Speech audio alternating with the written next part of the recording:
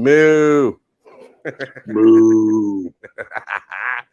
What's going on, gentlemen? We got Brother Brandon in here with me right now, and as you can see, obviously by that big mug, that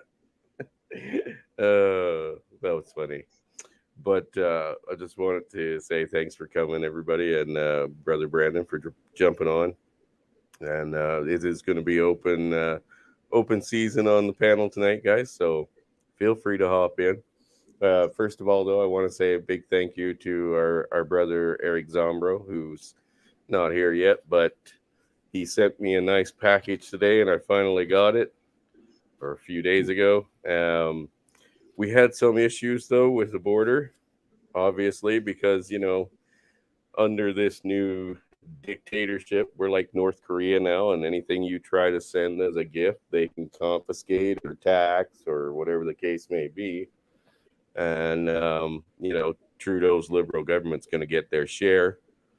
I mentioned, Brandon, on your stream the other night that according to what we're hearing, they've confiscated about $37 million worth of cash since they started doing it. Yeah, moolah. So basically, if you're sending any family or friends like a cash gift for birthdays or holidays, whatever it is, they're going to confiscate it.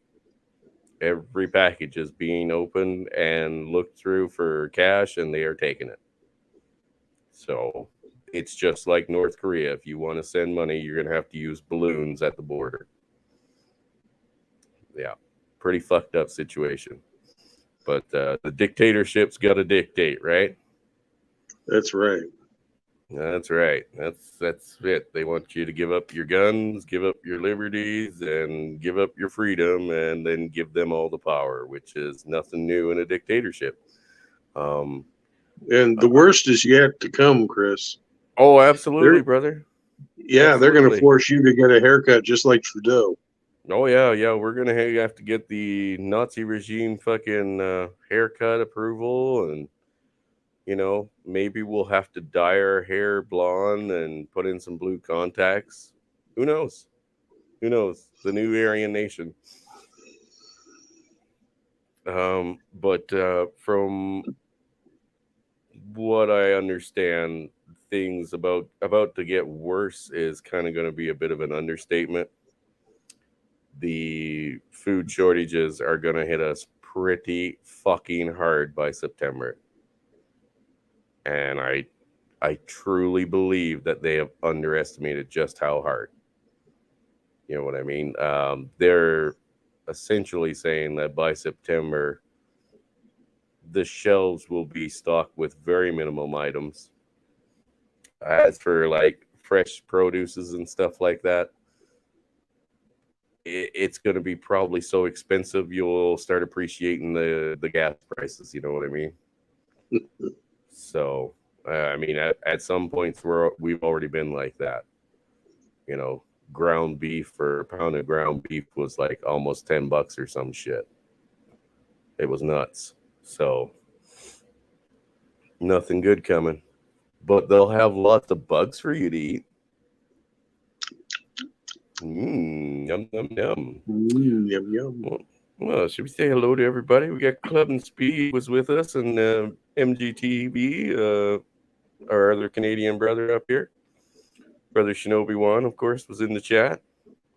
Don't know if he's still around. Hemi's around.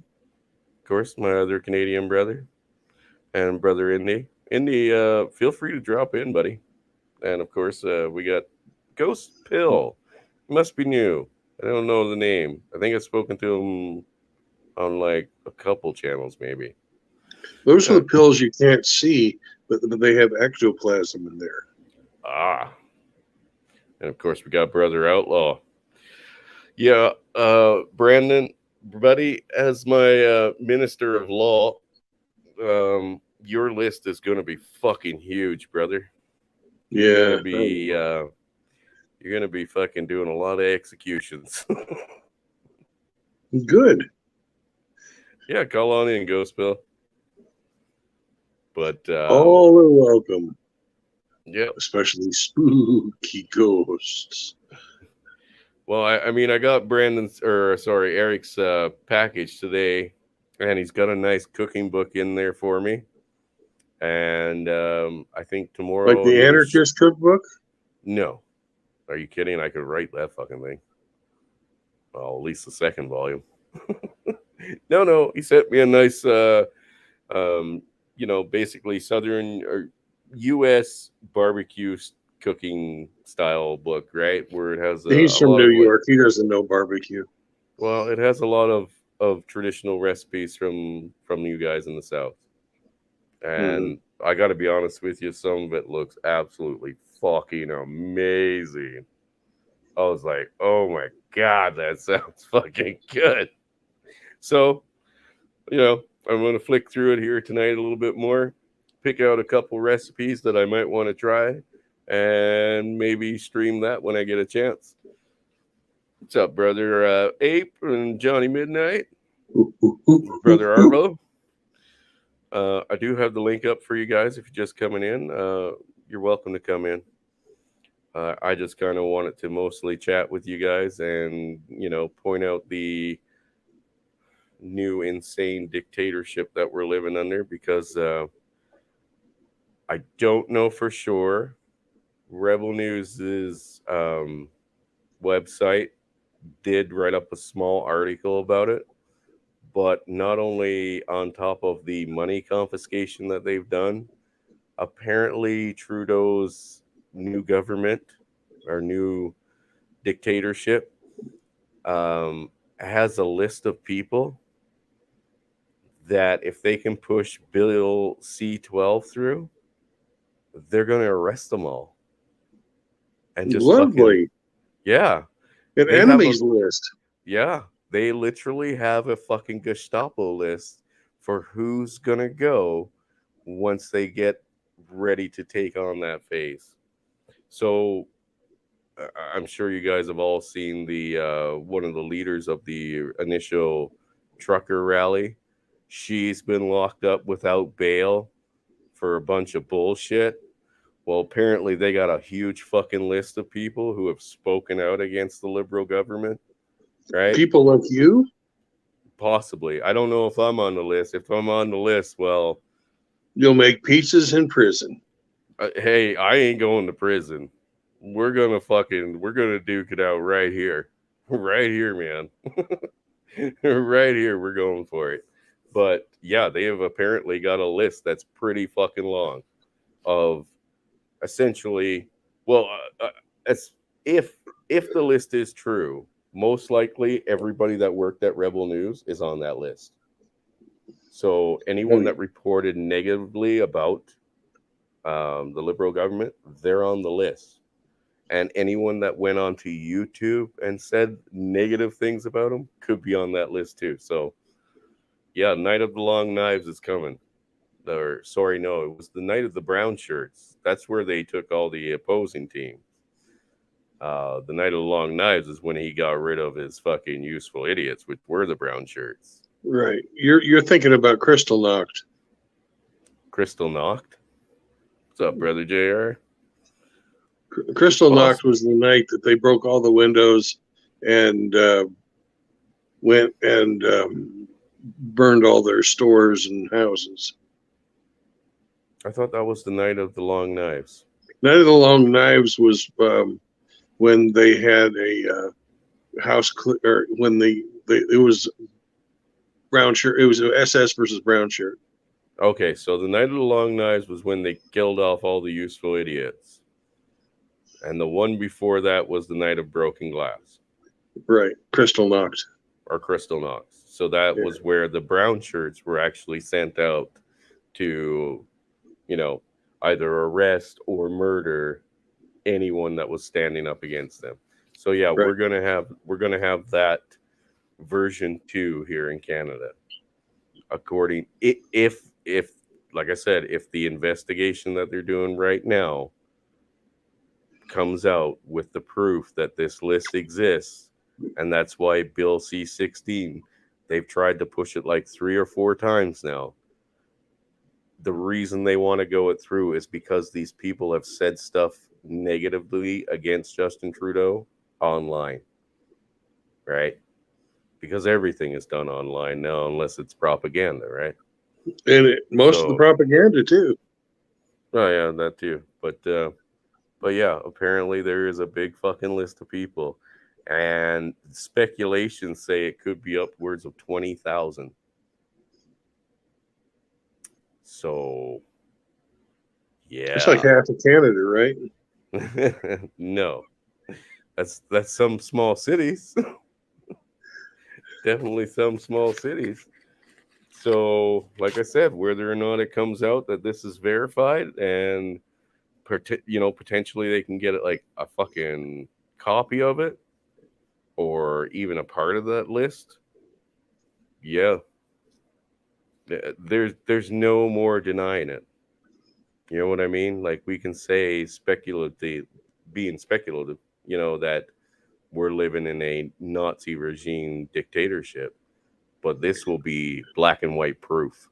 Well, Actually, you know how you weren't allowed to say anything against the potato in chief here, or you'd get kicked off of YouTube. because of the rigged election. Yeah, and because of the most popular president ever, 81 million votes.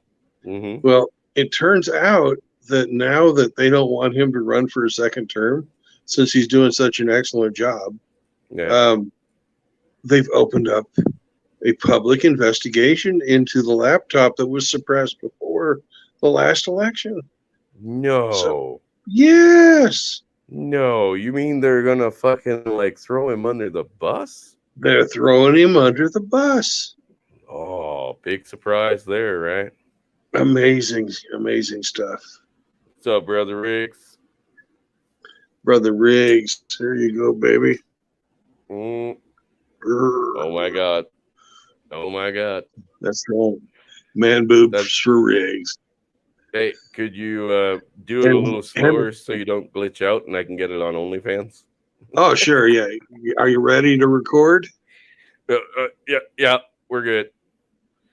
Slower. Yeah, there you go. See you guys on OnlyFans. What's up, brother Bob? And Hemi, I said baby just because you're in there told me not to say it again. Oh, you guys are sick. Sick, twisted individuals. But yeah. Oh, what a crazy world we're living in. You've got fucking your guys' president who's literally a puppet, and shaking hands with the air because he doesn't know where he is. We've got fucking dictator Trudeau and his liberal party, but let's be honest, it's not just the liberals, right? Because the conservatives, they're all on board. I've stated it a dozen times that if you were to see a conservative party member get elected next week, he would follow the same fucking dogma that Trudeau is following right now. It would just be a different face. Just a different face. So I know I might be a bit of a extremist when it comes to the idea of seeing civil war in our future, but it's an opinion that I'm hearing a hell of a lot more and a hell of a lot louder. People don't seem to be even trying to hide the thought anymore. And I mean, I'm talking like from coast to coast. You know what I mean? I've heard it from coast to coast now, and I'm hearing it almost 3 times a day that everybody has fucking had enough. And they don't even know half the shit that's going on. They're just starting to get caught up with what we heard, knew 2 years ago. A lot of people, as far as I know, it hadn't been reported that the confiscation at the border was going on. So I don't know if Rebel News will be covering that soon, but it's possible. And let's be honest, I mean, most of the world outside of our, woke first world culture think we're a fucking joke. They think it's Yep. an absolute fucking joke when they meet these people. Well, let's take a look at Sri Lanka. Yeah. In Sri Lanka, they imposed crazy ass green agricultural policies. Well, all of a sudden, they didn't have enough food. And they, at the same time, because they ruined their energy sector, they didn't have enough oil and gasoline and diesel fuel to import food. So the the economy tanked, and the people took to the street. Yep. And they overthrew the government. It's gone. They're the Sri bravest Lanka has fallen motherfuckers out there. They're the bravest fuckers out there. Now, the same thing is happening right now in the Netherlands. Yep. They are implementing a policy that will take the most productive farmland on earth and take 37% of it out of production. Yep. And reduce the amount of fertilizer you can use on the rest of it. Yep. Europe will not be able to feed itself. Most of our countries run on exports of some type. Right? We keep our economies going based on what we produce to send away, not just what we keep. They're essentially saying that the bigger countries, along with even the smaller ones that are basic, like places like the Netherlands, are big producers, right? They're big producers, but a small population. Exactly. So a large majority of what they grow gets sent to somebody else. It's Germany mostly. And it's just the same thing with Ukraine, right? Ukraine was considered one of the bread baskets of the world because it is. Now fuck all's going on there. You can't farm fields while there's conflict fucking going on all around you. They didn't get planted. But you can't. You can't get up. Like, who the fuck wants to go out there while fucking you could run into soldiers any fucking minute and be in the middle of a crossfire, right?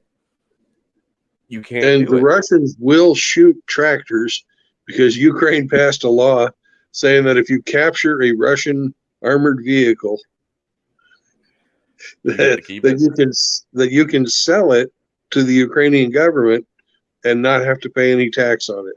Oh, so the farmers, so the farmers have been going out and finding these Russian vehicles that have run out of gas, and they're just hooking them up to their tractors and towing them off. Nice. So the Russians decided, okay, well, you can't fucking till my shit anymore if your tractor don't run. So they're shooting all the fucking tractors. Yeah, there you go. I mean, everybody's going to pay the price. Yeah. I mean, right now, with not only with the money that he's confiscated at the border, but Trudeau is investing in bug harvesting. No, he's investing in bug harvesting fucking factories for bugs for human consumption. $17 billion was put into that. One fucking plant, $17 billion. $17 billion for fucking bugs. For bugs, for human consumption. And what are you starting to see all over the fucking place? Everybody's talking about feeding the general population bugs. You're seeing it on like Good Morning America. Fucking people on there eating fucking bugs. You know, top your hot dog with fucking cockroaches. What? I believe it was grasshopper. How about go fuck you very much? Yeah, go fuck yourself very much. There's a reason why this is being pushed as well. And like I said, it started with the Klaus Schwab and the World Economic Forum in Switzerland there. They mentioned it first. Now all of our fucking politicians from Australia all the way over to here in Canada and the US are talking about fucking feeding the population bugs. And here we are fucking letting Justin Trudeau invest billions into fucking bug fucking manufacturers or harvesters. Enclosed fucking buildings, just massive buildings. You know what I mean? And they produce bugs for fucking human consumption. No fucking thank you. No thank you. But you know that it won't be them eating them. What do the bugs eat? Yeah, well, yeah. What do the bugs eat? Oh, right, they eat crops. So that's where the crops that are being grown will go. Yeah. Have you guys ever heard of the show or book Snowpiercer? It No. wasn't a very good movie. It was a better book, but it wasn't a very good movie. That's essentially what they want to build. That's how they want to build our society. So you got an underclass, right, which is the general fucking population. They eat these fucking masses of essentially what looks like jelly matter, and it's fucking all bugs. There's a middle class and an upper class who the actual fucking natural resources from salmon to beef is all fucking kept for, right? The rest of us live in fucking squalor and eat bugs. That's exactly what they want to build. Not on a train, but actually out in the open. So, you know, I don't fucking see there being a problem with civil war coming out literally in most countries. So, Nicaragua, places like that, they might all go first. The Netherlands might go next, but it has to happen in Canada and the U.S. before they disarm us, or it's going to be just as Don't bad forget as Ecuador. Ecuador's rioting too. is there. Awesome. Hopefully, the fucking people take over their government there too. It's not a government. We don't live in a society with a government. We live with a upper class echelon of fucking overlords. That's not a government. Governments don't work for the people anymore. They work for themselves and their little group of friends. They don't represent us. They represent what they want to push on us and what they want to sell us on. That's it. That is all they fucking do now. Therefore, they're not a government. Therefore, none of their laws fucking matter. Therefore, they're all illegitimate and they all need to fucking go. Every one of them. So when we see other countries fall, good on them. We need to be next. Because let's be honest with you, Canada, the US, maybe the UK, the bigger populations that are armed still in some way. I know most of the UK isn't armed, but they have something, right? And believe it or not, there's actually a lot of illegal weapons in the UK. A lot. But they're so expensive, they don't want to lose them. So they only use them for specific details. But here in Canada and the US, I mean, generally still everybody is armed, right? I mean, I think we're up to 1.8 million new handgun purchases in the last fucking 4 or 5 months since Trudeau basically put out that he was going to do a handgun ban or try to push it. We're almost pushing the 2 million fucking firearms. Excellent. Yeah, I know it doesn't sound like much for you guys, but here, that's a big fucking number. Yeah, that's like 2 times the population of Canada. We're at 38 million, so not really. Did the stream get nuked? No. Seems like everything's operating fine. Let me refresh it again. Maybe it had beard envy. No, seems fine. I might be having a bit of a connection problem. I do see my bandwidth is dropping a bit low. So you've got a bug in the machine? Yeah, I got bugs in my machine. Mm. According to my phone, though, it's still on. Yeah, okay, so it's all good on your end there, Riggs. Perfect. Well, yeah. So, I mean, I don't think our ideas are too far out there. And I really do believe that that's the only thing our governments fear right now. They're not competent enough to fucking put up any type of real resistance. if they can't starve us out and disarm us first to weaken the population, right now, if there was a revolt either in Canada or the US, the government's done. They're done. Unless, of course, they're willing to use nukes on their own, on themselves. You know what I mean? Well, as a former service member, the one thing that the Army in country is weak against is logistics. They can't guard everything all the time. Exactly. And I mean,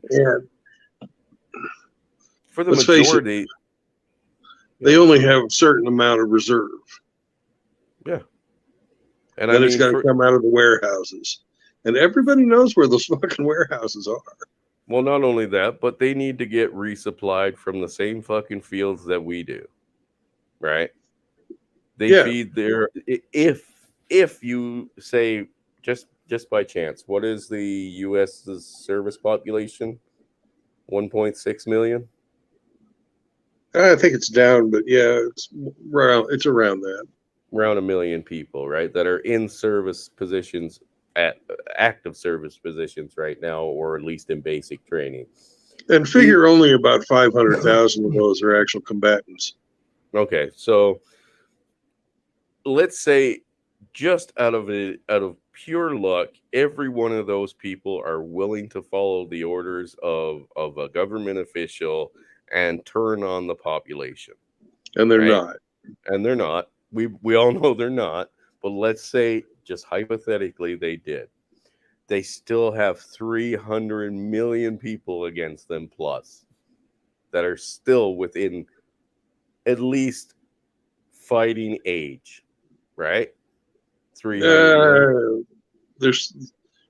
I would say that a fighting age, probably about maybe 100 million. You think? And I mean, like, even men and women in their fucking 50s and 60s. Yeah, I'm thinking like 16 to 60. Okay. And you figure that's only. And I'm not thinking women. Okay. Because let's face it, even with the draft gone and we're all volunteer, 3.4% of the military is female. Okay. Well, either way, they're staggeringly outnumbered. Oh yeah. Right. Not only that, they need us to supply them eventually. So even on a war of attrition, where we are just throwing body after body after body at them, where every, like I've stated before, every fucking dark alley has a dagger in it, and every blade of grass has a fucking rifle behind it. They are going to lose this within fucking 3 to 5 months. And I don't care what fucking... Not sooner. Yeah, if not sooner. And I don't care what government you're talking about. U.S. government's probably one of the most heavily armed government out there, right? Yeah. Without a doubt. I mean, you guys have fucking literal fields of shit that you can't even... But do you know how much glee, absolute joy and glee, many of the different communities around here would take if it all of a sudden became open season? On politicians? On you name it, the target. Yeah. Because if it becomes open season on one, it's open season on all. Nobody's fucking safe. I could see that. Don't worry. When it breaks down, the first thing you're going to do is go after the people close to you who pissed you off. And in large portion, that's the fucking cops. Oh, yeah, well... And then it moves up from there. Let's count them as active service members too. I was. Right? Okay, so because most of those guys are ex-military. So you're still looking at just over 1 million, you figure? Probably. If maybe 1.5. 1.5. Okay. Sombro would know how many cops there are. There's a lot of fucking cops. Oh, I'm not saying there ain't a lot of cops. It's just Do you think if there was a revolt today that the cops would be as heavily armed as a military force would be Oh yeah, within a couple days? The cops are definitely as heavily armed as the military. And how long do you think they would last? Mm, The entire city turns against our police force. How long do you think they last? weak. You give them a week? I didn't give them 24 hours. if the city we got about 75 cops in the closest city to me, right? We still have about 21,000 people. If even a half of that, 10,000 turned on our police officers, they're done within 24 hours. And I mean, like, they're barricading themselves into one location to try to hold off the wave, but eventually they run out of bullets. Well, they're in locations too. Some of those locations are hardened against nuclear, but they're fucking fallout shelters and stuff. Yeah, well, I You know, don't think our police those, station's a fallout shelter. So if you wanted to well, get inside, you just some of drive a ours truck are. through. Yeah, some of your guys is there. As for the Rainbow Mafia, they'd be just fucking cannon fodder. Yeah, they We'd better just slaughter shut the fuck. They better just shut up on day one. Yeah, because we'll slaughter them like fucking dogs in the street. And let's be honest with you, nobody gonna fucking shed a tear over that. Not one of. I mean, they're the ones that have allowed this to happen. Like we've all allowed this to happen, but they're the ones that were out there preaching for it. You know what I mean? They wanted this cuckold liberal government. They wanted it. They wanted the free handouts, and they helped vote it in. Right? Same thing goes for the universities. Yep. Well, the universities were taken over from the get-go. That's where they did half their brainwashing for the Rainbow Mafia. Right? They converted most normal kids into fucking Rainbow Mafia members. So they going, right? That ain't gonna they aren't gonna put up much of a resistance, even if they do join up with our government officials right off the get-go. I don't know. You gotta remember that historically, there's tough fucking sons of bitches out there.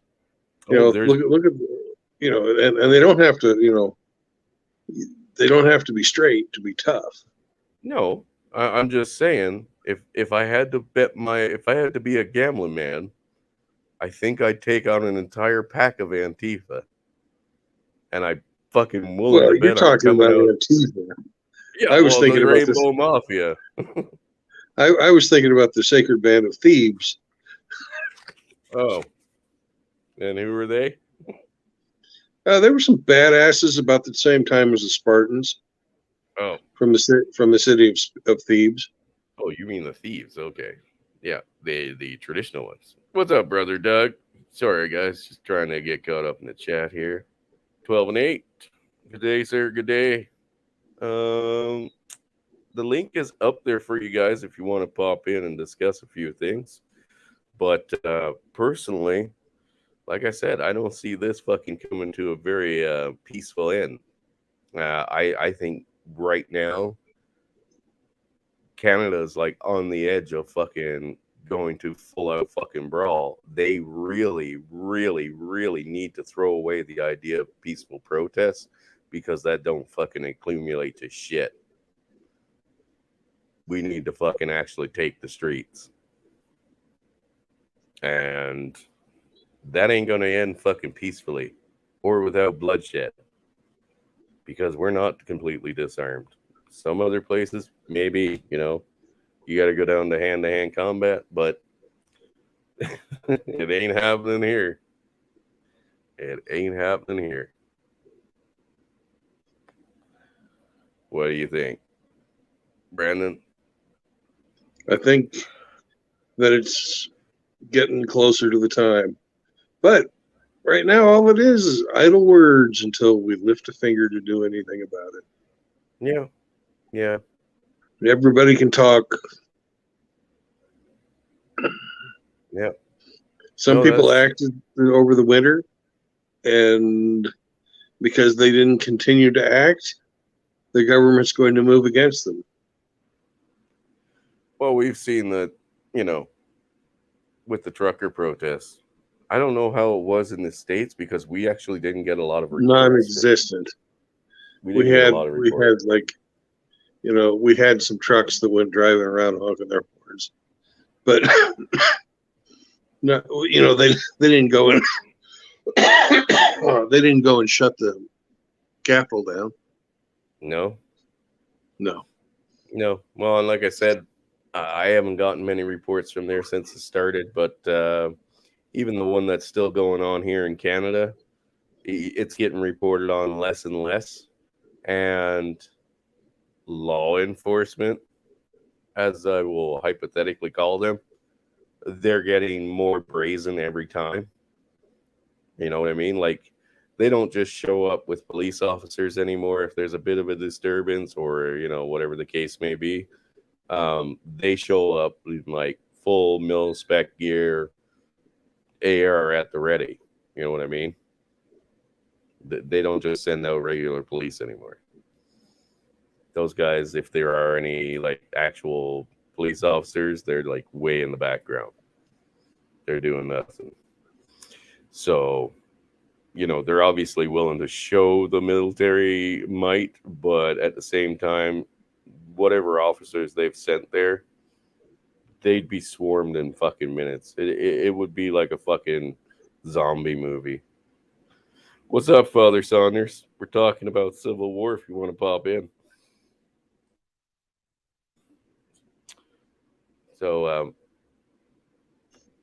right now, I kind of like where it's going, to be honest with you, because I think it's more than about time. Not that I want to see people harmed, but to be honest with you, our governments, no matter where you look, it's all corrupt. Everything about them that is linked to them is corrupt from the ground up. And they're not even trying to hide it. Nope. They're not. I mean, you guys had the corruption that carried over from the Crown days. What's that? And it just got worse. Well, Canada's kind of more fucked than the U.S. because you didn't really have a revolution.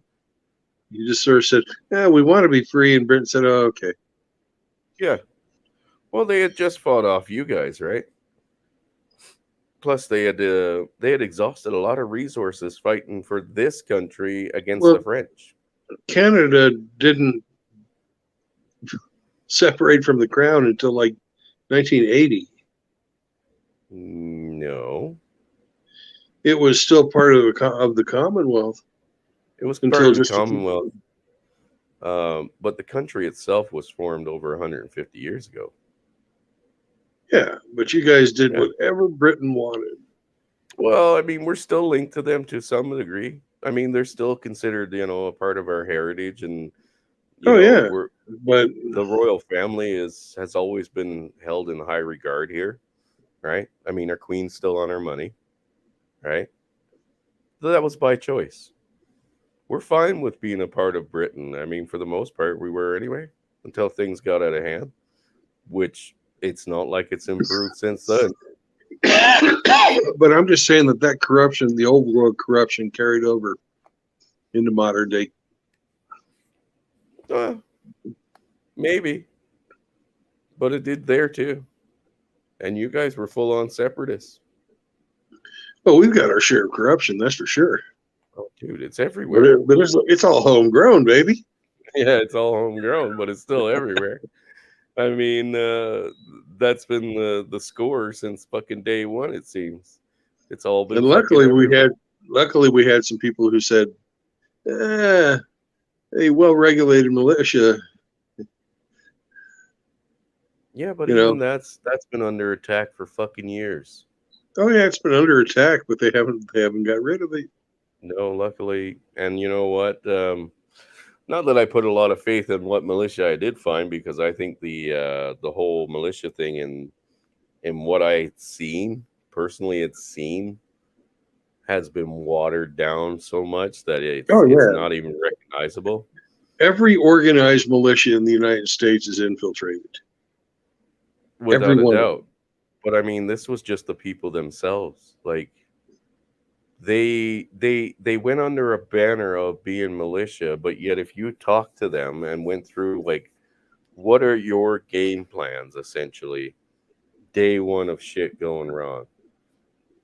Well, you It have to started off. understand that the people that are in those militias are too stupid to know that they are being watched by the police 24/7, and that they are. Well, yes, but it's not that they've broken any laws, because you, like No, you but said, they're it's in your constitution, right?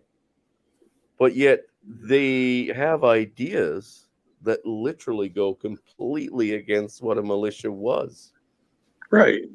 These people that are in the militias are not the cream of the crop. They're not the people who would have been like in the Minutemen versus Right. the redcoats.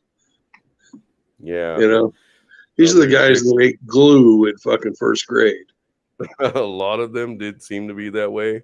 Not that I'm saying they're all dumb, but the ideas that they had about running away and stealing from the local population, I was like, that's not a militia, that's a fucking marauder. You're a marauder. You're literally what the militia hated. Fucking hated to be even like considered being a branch thereof of those ideas. They hated it because a militia was there to protect the people as best they could and to fight off tyrannical fucking governments. You're literally saying you're coming in to help them. You're going to be the one oppressing your fucking local population, right? And stealing from them. That's not a militia. I can guarantee you that, you know, the juice ain't worth the squeeze if you want to come out to buy forests. Well, there you go. I mean, that's the real like bread and butter of it. All you have to do is you don't have to be better armed. You just have to make it so difficult for them to come get you that they just fucking say fuck it. Let them have it. Right? And that can be one person, that can be 100, doesn't matter. And my neighbors are the same way. There might not be a lot of us, but you're not going to walk up on my neighbors' houses and get away. Yeah. But that's how it should be, looking after one another as the peasants of the world, as we are. Yeah. Well, anyways, Chris, I was on my way to bed when I saw that your stream was coming on, so I'm very happy to have spoken with you tonight. You too, brother. Thanks for coming on. Thanks for coming and on. I'd like to thank the 19 brothers who joined my channel today and finally got me over 100 subscribers. Yay!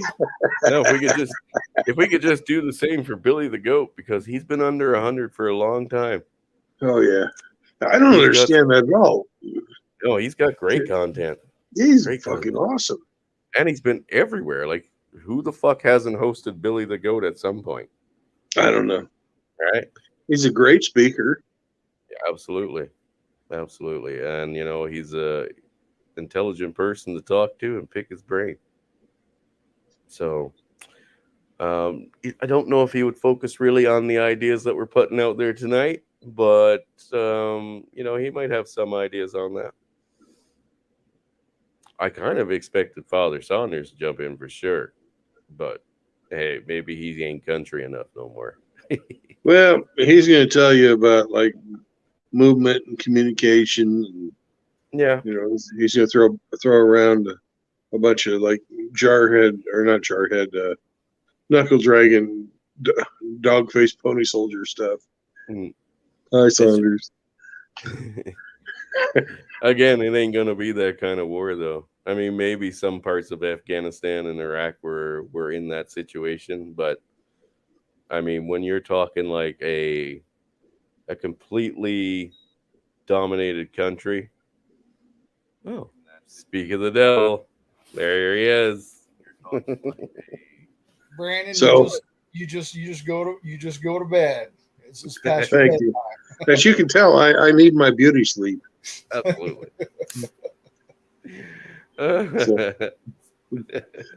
Peace out, brothers. Confusing me for a Marine for a second there. Them are fighting. Yeah, I know. I apologize for that. Oh, all right, brother Brandon. Thank you for coming, buddy. Always But good to talk. Saunders, do you know why there's Marines on board all Navy ships? No. Because sheep are too obvious. The Navy's infantry. Yeah. Yep. Later on. All right, brother. Have a good one. Mr. Father Saunders. Hey, what's up? I have nothing but respect for the Navy too. My father served in the Navy. I actually have his old DD 214 card from 1965. It's pretty cool to look at that shit. Well, you know, as somebody who's formerly been in the military and more recently than Brandon, I believe. I don't think you guys were active at the same time, right? No, I think he was in during the Gulf War type shit. Yeah. I was in during the Iraq and Afghanistan. Okay, so, and I know you've probably been through a lot of cities there where like conflict was going on block to block, literally block to block, street to street, you know. What do you think a complete dictatorship and a rebel fucking uprising is going to look like in modern Canada or the U.S.? I think I had a similar conversation about this. I can't remember who I had it with, but it was a future that I didn't know. It was hard for me to explain it because we don't know what that's going to look like. Whether it's a martial law type thing, I have my theories, but it's just so hard to pinpoint what that would look like. I only know what the capabilities of our military are and what they can do, and this was as of 5 to 10 years ago. Right. And, well, I mean that's handy too because all of your equipment's at home, right? Yeah. Or at least a lot of extra equipment's at home. So if anything, they would be better supplied at home. Yeah. This is also why I tell everybody, whatever it is that you stack, it's okay to recommend to do prepping and blah, blah, blah, but you never tell anybody, not even your close friends for the most part, about any type of a stash that you have. You just don't, because if you make yourself a target, and you hoard all these things or whatever. And I don't disagree with preppers, but I don't agree with them telling people anything about themselves or if they prep or not, because when it comes to people, fathers too, like us, Chris, we haven't been put in the situation. I don't want to. There's not a lot that you're not going to do, even to your own neighbor, to make sure that your son doesn't die of starvation. Well, I mean, and that's another thing. Like me not being a city kid, I pretty much got that somewhat covered. But if I was thinking like more along the lines, if the government finally got some resistance and we're talking like explosions started happening and politicians started getting fucking targeted, people started forming up into groups that were hit and run guerrilla group style. Oh, turn America into a current day Sri Lanka? Pretty much. Dude, say it can't happen here. We're fucking no longer living in reality. I mean, we didn't think we'd have dictatorships 10 years ago. There's not a lot, Chris. There's not a lot, and this is really fucking weird to say, but there's not a lot that surprises me anymore. Shit that should surprise me or shock me does not. Now, either that's me being desensitized or that's me being realistic in the fucking situation that we are, because I can't believe that it's not happening already. Just like I can't believe that district attorneys, prosecutors, and judges and family court guys have not been fucking offed. I cannot believe that hasn't happened. Yeah. Well, I mean, me and Pops were kind of on the same level with that as well when he said, like, I'm surprised that there isn't a rifleman across the street from every fucking family courthouse every fucking day. Yeah. I'm really surprised. Yeah. I'm really surprised. Don't worry, though. If shit goes south, they will be. Well, the only thing that protects the public and protects women, I talked about it too in the same regard the other night, is a man's restraint. That's the only thing that protects people.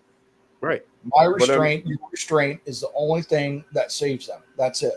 Well, and let's say, like I said, if Trudeau comes out tomorrow and says we've got 20,000 people on a list that we're going to arrest as political prisoners, right? Along with the ones they're already fucking holding in both our countries, right?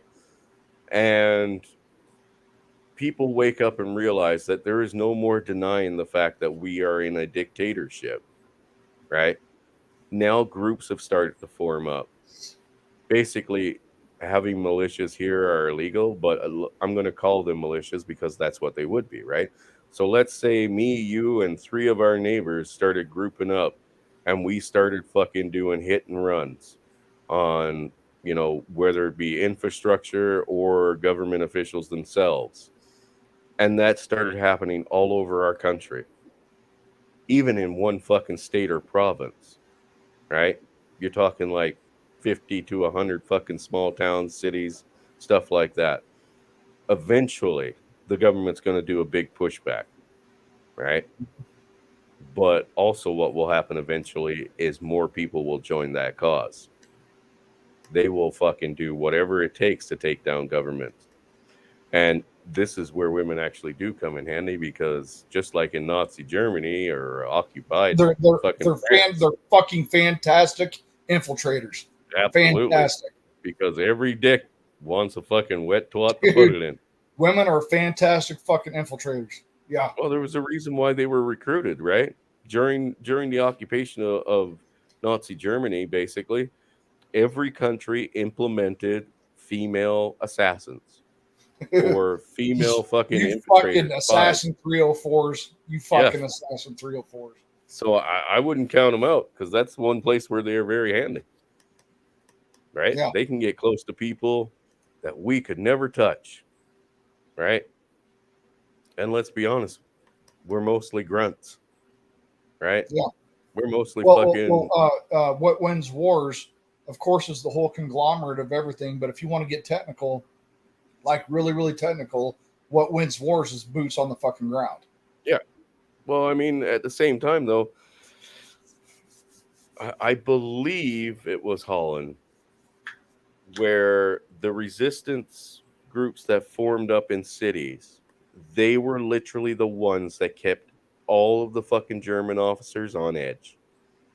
People were shot every day for being suspected of being a rebel, participator or whatever in these cities by the Germans. But it also kept those Germans on edge every fucking day. Mm-hmm. And the newspaper boy could be delivering a fucking bomb to the head office, right? You know what I mean? The local whore could be the one who fucking slips a dagger into your fucking neck. We've seen it all in history.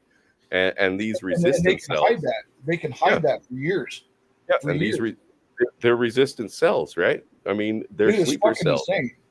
They did amazing things. Even for a man to do that, let alone a woman, to hide who you are and always be on point with this alter ego for years at a time in order to infiltrate something. That is fucking insane. And they did amazing work. Amazing work. They took out fucking high-ranking officials and fed the Allies critical information for where to do surgical strikes on supply chains and everything else. Yes, and that's another thing I want to talk about the Navy with Brandon and everybody else that's in the Navy. Loose lips sink ships. So with all the women on there, you got a lot of loose lips, both upstairs and downstairs. So you guys are fucking out. What's up, brother Bob? Hey guys. Well, we got the Emperor here. We got Commander Butthole, and now the Minister of Beers here. I guess we're having a full-on cabinet meeting then, huh? Hell yeah. And hell no, I wasn't going to take that shit, Bob. I had to come on and be like, hey, Brandon, you just watch your shit, Navy boy. Yeah, you know what I wrote in the chat? I'm like, you going to take that, Flanders? I saw that. And then people are taking your quote saying stupid, sexy Flanders now. I did coin that like a long time ago. You did. You were the first one that I remember saying it. You were the first. It feels like I'm wearing nothing at all. Nothing at all. Just like Outlaw. Outlaw better not have pants on right now. Most likely he doesn't. It's possible he doesn't. No, to go back into it, Chris. Sorry for cutting you off if I've cut you off to try to answer the question. I don't know what it looks like, but I can tell you what a lot of the capabilities are. Let's just say that the military, let's say there was a type of martial law and you had this offset between civilians and military. Here's the thing is that even if you hold up in your fucking well-protected house, even if you had a makeshift bunker or whatever, the military can hit you without you even knowing it. Mm-hmm. All right. They've got drones above that you don't even know that's going on. They've got what's called S2 in the military is intelligence. And intelligence, what they're going to do is what's called trending. Intelligence are going to be those people that can blend in with any crowd. You wouldn't even know who the fuck they were. You wouldn't. It would be just like the women infiltrators we talked about. These guys can adapt to any environment that they're in. They'll know the language. They'll know the customs. They'll know the traditions. You wouldn't even see it coming. And they're data mining information on you if you were a target. And that would be even easier in your home country. Yeah. Absolutely. Right. Dude, it would be easy for me, guys. It would probably be easy for you too, but I am not a hard guy to find. I am very predictable. I am not one of those unpredictable people who always changes up all my routines all the time because I like fucking consistency and I don't like change for the most part because most change is not good in my experience. So it's not hard to find me. A sniper would have it would be the easiest fucking job for someone to say, hey, you're going to target fucking Saunders. And it would be like, oh, that was the easiest target ever had. You know what I mean? Either at home, boxing, or I'm going grocery shopping or something. You know what I mean? My routine really doesn't change. You know what though? What's the ratio of the current military right now that would execute the orders of a government they know is corrupt? Well, 33%. Brandon figures if we said all of them did it, you would be looking at like 1.5 million men, right? Men and women. And Chris, they don't even come close to outnumbering the armed hunters that are on opening day of deer season. Not even close. Not even in Canada, dude. Not even in Canada. We still outnumber them. That's what I was kind of suspicious about. Like, if our liberal Nazi government finally came out and said we're full-on dictators, by saying that we're full-on dictators, not just by their actions, because people will not believe their actions if they keep saying that they're not dictators, right? There's some people out there that are so fucking brainwashed that they will believe anything they're told despite what they see. You know what I mean?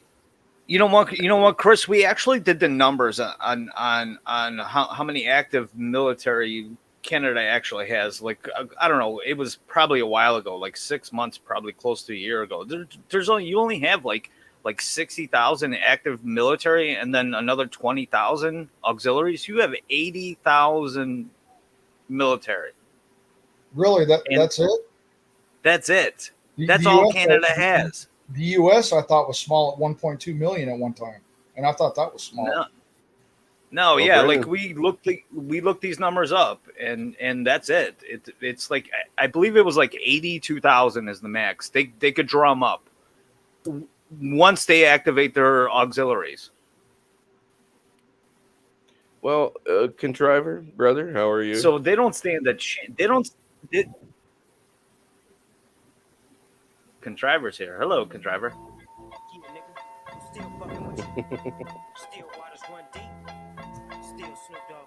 Oh, don't get a copyright. You're going to get the damn channel taken down.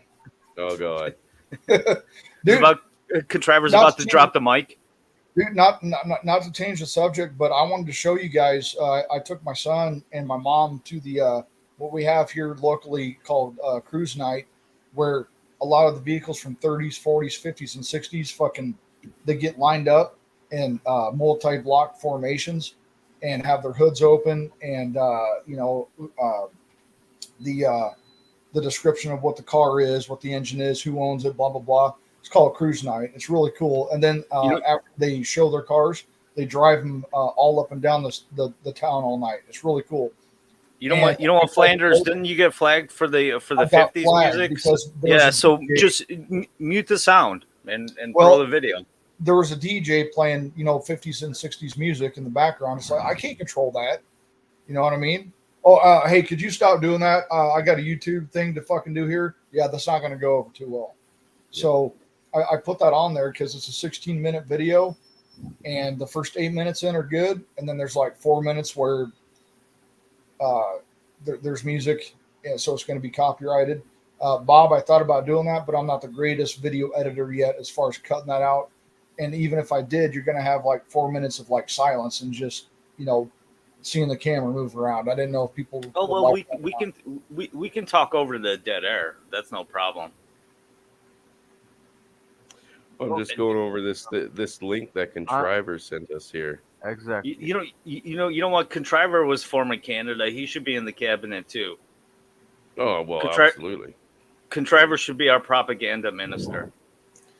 Contriver, you're definitely part of what's called the talk.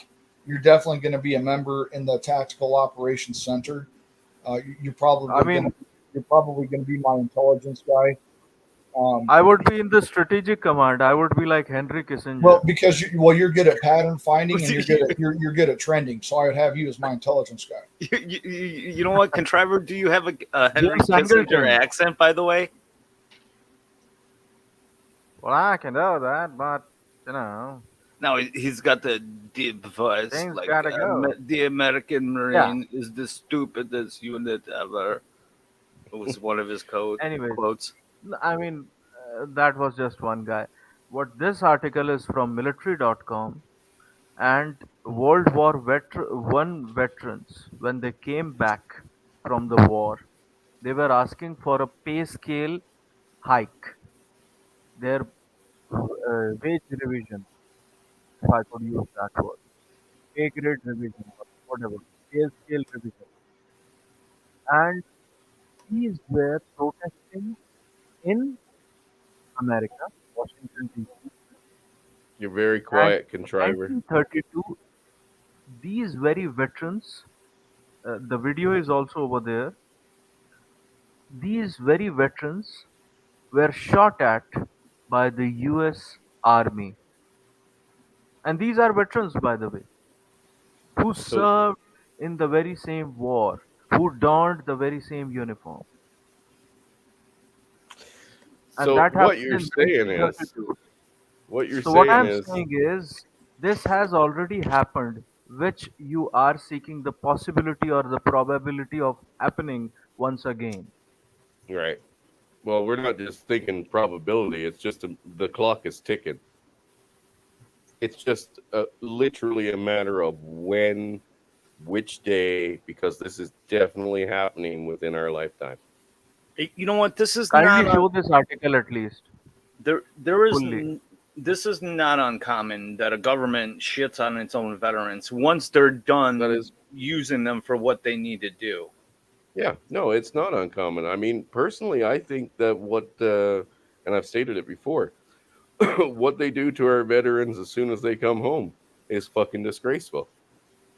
Thank you for your service. Now fuck off. Yeah, well, that's exactly what it is, and I've said that exactly verbatim.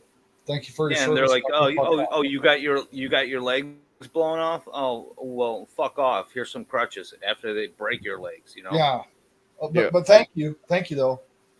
Appreciate you. Yeah, we'll give you one day a month or one day a year. There is a caveat I wanted to say real quick on that. There is I qualified for the Purple Heart because I suffered a severe concussion as a result of an enemy-generated blast. It was actually in there, but the colonel, the brigade commander, he didn't put me up for it or didn't do anything, and I never asked for it. You might be like, well, why? You earned it, Jared. The reason why I didn't pursue it, I got what's called a combat infantry badge, but I couldn't go pursue it actively and be like, hey, I qualify for this based on this standard. I just didn't have the heart in me because I don't want to, even though, some injuries you don't see like me, like my head's all, it's not fucked up now, but you know what I'm saying? There's a lot of mental fuckery that goes on that you just don't see. I couldn't go to like a veteran who lost an arm and a leg and he's in a wheelchair and shake his hand and be part of that Purple Heart thing. I just couldn't fucking do it. because I still have bones in my legs. You know what, Flanders? I get what that comes from, but the point of that Purple Heart is it's going to get you more benefits in the VA down the line and stuff like that. Yeah. Well, the benefits that I receive on the VA, I assure you, are dog shit, right? I worked for 7 years to get, so my benefits are good to go.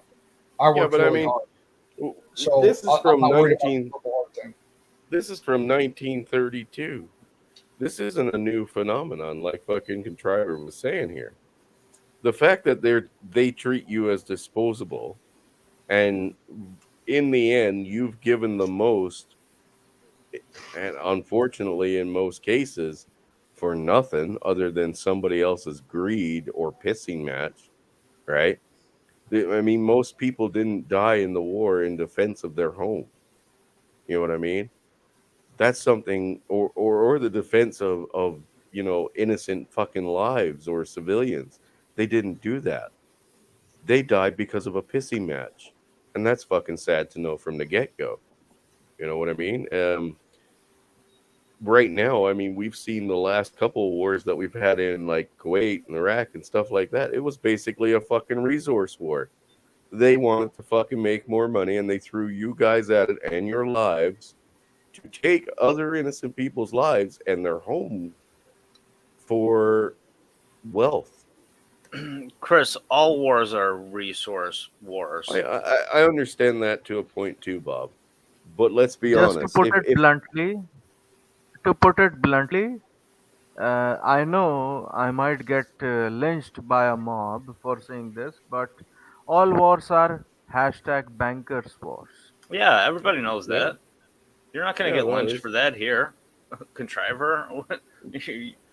But here's the thing: if you can convince millions of people to sign up for wars that are literally, like you said, banker wars, or it's all about the bottom line for the people trying to send you, why is it so hard to convince a population to fight for their own goddamn liberties and God-given freedoms? Because why is that so the reason fucking being hard? the reason being people are stupid, and masses are like livestock. They are taken care of by the farmer himself, whether it is a pig farm, whether it is a poultry farm, or whether it is a dairy farm. Now hear me out kindly, please. Now, the problem comes when you try to convince them, as long as they have a beer and a steak in hand at the end of the day and they are ready to watch Super Bowl, it's absolutely fine for them. They would readily do that, and even I would tell you, even I would do that. Yeah. Why? Because I am living a life of abundance, luxury, materialism, utilitarianism. Now, come to the point why I have a disagreement with these sort of characters. The problem is they are trying to destroy human relationships. They are trying to destroy natural sexual orientations. That is where I have a problem with them. They are promoting pedophilia. Not only that, but I think we've looked at the idea of freedom and liberty in a very different way. Actually, we've looked at it in a very wrong way. Governments are not here to give you or hand you or bestow upon you liberties and freedom. You should have been naturally born with them. Governments are here to regulate them. No, Chris, you just hit the nail. Here is where you are wrong. Okay, government. Let's go back to what the word government means, guys. Do you know what it literally means in Latin? No, I don't know much Latin. It means control mind. Oh, the two words mean control mind, and in Latin, the nouns and verbs are reversed. So it means to control minds. That's what government means. Mm-hmm. That's why the government can draw in fucking its disposable utilities, which is i.e. its male population, to go control their minds and go to war for resources or whatever that are controlled by outside forces, which Contriver says that all wars are banker wars. These guys fund both sides. and they make money off of it, and they've been doing it since the beginning of fucking time, ever since they created the whole fucking the usury system. Well, I Okay. mean, on top of that, when was the last time? And I've asked this question before, like in a different way. I've asked, like, when was the last time a government did anything right? But right now, as I've stated, governments do not give you freedom and liberties. You're born with them. Governments take them away and regulate them. That's that's what the Constitution does. It limits the power of government and tells us that we are given these rights by God, not Right. by the government. Well, And then there you go. Shouldn't the 10 Commandments be essentially the majority of law? If that is the case, No, and they you're are not. following not the the Ten Constitution, Commandments. why not? The Bill of Rights are I would- our foundation for how we live here I in would this say- country. Ten Commandments was just as good as a Bill of Rights, as far as I'm concerned. It covered the basics. Don't be a fucking horrible asshole. Basics covered. I don't think they.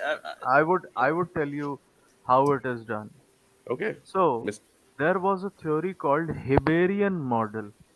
If people have read into it, since No. I have, it is called the Heberian model. Heberian. Heberian model. Then it transcended into something called divine right theory. That what are your God-given rights as a man, and only I am paraphrasing again, as a man, not as a woman, because women are dependent upon men.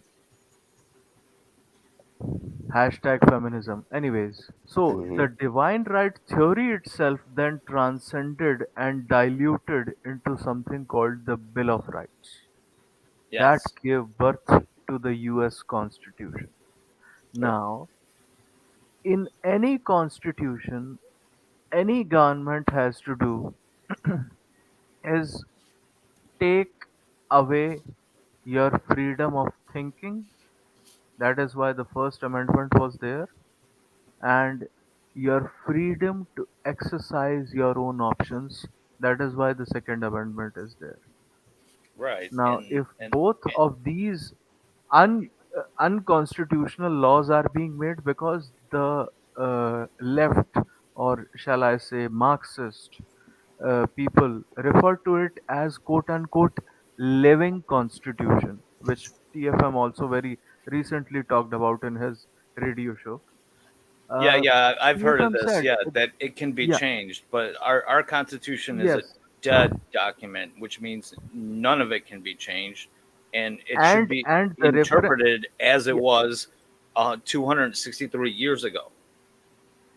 yes, but the problem is they give the shall I say the reference of the New Testament and Bible itself completely changed from the Old Testament to the New Testament, and that is where they take their cues from regarding the living constitutional model.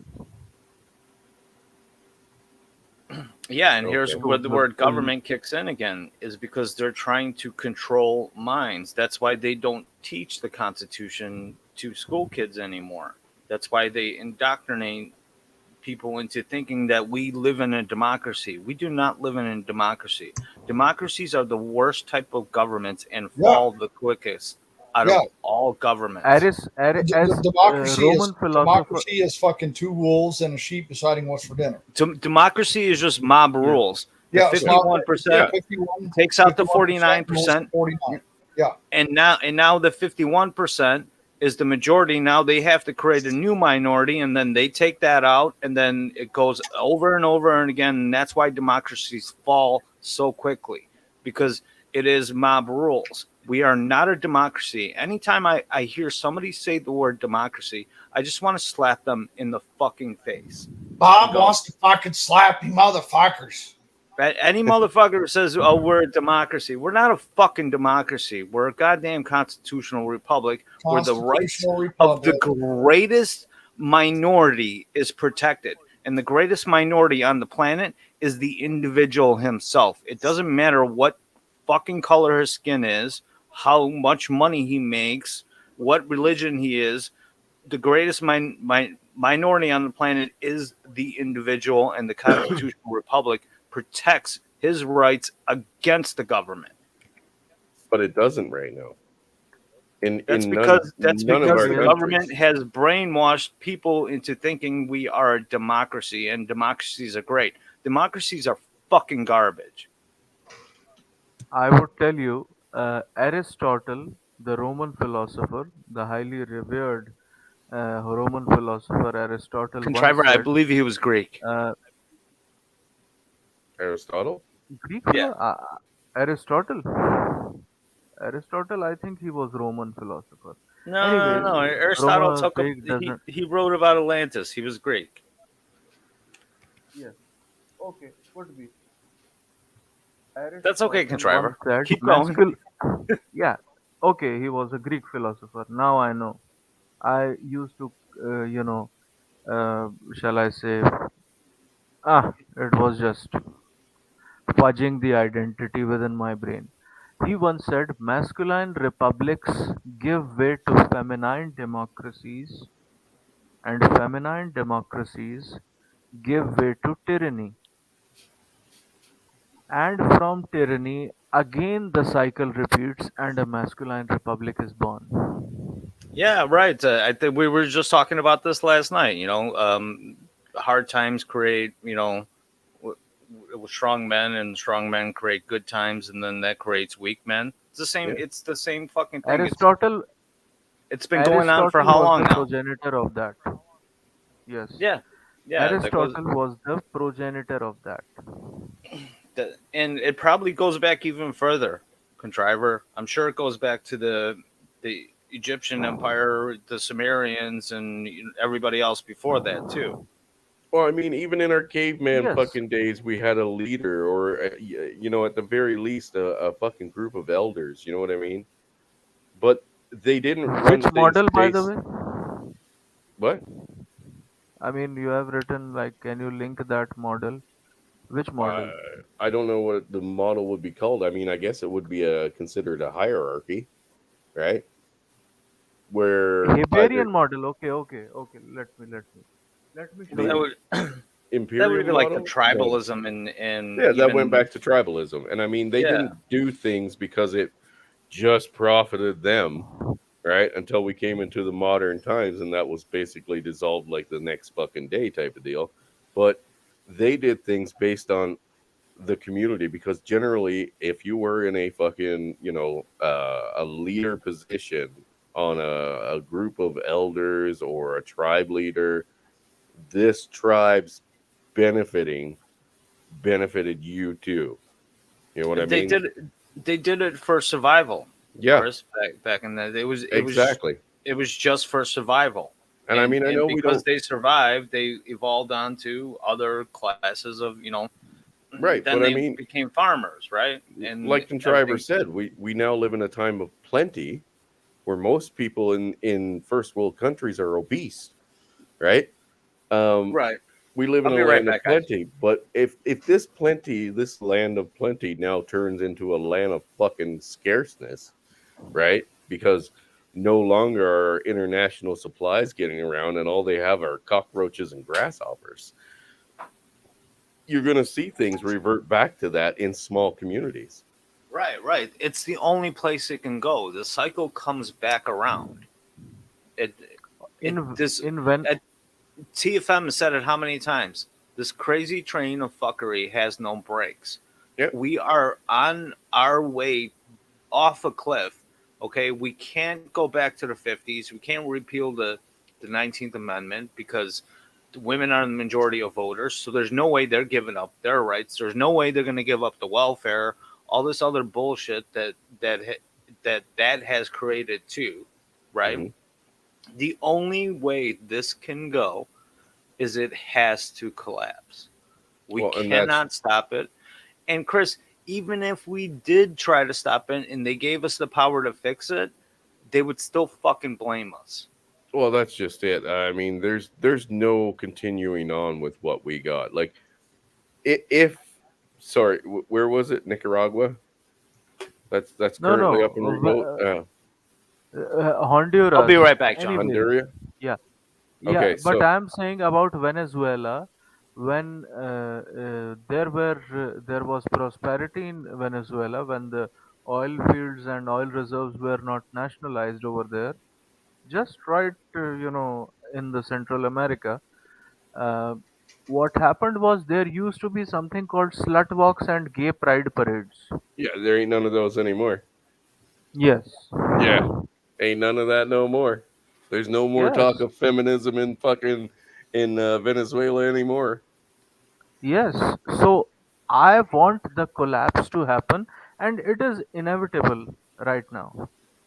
Like the housing bubble collapsed in 2008, I support that, the man. dollar bubble would collapse, and when the dollar bubble would collapse, there would be a great depression all across the world.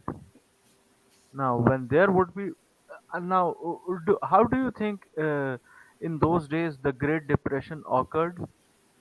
Just because someone was saying that shoestring working over there was having stocks? No. What happened was the Federal Reserve took away one third of money back from circulation. Yeah, yeah. They That is how tried the to. Great Depression occurred. Now they are just printing money. They are Yeah, just printing and giving paper to you. Now they have a perfect excuse to take back one third of the money from circulation so that you would be poor and deprived and you would be dying on the streets with nobody to look after you. no, I And that mean is how they are going to do it. when The you're dollar buying bubble would collapse. when you're buying loaves of bread by how much and you're weighing the money to fucking purchase it. You're not counting it, you're weighing it. That tells you that inflation has run fucking wild. When you're wheelbarrowing money in for a fucking loaf of bread. And then they did the thing where they were like, "Oh, we're just going to add 2 zeros or 3 zeros onto the fucking dollar type of thing. So it only costs like a few paper pieces of paper to fucking buy a loaf of bread now." Okay. And then they were in full on fucking collapse. One of the richest countries in the world. They have oil stocks that make most countries fucking weep in their fucking sleep. And they're the fucking poorest, most deprived fucking country in the world. Why? Because of socialism. Bernie Sanders like to say socialism wasn't done right. No, motherfucker. It was done perfectly every fucking time. And Every every fucking fucking time, time and it it's has never failed. worked. It's never, ever, ever worked. It will And never it's never work. going to work. Period. And it's Never never going to going work. to work. Period. And it's Socialism, going. yeah. Socialism did exactly what it was fucking designed to do.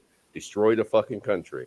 That's what they are trying to do with the Western world right now and most first world countries around the fucking world. It's not just here. We have to look at our fucking brothers across the sea, and there it's happening at even a faster rate. They have fucking camps built. We have camps built here in Canada. Oh, we What got are, FEMA camps built here. No yeah, problem. you got FEMA camps. We have detention Yeah. fucking centers. we got murder coffins that can store up to 18 bodies in mass graves, each one of them. Nice, nice. There's a reason why they're fucking preparing for something like that. And here in Canada, once the fucking uprising starts, I hope it doesn't stop until fucking the. Well, they want a percentage of the population dead, right? The World Economic Forum, they want like 1/3 of it dead. I vote. Chris, I vote. They are the 1/3. No, Chris, I think we just blew up the. Yeah, we Somebody just blew just that blew up, up the Brett. We're good. Guidestones. We 500 just, million yeah, is we blew that up. We said fuck that and blew it up. Good for yeah, you guys. yeah, and I heard the elites want to put up a fucking another one too. Good luck with that. We'll blow that one up too. It's just a Dude, matter of time. Dude, I couldn't most believe. I couldn't believe. most of Bob, us that didn't even people- know those things existed. Well, we Yeah, might have I heard couldn't them, but believe. we didn't know what was on them. I couldn't believe Oh, what I saw. well, that's because you didn't listen to Alex Jones back in the day. They must not have a lot of aluminium foil up there, Chris. No, 'Cause I I heard guess we're not. running out of it. Well, Yeah. shit, Alex Jones been around a minute, man, and before him it was fucking Bill Cooper. uh, William Cooper.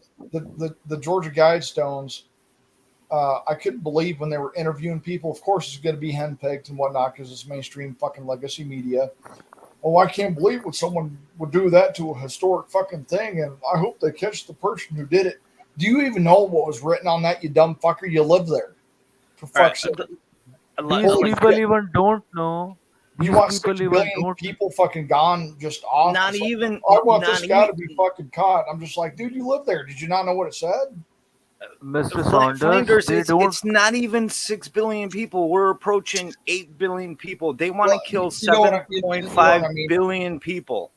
You know what I mean? They- Yeah. They think that Trevor. we even don't know what is written on your $1 bill. I know what's written on it. They're all looking at, yeah.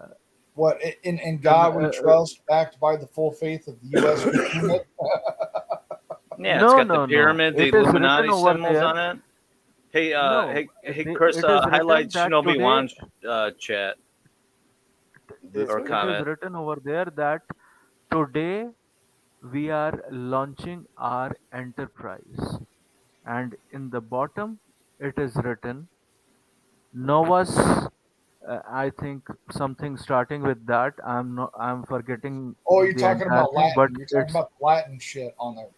yeah. So I don't understand Latin. That is a given. Yeah, I don't either. Uh, Well, you got the huh, Freemasonry, yeah, but pyramid yes, eye, yeah, all-seeing eye, the yeah, pyramid, blah blah blah. yes. So it is written on the top. Today we are launching our enterprise, and in the bottom it is written New World Order. How Yeah, many of the the New people World even Order. know Yes, it is. what is The written New on their World Order. $1 bill? Yeah. The And only it's been the there for a only long time. the only fucking cool New World Order was the New World Order on WCW back in the day. I was just going to say the same thing. That's the only fucking cool New World Order. What about With my Hollywood New World Hogan? Order? Headed Yeah, by Hulk but Hogan. but you know what? That's a good point that you brought that up, Flanders, because there's programming in all of everything you see that's on the TV. You know, New World Order, and even fucking George Bush was talking about it. Senior was talking about it. We're going to create the New World Order. If you're a fan of Ministry, they had the song "The New World Order," and they dubbed George W. Bush Senior in that. This predictive programming has been going on for a long fucking time, and What's up, Snow? I know, Obama like, said that. and Real Talk talks about this too. And this these people, these Luciferians who really run everything, the 0.0001%, not the gangster banksters, but the people who really pull their strings. Okay, you can use the Well, old Albert metaphor, Pike was one of them. Albert right? But Pike was one of them. you His guys, letter Morals and Dogma is the one that people need to read and understand when he talks about you need to harness and absorb the morning light. you know what? You guys have seen the old vampire movie trope, right? Like the head vampire can't come into your house and kill you, right? Yes, the Lost Boys proved it. Yeah, Right, because you have to invite them in. because you have to invite them in, right? So that's It what renders this you powerless. when you that's what invite this them in. predictive programming is all about. They have to tell you through the entertainment that they're gonna do what they're doing to you, and they've been putting this shit out there for fucking probably like 50 years now. It's just people only started picking up on it like in the 80s when Alex Jones started seeing it and stuff like that, and even guys like David Icke and shit like that too. You have to invite the vampire into your house. So what these Luciferians do is they give you the knowledge beforehand and tell you, all right, in movies through your entertainment that we're all gonna fucking kill you. And the Georgia Guidestones are the same fucking thing. The guy who The paid writing for on the that, wall. yeah, and he put it in 12 different languages. Yeah, he wanted to make sure that you understand what they're about to do and what Yeah, their what end they're plans going to are. do to you. Holy fuck! Speak of the devil. Real Talk's trying to get in here. No Real device Talk connected. was doing a stream. I saw a notification for him doing a stream when I was on with Red Pill Rhino was doing a stream. Oh, sorry guys. I didn't know anybody else was streaming. That's why I figured, fuck it. It's Oh, only well, good. That's why. Only good mother. That's was why on I tonight. wrench all across the place. Don't even worry though. Don't even worry about it. We're gonna overlap. It's inevitable. It's gonna happen. There is no disrespect. Everybody appreciates the respect when someone says, "Hey, I didn't know you were on." But let's be real, guys. This shit is going to happen. It's inevitable. You cannot. Absolutely. Oh yeah. Like this is not an Ike approved, authorized stream, but he's here. No, and I brought that idea up to Ike, where we had a fucking schedule. For it's still an idea that we're working on, and it's on here too. It's a good idea, but there's no disrespect. If anyone streams, it's not because of any fucking personal fucking vendetta. It's just because they wanted to stream. No, and we're gonna overlap anyway. That's just gonna happen. Angry Snowman, good to see you, man. What's up? Last time I talked to Angry Snowman was on a panel a long time. It seems like a long fucking time ago, and I haven't seen him since. I know, right? Yes. You know me. I like to stay in places full of drama. That way, I can find stuff to piss people off with. Angry Snowman and Real Talk. Good to see you guys. Not only that, but we got Mr. Indy has joined us as well. All right, gentlemen. Now we got a fucking conversation. All right. Where's Ike at? Convo about the police and shit, man. That's my area. I love talking about this. Oh, from what Real Talk was saying with the police, I mean, we all know that they're the fucking strong arm for the government, and that's all they've been since day fucking 2. Right. Well, heavily policing militarizing the police. Let me see if I can get easy on this chat. I'm gonna text them. Yeah, I mean, I think they've been heavily militarizing the police since Clinton was in office now.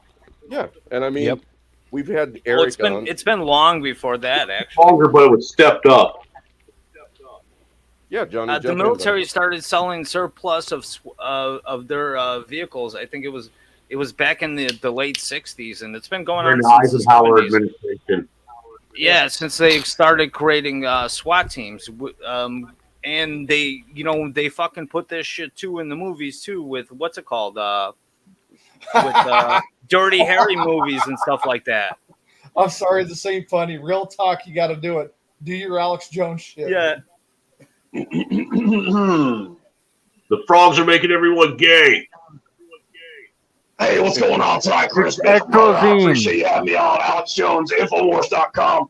Don't forget to get your penis pills at Infowars.com. I'm the best oil snake salesman of all time. I've been telling you about these conspiracy theories for many years. You got the whole cabal banking cartel against us as the tax cattle slaves, just like ants ready to get stepped on, ran over, or smashed by a bus. That's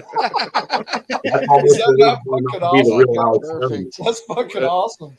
Well, that's good.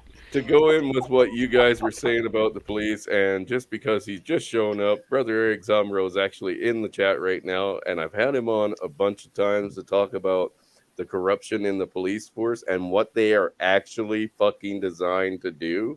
Hold on, I just sent him a link. I literally just sent him a link. No, I thought everybody knew that. Well, you'd be surprised how many people didn't know that. Like, where is Zombro? Dude, Zombro has told me stories that fucking just like made my eyes roll in the back of my head and just fucking like, how the fuck is this possible? Like, where do you fucking build an infrastructure that you say is so fucking beneficial and there for the protection of the people, yet day one in fucking basic training, they tell them, forget that idea, motherfucker. You're here to fucking look after the bottom line of the fucking city leader and any of the higher ups. Area 51. Yeah. Fucking Area 51. You're here to look after their best interests. So that was a shock. All right, guys. I would take my leave now. Bye. All right, brother. Contriver, always good to talk to you, man. Peace out on one. Bob, I wanted to tell you another thing about the symbology on the dollar bill. You know how there's that pyramid, right? Yeah, and the eye above it, right? Right, with the Novus Ordo Imperium. It has It's the 70. order to forum. Yeah, that's right. The 72 bricks that consist of that pyramid go further on with the esoteric knowledge you were talking about. That's the 72 Goetic spirits from the Lesser Key of Solomon. And is that a verified thing, or is that just like a coincidental thing? No, that's not coincidental. That is actually, been documented. I don't actually have the documents for it, but that is what I learned for it. It's all built into. Consider the 72 demons. And it's called the gematria and shit like that too. Gematria. That's a language with numerals and numismatics. Well, the whole thing that Johnny's touching on is absolutely correct. And Bob's correct as well. To tie the two together, you have gematria, which stands for geometry of language, based off its sacred geometry. Sacred geometry, the number is of based language, off astrology. Right. Yeah, essentially, these people use numerology, all sorts of esoteric old world knowledge that they've hidden from us. Like, for instance, a lot of the Abrahamic religions are based in Hermeticism. Hermeticism is old world knowledge. They pretty much use Hermeticism to rule over us, just like they use Kundalini in a lot of Masonry. Kundalini is about the spiritual ascension up the 33 vertebrae. That's why that number 33 is paramount in the Scottish Rite of Freemason. They have their 33rd degree, which is the highest degree. Right. What you're describing with the 72 Goetian, 72 spirits, 72 demons out of the Lesser Key, 100% correct. Yeah, Johnny is 100% correct. Now, I have a suspicion that this number 72 comes from who's really running the show, because in gematria, there's 4 base ciphers of the gematria. When you look at it, there's other ciphers, but they use the 4 to really play God over us, to do their rituals, to control the news and to script everything. And in gematria, the people who are truly at the top of this cabal, who've pretty much exposed their hand during the beer bug, they pretty much came out and said, yeah, we've been running the show the entire time. Their numbers were all over everything, but 72, when you write out their name, one of their names, because they go by 2 different names, they have 2 different, alii, you could say, but one of their names writes out the 72. It also writes out to 144. 144 is a big number in sacred geometry. And then you have 72, which would be half of that. So everything, it's all about balance. Like, these people have everything carefully scripted. Why? Because they've been at it for hundreds and hundreds, if not thousands of years. So, like, we're talking about a power structure that has really infiltrated every structure of our lives. And when I say that, you just need to watch one movie, and that is They Live. The glasses that he has on, when they're talking about Cable 54, in gematria, the same people that I described running the world, in gematria, their name equals 144, 54, 153, and 72. Talk about the 153 catch of miraculous catch of fish in the Bible. Where do these numbers come from? And here's the thing is, it's not that I don't think the Bible is true. It's not that I don't think there's a lot of various knowledge and old world knowledge that stands true today in the Bible. I think it got subverted. I think these people came in, these existentialists, these people that really don't believe in any sort of God, they believe in this numbers God. I think they came into the Holy Scriptures, the text in all religions, and inserted these numbers, because the number of chaos equals 19. So it's kind of like you have these people such as John Dee, let's say, that were actually very in good with the royal family at the time. Really meant to be chaotic, but they've turned it into chaos for political means. So they love to kind of subvert everything, shit on anything that's good. I don't know like where it begins, where it ends, but yeah, you guys are literally right on the money. I just kind of wanted to tie it all together. Yeah, no, man. Thanks for backing me up on that. And this is all new, new to me, and, right? and you know what? They fucking warn us every time. I don't know if you guys seen the big, like, you know how you have that big news clip of all the different local anchors, and they're all saying the same thing. And Yes. I've Oh, seen that. yeah. They Dude. say the All right, exact That same is script. fucking eerie. Like that, right, to see and them I don't know compile if you that. guys if you guys seen the the latest one they did was a few months ago, and it was that 97 cases of COVID were reported, in every different country, and it was the same goddamn thing. The same number just kept popping up. It was 97 or 93. All these variants of the numbers 3, the multiples of 3, 11, 33, all that shit. The Mason numbers come up. Why you guys always got to pick on the Freemasons, man? Like, I don't understand it. Dude. Well, they're just a faction Chris, of this stop whole putting power shrooms structure. in your pizza. They're very Literally behind everything. they're very fucking powerful. Let's hear what Snowman has to say, because because it's his first time here. So let's give him a chance to say his piece. So No, I'm under the understanding that the Freemasons are, just another branch of an organization that's another branch of an organization that's literally behind everything. I understand that, but yeah. And if you actually, I don't know how many. When was the last time you went to DC? Probably when you was in high school. I'm from Canada, so never. So never. I don't think he's ever going to go to DC because he lives in Canada because he can't leave now. Well, the thing about DC is if you go there, you'll find out just how much Freemason propaganda, esoteric propaganda, Egyptian propaganda is all over the entire city. Wow.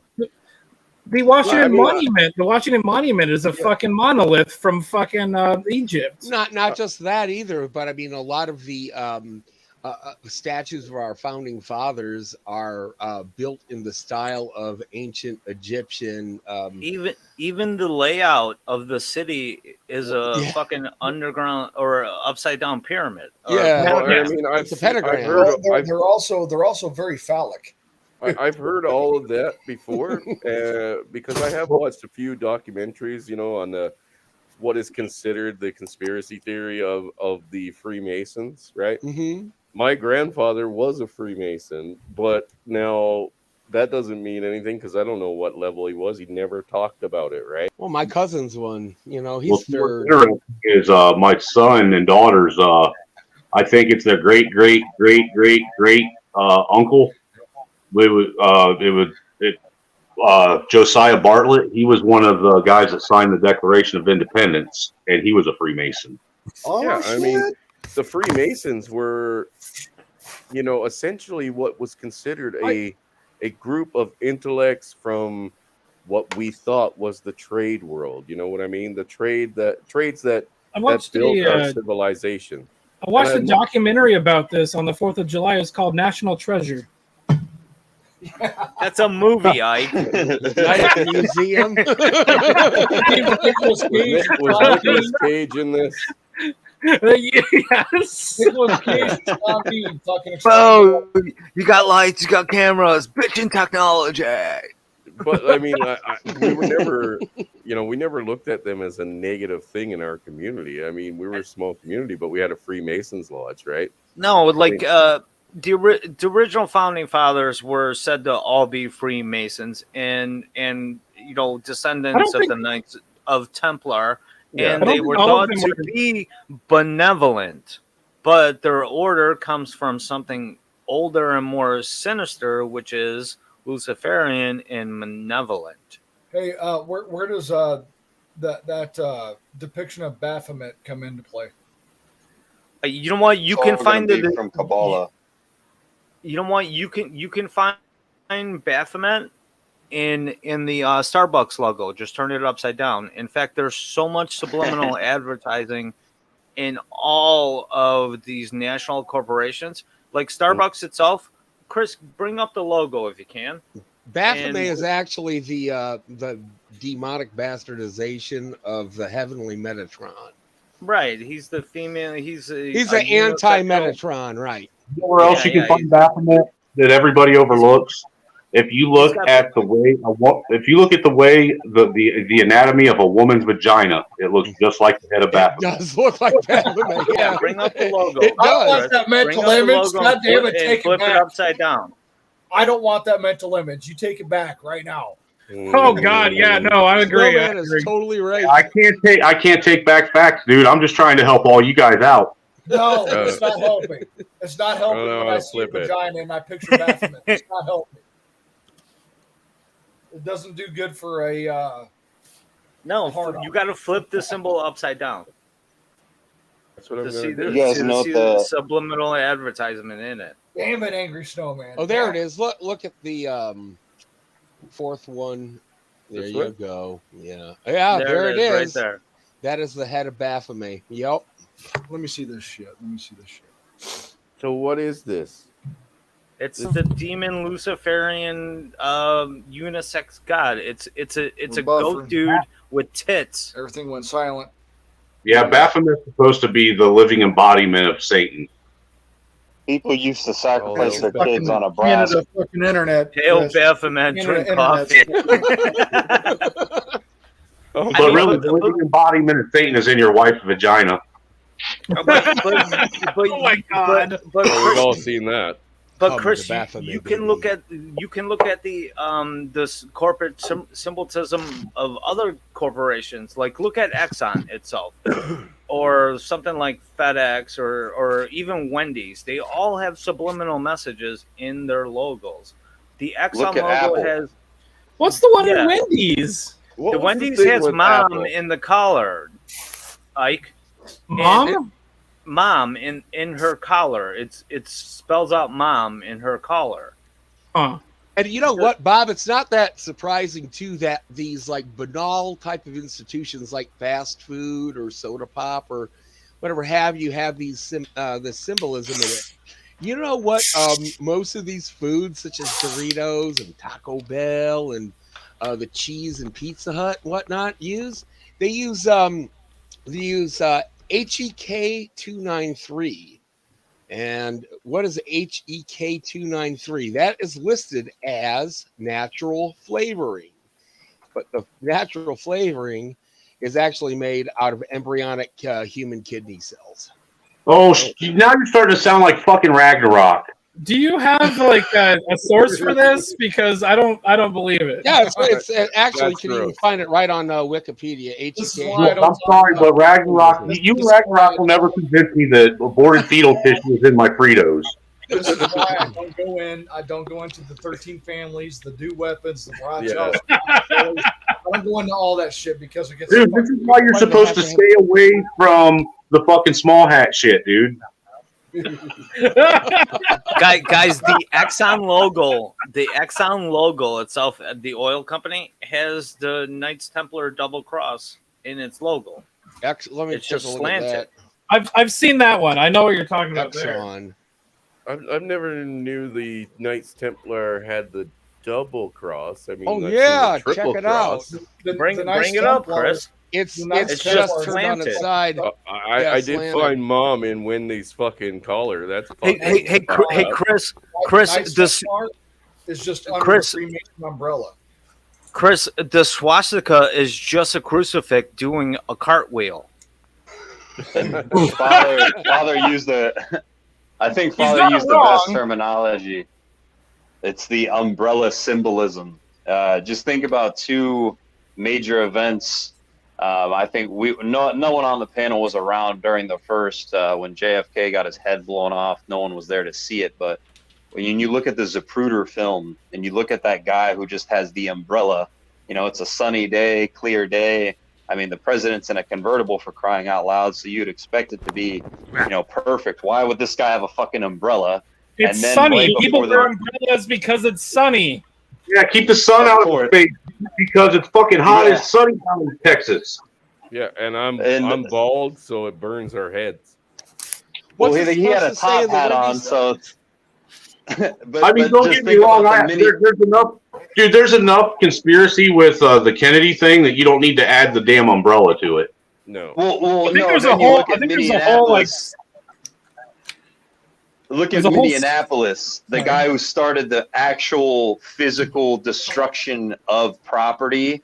It was at the AutoZone, and people were like, "What are you doing, man?" He's like, he had that hammer in his hand, and he's smashing out the windows. And then the 4chan Reddit guys, they pretty much identified that the person who started the physical destruction was a Minneapolis police officer. And you're like, well, why the fuck would they send a police officer out to start destroying things? Then they started delivering the bricks. But that same guy on a very sunny day has his face covered up and he has an umbrella. And everyone's like, oh, that's so the drones could block out his identity. And it's like, no, that was symbolic, because the people who are controlling this whole power network, the Masons, the Templars, they all, like Father said, they fall under their umbrella.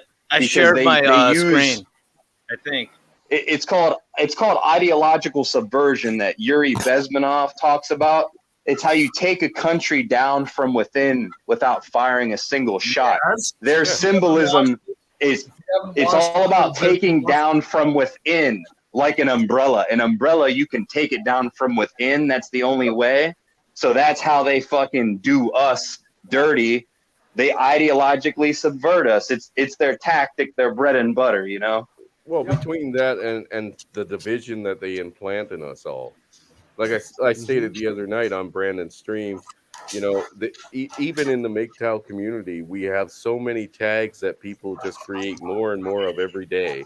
It divides us up more and more, which then leaves these groups to go after each other, which means nobody else has to do anything because you've divided them up and they'll fight each other naturally, right? They will naturally fucking conflict with each other on different ideals, right? Sow the seeds of division within a group, yes. Yes, sow the seeds of division, and literally you have taken care of everything because they will focus on each other and not you.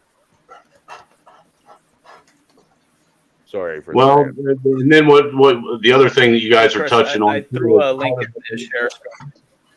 Part of that Yuri Bezmenov thing is in order to get people to do that, you gotta create a mass psychosis across the nation, like COVID. Yes. Mass formation psychosis. Yeah, COVID is one of those things. Yeah. How about everybody needs to eat bugs now? Thanks, Bill Gates. That's ready. Bill Gates can eat my ass. I think they proved it's pretty easy to do. It is, and like I said, as long as they keep. You know what, Chris? Chris, I say we let them eat cake, just like Marie Antoinette. We let them eat bugs. Trudeau should be our first victim. Let's stuff them full of that fucking factory. That's how much it's going to be? $17 million. Let's stuff them full of them bugs so they come out of every of his orifice and post it on the internet for all to see. The cockroach and fucking grasshopper for human consumption breeding factory. You know what I'm going to do if you guys feed me bugs? You know what the first thing I'm going to do if I get fed bugs, you know what I'm going to say? Hakuna Matata. There you go. What a wonderful phrase. No, man. No, are we doing karaoke now? No, we're not. No. Like, we're not doing karaoke. The other thing that popped into my head was that movie. You got to show your feet if you want to stay on the stream. That movie, Snowpiercer. No, that's a joke. You guys know that we were able to get Hamster to show his feet on a live stream when he was really drunk, right? We got him to do it. I don't know if you guys saw it, but I missed it. I thought it was just his hands. Hamster, we got him to show his feet on a live stream. He does have fat hands. I do remember that. Dude, that guy's got him and Lion and MGTOW, man, their voices are so fucking unique. It's like you get a plus 10% testosterone when you hear him talk on the panel. Not lately. What's up with his mic lately? He's been talking to us like we're goddamn fucking passengers on an airplane. Yeah, no, he's been doing that. The craziest thing about Sorry, it was 8.5 million for the one in Ottawa. Yeah, Or in Ontario. That's for the one in Ontario. Let's take Trudeau there on opening day, right, and make him eat all $8.5 million of that bugs. His total goal is $16 million or $16 billion once they're all running across the country. Oh, you know what? then we can mass produce it to feed all of the fucking elites facility and kill them really quick. Yeah. So here's the thing: you type in fucking, like I said, bugs for human consumption factory in Canada, or bugs for human consumption. All you're going to see is like positive fucking notes now, and the majority of them are from Canada. Like West needs to wake up to edible insects. And the next victims will be Hollywood too. All the celebrities pushing it too. Well, they already are. It was already on Good Morning America. Yeah. That's what I'm saying, Chris. We're gonna feed them to it on Hollywood's own camera for everybody to see until it comes out of all of their orifices. The only acceptable fucking bug shit, the only acceptable thing in our lifetime on this panel is that there might be a percentage of something in like a fucking jar of peanut butter. Bullshit. You know how it says. You know how it says could contain this fucking whatever the fuck. Because you're eating pureed rats, dude, not bugs. Yeah. Rat hair. If you've ever eaten a candy coated candy, there's shellac in it, and shellac comes from a bug. Shellac. We used to. Oh yeah, it comes from the exoskeleton of the shellac bug. What's the shellac bug? I can't remember how to spell shellac. It's SHELLAC. Guys, I'll be right back. I'm gonna grab a beer and smoke. Crazy shit. How's the I'm losing faith in all you guys, dude. Seriously. Hey, here's receipts, homie. Shellac is amazing. They don't sell it in Canada anymore, from what I hear. It is secreted by the female lac bug on trees and is collected in India. India and Asia. That's what's amazing right there. And this is on candy to stop them from fucking melting and shit like that. It's bug pussy. It's bug excrement, essentially. Wait, they use shellac on candy? Yeah. Shellac is used on candy. Hakuna Matata. Yep, just like you got bull sperm in your Red Bull. That's what taurine is. I heard that too. The other thing is... you might not want to watch this, because it's pretty gross. Red food dyes, I think, are made from the anal glands of a beaver. Well, a lot of aftershave perfume. It's not bugs, but a lot of aftershave unless it has red 42 in it. A lot of aftershaves and perfume do collect fucking certain parts that secrete like urine and stuff. Question though, from beavers, and it's not want the answer. Just a quick question though: does anybody here eat honey? Yeah. I do every day. I eat a tablespoon of it. That is excreted from a bee. So what's wrong with the excretions from the lac bug to put on your candy? Nothing. I never said there was. I'm just saying a lot of people don't know that they eat bug stuff all the time. That is true, but eating bug excretions is different than eating bug carcasses. You'd be surprised how many carcasses get in there. There's a reason why in every cereal bar there's a percentage of protein. Yeah, there's also it's from like spiders and flies. Yeah, that's what I was trying to say about peanut butter. There's also a percentage, like if you go to like wheat, there's a percentage of rat feces in it. Yeah, and that is allowed by like the FCC or whatever. Totally. Yeah. So I mean, the fact that we eat like little bits of bugs all the time, I mean, that's and rat poop. They don't have the ability or the time to filter all that shit out in production. Exactly, but you're talking now that this is what they want to make like the majority of like the population's diet. You'll do it and you'll fucking like it. Okay, thanks, Klaus Schwab.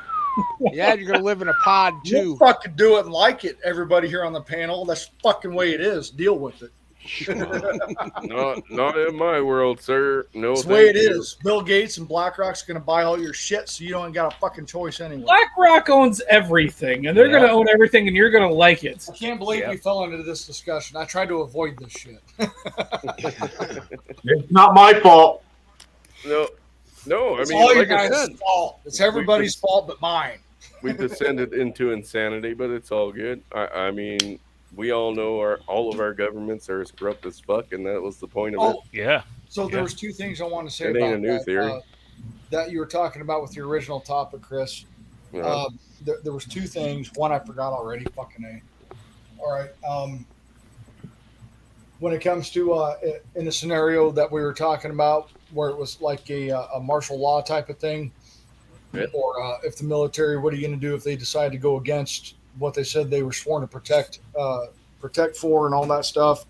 I don't know what that looks like. I hope we never get there, but I do know that if the military branches go against the civilian population, even though the population's got all these rounds and all these guns and they know how to use them, when you take the conglomeration of everything that the military has at their disposal, it doesn't matter how many guns you're going to have. You're going to put up a great fight, but they can also hit you from a distance where you don't even see it coming and you don't see them.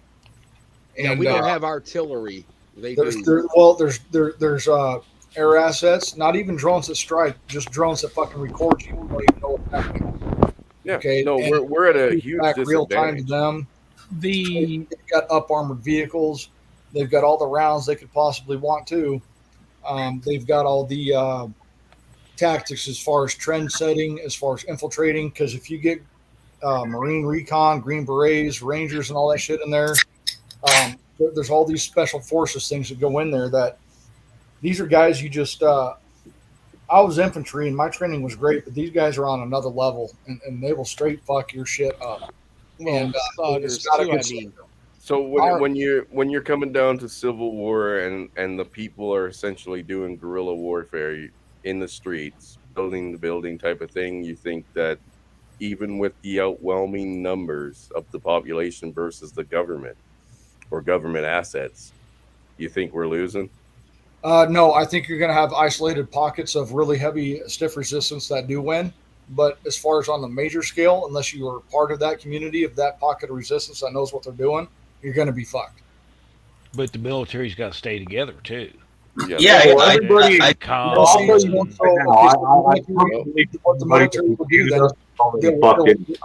military will cordon off areas. They'll cordon off areas. They'll have Overwatch, which means you've already got snipers on you from 1,000 meters away when you're talking to this person or whatever. So you got to think about contingency, guys. And Saunders this area cordoned off. This exit's cordoned off. This communication's cordoned off because you can't outrun. You're not going to outrun the radio, and you're not going to outrun the drones, guys. You're just not going to. Saunders, it's also built by design too. I mean, most modern or contemporary cities and suburbs are built in a simple grid. They could just go ahead and the military could go ahead and just track that down, like you were saying with what was it called, trending, and just say, okay, we're going to go ahead and just go to quadrant 1, quadrant 2, and they call it yard farming. Yeah, you guys got to understand how fucking efficient trending. Daisy cut a whole fucking neighborhood. When you data mine something or you trend something, you got to understand how powerful that is. But Flanders, how much of the military is going to go along with what the government wants? Well, I don't know, but I would have to assume that everybody that went ahead and signed the contract and continue to remain while being forced to get the jab are going to be part of that percentage that is against you. Okay. Snowman, you wanted to say something to add into there, so jump in while everybody I just said, God damn it, because this edit I'm working on keeps fucking crashing on me.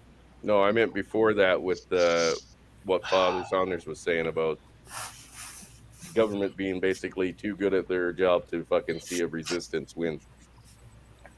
Well, I was just saying, first off, Canadians are screwed. Yeah. Now, if you can get out of Canada, that'd be your best bet, honestly. The first step to controlling the populace is getting rid of their guns, and they're working on doing all of that. Yeah, but it's backfiring because they've sold more guns since Trudeau announced that thing. Chris, what was the number you were talking about earlier? 1.8 million as of yesterday. Can we use Australia as an example? Like, Australia got rid of all their guns in the 90s, and now they're fucked because all of the COVID restrictions are horse shit and totalitarian. Yeah. No, they're fucked, but we're still heavily armed.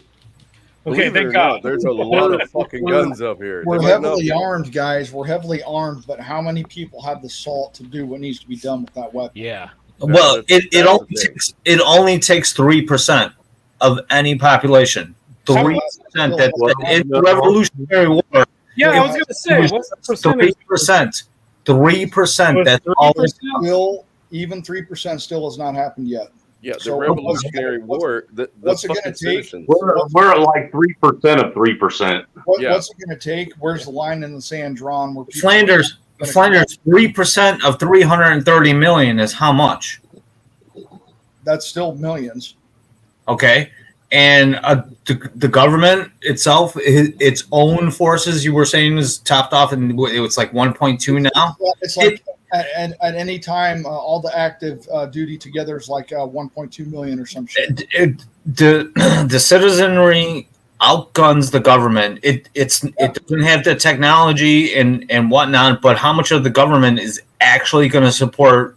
The soldiers are going to fire upon because they have to take a constitutional oath, and they're going to be like, fuck this, I'm not taking this order. And they're going to walk off too with the equipment. How much of that equipment is going to walk off fucking army bases with them? Who's going to stop them? I'll give you a realistic number. You're probably looking at about a 50-50 split right now with our armed forces, the way it's ran. Yeah, I could see at least 50%. Okay. And against the citizens? Yeah, the citizens. I guarantee you, every single Gen Xer, or not Gen Xer, but Gen Zer and millennial that's in the military right now is indoctrinated to the point that they will take up arms against their own citizens. Not everyone. They'd shoot their own family. Yeah, probably. Yeah, you also got to take into consideration how many citizens, even if we're overarmed against something like that, are going to do what it takes to get that done. All it takes is 3%. Well, Bob, those 3%. Where are you going to get that? Where are you going to get that? First of all, because it hasn't happened yet, and when are you going to get that on top of a coordinated, leaded, well communicated fucking scenario that the army already has set up? Can I say something? Bob was saying that we have plenty of people here to take over the government. The problem is, if you read the Second Amendment, it says a well-regulated militia. We don't have a centralized setup for anything to be able to do that, and it probably would never happen. So they've gone after all the militias. You're taking well-regulated militias, unfortunately. Yeah. I'll be honest with you guys. Hold on. First off, you're taking the definition of regulated to mean that it's controlled by something. Well, no. I'm saying if we're trying to set up and do a coordinated attack, you can't do that with like 20,000 different militias of like 30 or 40 people.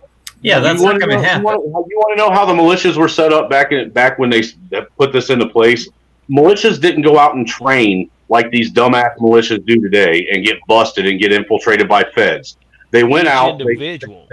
They went out individually as families and fathers and sons. They hunted. They trained together, and they learned all the tactics that they needed to learn. That way, when they came together and were needed, they were well regulated. And not only that, but you have to factor in and Bob, if you're getting your 3% number from the old days, back then, the fucking farmer was better armed than the goddamn regular army. Yeah, so we had better equipment. They were the first to have rifled fucking barrels. Privateers were allowed to own fucking cannons. No, not only that, the well-regulated militia actually said that we can have privateer ships. So I want my goddamn privateer ship. I want a ship. Yeah, I want a ship with fucking cannons. Militia Act of 1776 stated that with the rum on it. the Militia Act of 1776, actually, or 1784 is what it was, actually stated that any income tax that was brought in by the federal government, a percentage of that income tax was supposed to go to each state to help fund each state's individual militia, which actually gave them the money to provide, a working rifle and the ammunition that was required for each man and son of a household to be basically your taxes paid for your arms and armament. Well, on top And of not that, just that, it was the latest technology available too. So a well-regulated militia just doesn't mean a militia, and it means up-to-date technology-wise. Yep. So a well-regulated militia, we can own tanks too. On top of that, Snowman, you have to think about it. That came from a time when the government served the people, and that has been a long fucking time ago. That's still up to contestation too, though, whether or not they serve the people, because there were sympathizers that were part of the founders. If you recall, Thomas Jefferson himself was quoted in stating that if you want to keep this republic, that it would be in the best interest of the Americans to actually revolt against the government regularly. There was a Tree of Liberty quote. Let me see if I can find it. The Tree of Liberty needs to be what's it called? Watered by the blood of tyrants. With Patriots and tyrants. I think Snowman just hit the jackpot right there. I think that's the most important statement of the night in regards to what's truly going on. So what Jefferson really said, he said those words, but he gave a year, a schedule. He said every 19 years. And you got to ask yourself, man, why didn't he say 20 years? Why didn't he say 21 or 18? What's so special about 19? And we look at our history. You have 2020, the year on germs, 2001, the year on terror, the war on terror. You have 1982, which was the war on drugs, also known as the war on people. 1963, you had JFK getting his head blown off. 1944, you have D-Day. You keep going back every 19 years and something very significant happens, because the people who are running this world, they work off astrology and the moon. The moon is on a 19-year schedule. You can go outside tonight, outside of your place, look at the moon. You can take a piece of duct tape and box your feet off and come back 19 years later. The moon's going to be in the same exact spot when you were standing there, because it's perfectly on a 19-year schedule. That's why he said 19 years, because Jefferson knew that there was a power structure that was pulling shit off. And he's saying, in order to stay ahead of these people, you got to rewrite the Constitution and have a revolution to get these fuckers out. Where does the 19 years come from? I think these people work on a 19-year schedule. No, I'm actually curious of the origin of the 19 years from Jefferson. Where does that come from? What writing is that coming from him? What quote is that? Because I'm reading You're basically telling me that you can't observe history and say that there has been very significant things that have changed this world every 19 years. You made it seem like Thomas Jefferson said every 19 years.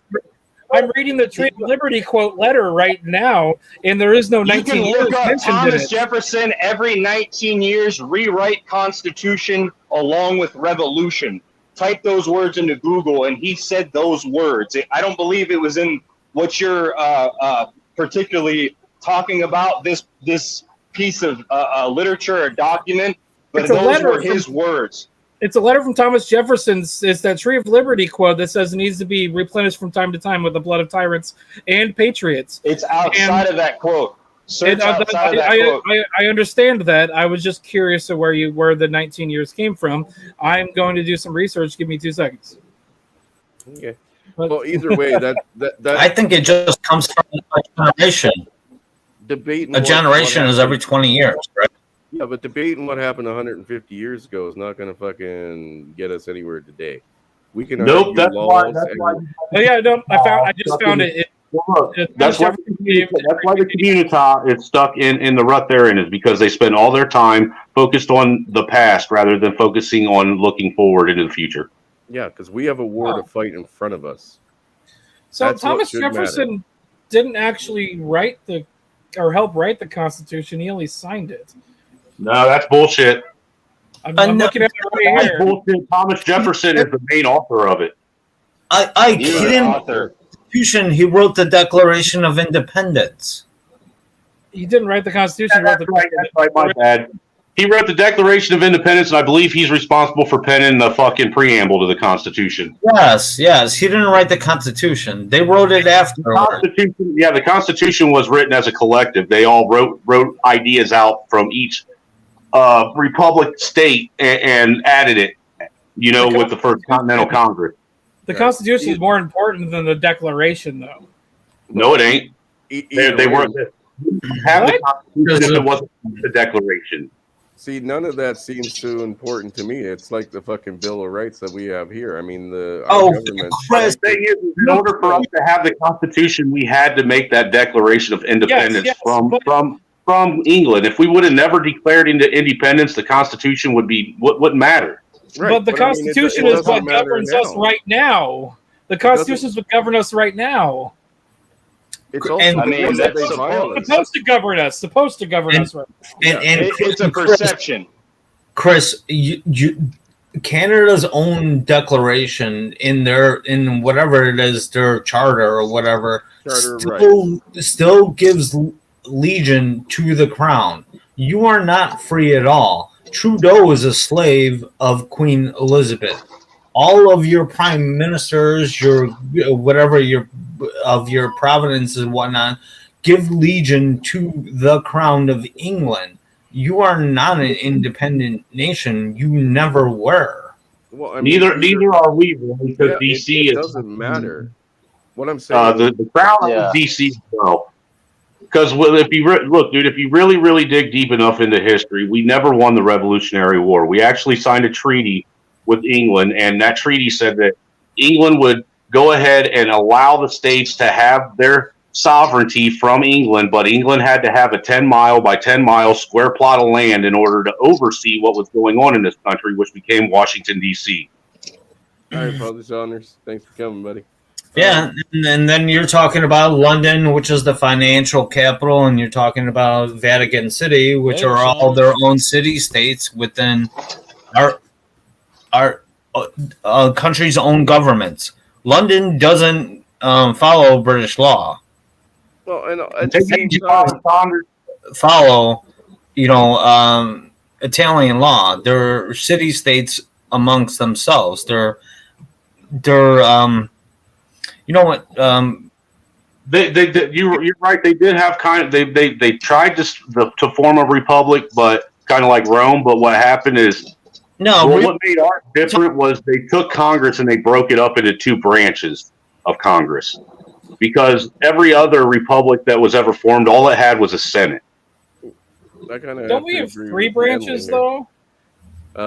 We have three branches of government. Yes, we have the legislative, the judicial, and the executive. But the legislative branch is actually broken up into two separate parts as well. You got the Senate and the House.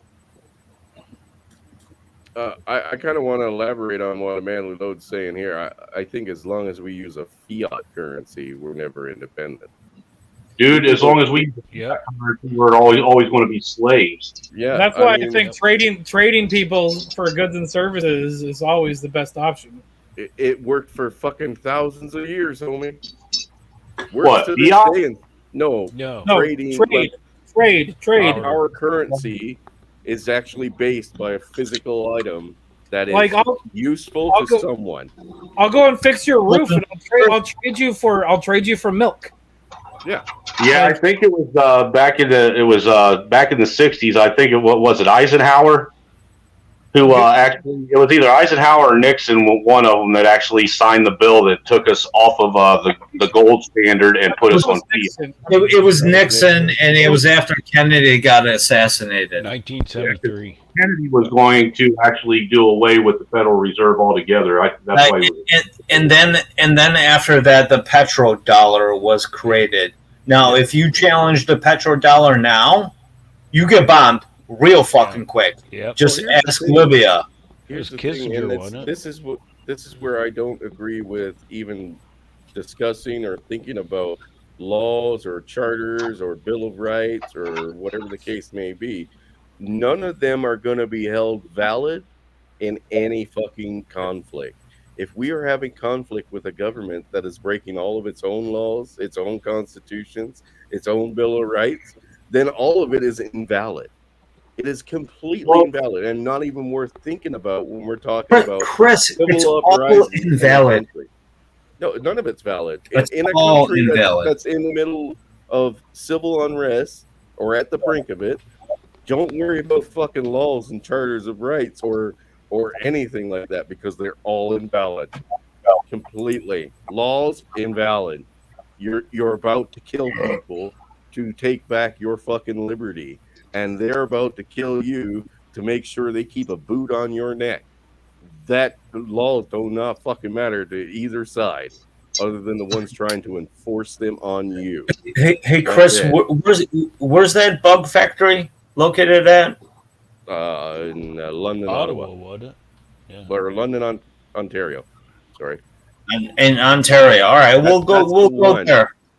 We'll go The one there that's and send your people there and gather up Trudeau too. We'll make him the first one that will make him eat cake. Well, here's the thing, and I know we've spoken with Hemi Four-Speed about this a few times because he's from there, right? Or that side.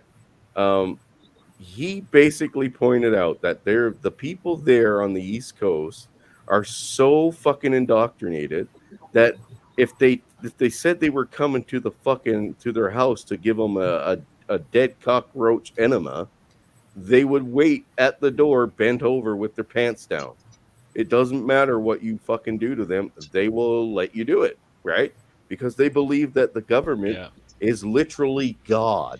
It is everything. East Coast and West Coast. Yeah, everything. And it spreads as far as from east to west coast.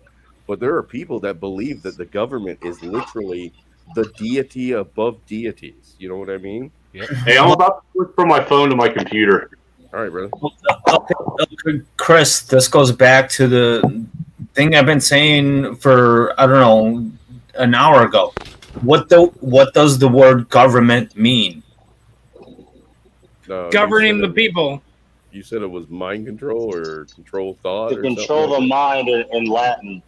Governo mentis. The mind in Latin. Yeah, and then you reverse it because in Latin, hey, what's up, man? because in Latin, the verbs come before the nouns, as opposed to the way we talk grammar here. We speak the verbs before the nouns. It's totally Yoda bullshit. But that's all the government means. It's to control fucking minds, and that's what they do. And that's why that East Coast is so subversive like that. And that's why you have lefties and you have females which are so fucking susceptible to groupthink mind control. Mind control by the government is female friendly groupthink. Completely takes to their nature, right? And that's the reason why they gave them the right to vote. And that's the reason why we can't stop what the fucking government's doing. The government doesn't give a shit about you. It doesn't give a shit about your children. It doesn't give a shit about your parents. The only thing the government gives a shit about is maintaining and expanding its own power. That's it. And once you control females, right, and you give them the right to vote and take away the democracy, right? You give universal suffrage. Why should everybody have the right to vote? I don't believe everyone should have the right to vote. I believe nobody should have the right to vote at all. Hold on, Bob, you're wrong. Not everybody has the right to vote. Convicted felons can't vote. No, unless they're males. After a certain amount. Unless they're males, females still can. But why don't you look that up? Are you sure? Where are you voting? Well, you got to ask yourself, Bob, what you just said, and I'm all for what you just said. Real You're 1,000% correct. Real talk. I will use this quote 1,000 times, and I've used it again. Okay, if voting mattered, the government wouldn't let you do it. Okay, Yeah. You know who quoted that? Mark Twain. Samuel Clemens. Mark Twain. Yeah. Over 150 years ago. Because your vote doesn't matter.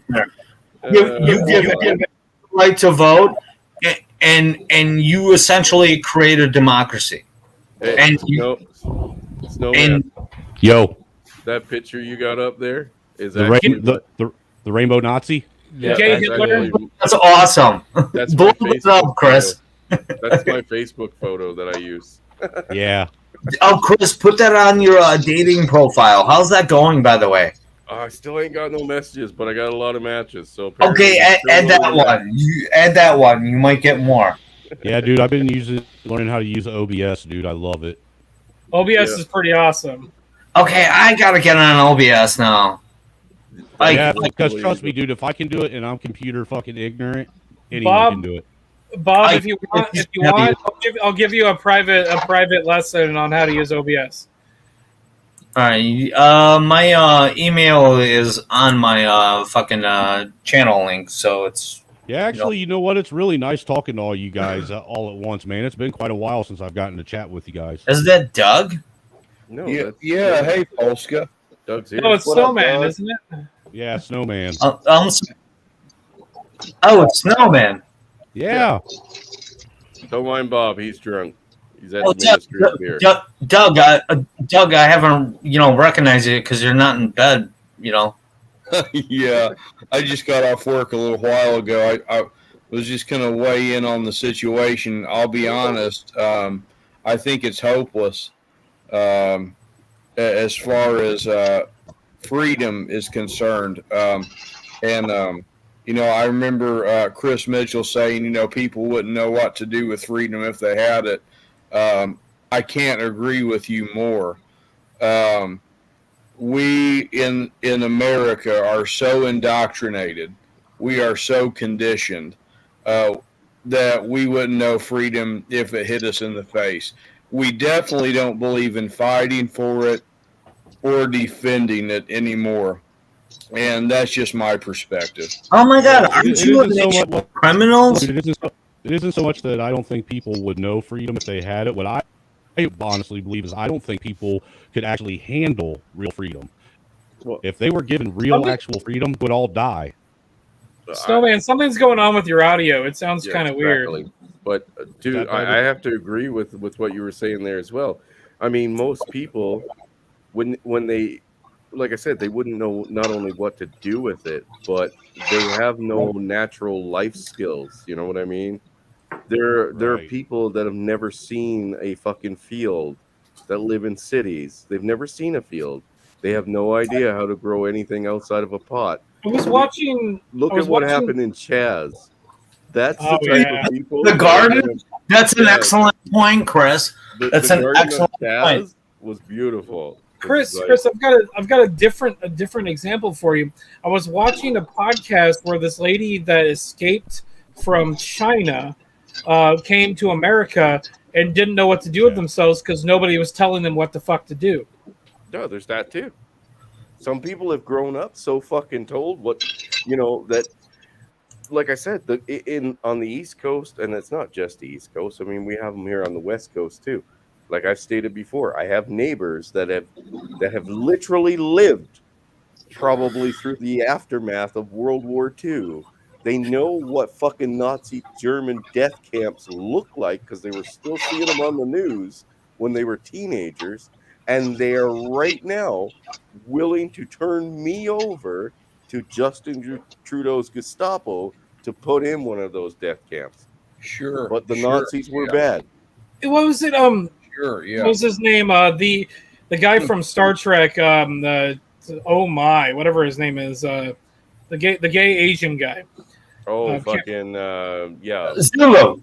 Sulo. Yeah. He actually lived through the internment camps. The Japanese internment camps in America, Yeah. and was like cheering on putting unvaccinated people into camps. Yeah. So obviously that wasn't so traumatic for him. And he's gay too. He's gay. I guarantee you bring somebody out of fucking, one of the Nazi death camps, and I don't even mean like the super bad ones that we know of, like fucking Auschwitz, one of the other light fucking weight ones. And I guarantee you, they will tell you there is nothing more fucking horrifying, and that the idea that this free world that we live in, or free country, putting their fucking citizens in any kind of camp scares the fuck right out of them. Can you hear me? Is that better? Yeah, that's better. Right. Yes, that's a lot better. Hey guys. Yeah. I had the displeasure of visiting Poland back in 1990 in the summer of it, and I took a tour of the country, and at like the end of like a 3-month-long tour was we got to see the Pope at Czestochowa. But part of our tour was we got to visit the Nazi death camps over in Auschwitz 2 and 3, which were all located in Poland. Okay? Not a pretty sight. No. And imagine how fucking horrible it was when their idea, when they brought you in, was to literally work you to death, because the idea of continuously feeding you, right, and housing you wasn't on their list of things that they wanted to do. Well, dude, where do you think the idea of the American dream came from? Actually, Chris, kind of makes you wonder, doesn't it? Actually, Chris, it was the exact opposite. It was what I would call the reverse of Henry Ford's assembly line technology. They would just shower people, make them take off their clothes, put them in the showers, and then hit them with Cyclone B. Cyclone B. Yeah, that was for chemical testing. And then put them on an assembly line of dead bodies and into cremation ovens, burn the bones, and buried them out in the back. Is that Samantha P. Stormfront out there? Samantha P. is in the chat here. What's up, Samantha P.? All right. Well, according to our new doctrination, we should kick her out of chat right now. That's on a channel-to-channel basis. Yeah. So should we do it? We have wrenches in here. Should we kick her out? I don't. Hold on. Is that a reference to what's his name? Oh, why can't I think of his name? Brandon. Yeah, True Blood. That's a True Blood reference, isn't it? Oh no! Yeah, I thought that was just his platform. No. We just got Meg Maddie, and apparently there's 11 others too. So, hey, what you guys want to do with your own channels is fine. Like I said, I don't mind people being here. I'm glad people are here. Right. You do you, boo. I'm glad you guys are here. I'm glad to be here. Even if it's controversial to other people, you do what you want to do. Yeah. Like I said, I don't kick people, man, because I like the smoke. Hey, if we can find some smoke that holds up to a fucking argument of fucking guys in the MGTOW community. You know what, Chris? I was just kind of bringing up the issue from last night. It's like, are we going to kick all the females out? First of all, we can't stop them from coming in anyway. They're going to sneak their way in if they want to. Well, women are going to be women, dude. Plain and simple. Even if they ain't talking in the chat, they're still listening. Yeah, and they like our spaces because they can't come in. Now, the one thing that I am very picky about is I'm really picky about what women I actually let on my panels. Well, Samantha B has been in here before, so I'm not going to kick her out. I know Samantha. She's all right, man. I mean, we've had our issues back and forth in the Gulag Telegram chats, but, it is what it is. I ain't got no problems with her. like I said, I don't mind having arguments with anybody, man, woman, fucking doesn't Right. matter. I don't expect everybody to like me. You know, I'm an asshole. All right. But you know what, Chris, Bob? I bring this up now because this has got to be an issue now. We got to talk about every time this pops up. Oh, there's a female in the chat. No, we don't. If No, see, the Man, thing the is, audio's real choppy. I don't know. On your channel, it's allowed. Chris, on my channel, it's allowed. Bob I'm not going to stop females from coming in there unless they're talking shit. Hold on, Bob. Bob, I got something for you. How dare What do you got? Oh, Oh, fuck off. That fucking bitch. You gotta do an intro with me, by the way. Snowman, Oh, we'll work on that. I'm still working on Dak's intro. How dare you? Do what now? We'll negotiate a price. I'm gonna go have a smoke break, guys. We'll talk about it. I gotta go get some more beer. I'll be right back too. I need another beer too. I think we need a talking stick too. Yeah, we need a talking stick. I'm rooting for the collapse. I'm actually hoping Oh. that it's accelerated. But what was you saying, doing Chris? anything to stop the collapse. In fact, I am perpetuating it. The faster it comes, the better. I'm trying to perpetuate it as much as possible. I'm telling my friends at work who are still simping that to simp harder. They're not simping harder. Come on, dog. Really? You telling them to spend their money on? Yes, no, I'm not telling them at all. I'm telling them to simp harder. Doug, I love it. Hey, Chris, did you see Samantha P's comment? Because I do believe her when she says that. But if you guys ask me, I'll leave. No, that's just it. If Brandon doesn't want to have women in his chat, that's his choice. Yeah, it's just a chat thing. I don't have that issue, and if I don't either. You guys have that issue, they don't have to fucking interact with you. Don't engage if you don't want to. See, the only thing that I would suggest is, you know, just for men, just to be wary, because look, I've watched I don't know how many men's spaces and men's rights groups get completely fucking just overrun and hijacked by these horrible women. And I'm not saying you're horrible, and I'm not saying you're horrible, Samantha. So don't take it that way. I'm just saying. You know, me and my wife have both watched like multiple Facebook men's rights groups for people that are supposed to be helping men with the parental alienation issue. Yeah. And I can't count how many of those platforms on Facebook have now been taken over by women. Yeah, they're completely destroyed from the inside, just like the MRAs were. You know, and I tried to tell a lot of them. I said, dude, you don't want to. When they started letting them become mods and shit on those platforms, I told them they were stupid. If I could add in on this whole woman thing, I didn't get through Brandon's video, but I was trying to pay attention to it, and I don't have any beef with anybody. Like I said, Chris, I think has the best idea is to each his own. If it's your platform and you have rules of doing business, that's your rules. Those are your guidelines. You're standing on your square as a man. He can do his thing, and Chris can do his thing, and everybody can do their own individual thing. But you just have to ask yourself this. Now, there's a video I'm going to refer to as one of my favorite content creators, Black Ram 313. He has a video. It's about an hour long called "Are the Opinions of the Succubi, Succubus in plural form, Valid?" And the succubus is a rebellious, demonic spirit that, you know, goes within a lot of Western women. So if she's not a succubus and she wants to have a discussion, that's one thing. But going back and forth, I think as men, we've pounded our head against the wall in our lifetimes, trying to argue, debate, fuss, go back and forth with women, and have these huge dog eat dog world debates. It's not even worth our time because we think differently. We're wired differently. Men, we're always on like our logical tip.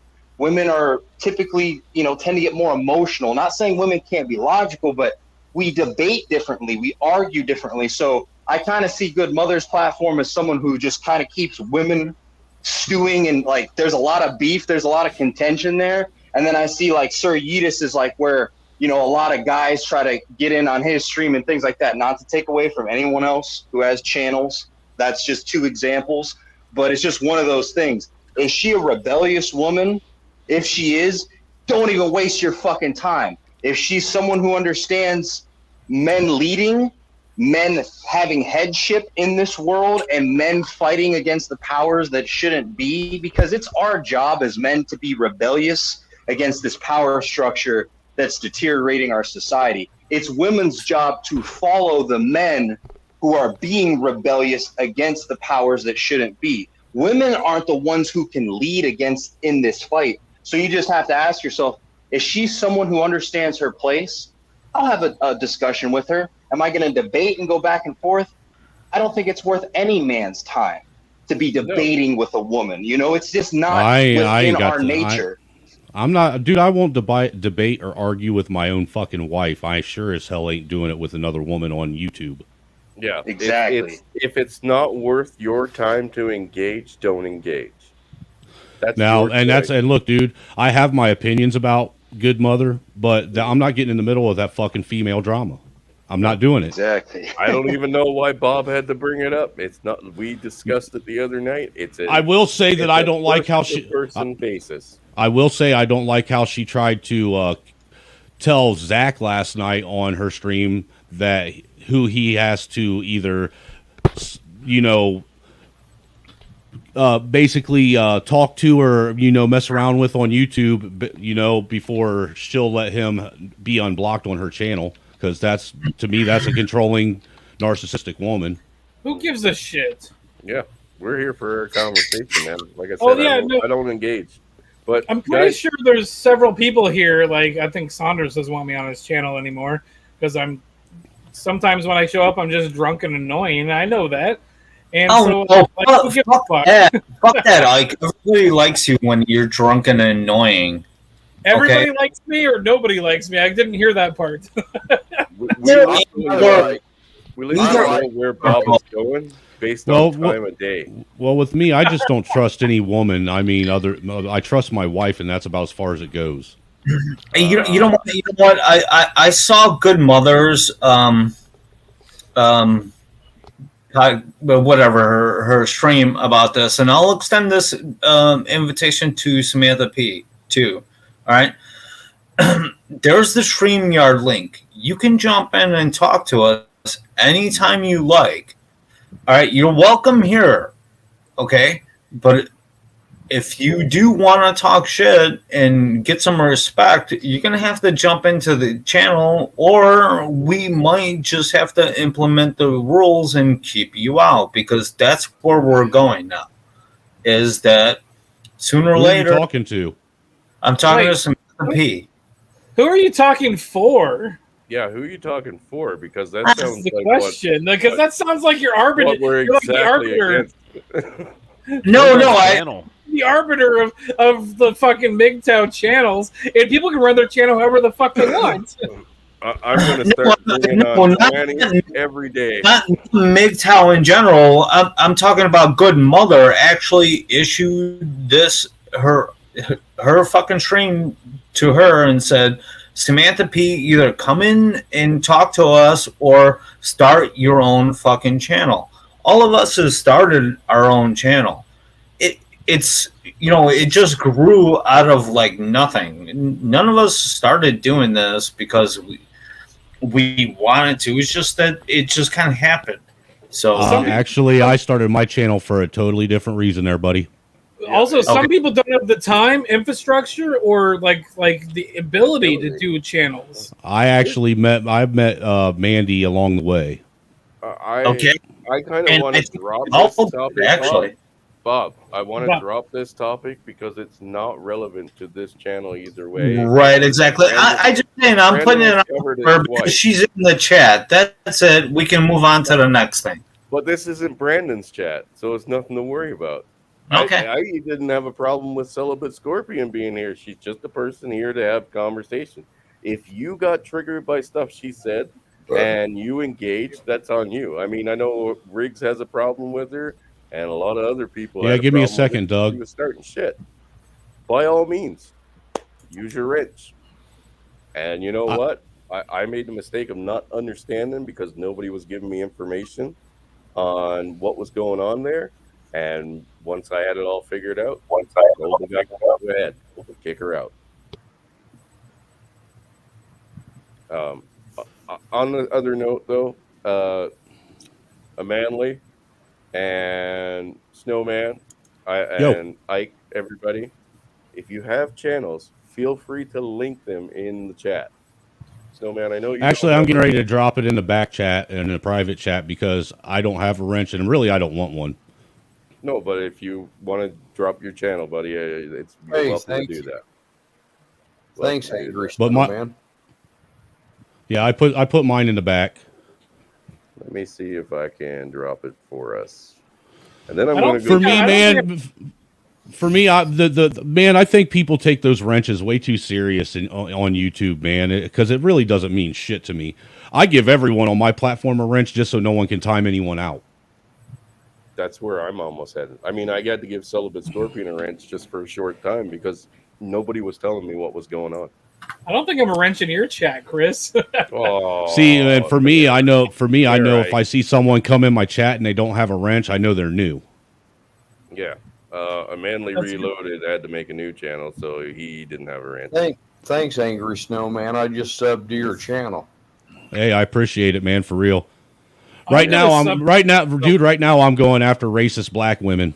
I ain't lying, dude. You got a lot to go through, okay? Oh, Dude, I'm in the. Those videos you get into with them. Do what now? Grab a smoke. I'll be right back. I said I love those videos. When you go after them, there are so Dude, many of them. Wait till you see the one that I'm doing an edit on right now. Masculine sent me a video that someone did on Cynthia G. I think it's an old video that she did, but dude, she's on a really racist tip, dude. I mean, super racist. And right now, what I'm doing is I'm taking someone else's review of her stream, and I'm editing that review and adding to it. Yeah, you've been working on it the whole fucking time, actually. Yeah. Unlike me, he can multitask. Well, the thing is I get frustrated that when you saw me throwing my arms up for a minute, that was because my fucking editing software crashed on me. What software are you using? I'd be able to help you with it. I'm using that OpenShot video editor. Oh shit. There's probably something better out there that you can pay. Dude, it's simplistic, and that's what I like about it. Oh, It crashes, but it's simplistic. As long as I don't have a whole bunch of windows opened up on my computer, like as long as I take everything and I got all my stuff off online already downloaded onto my hard drive, and I'm just pulling it from the actual hard drive from the computer and working that way, it isn't so bad. You know what I'm saying? It's once I try to do that, and I'm sitting here trying to be on YouTube and all this other shit at the same time. Yeah. Well, I'm gonna say this. Like, I'm one of those people that likes to do things like the cheapest way possible. But when it comes down to it, is it worth my frustration to possibly throw like $50 or $60 at a software that I'm going to use that I know isn't going to crash? It might be worth it to look into. Well, once I start getting people to hit that cash app, I might look into it. But until then, I'm going the free route, dude.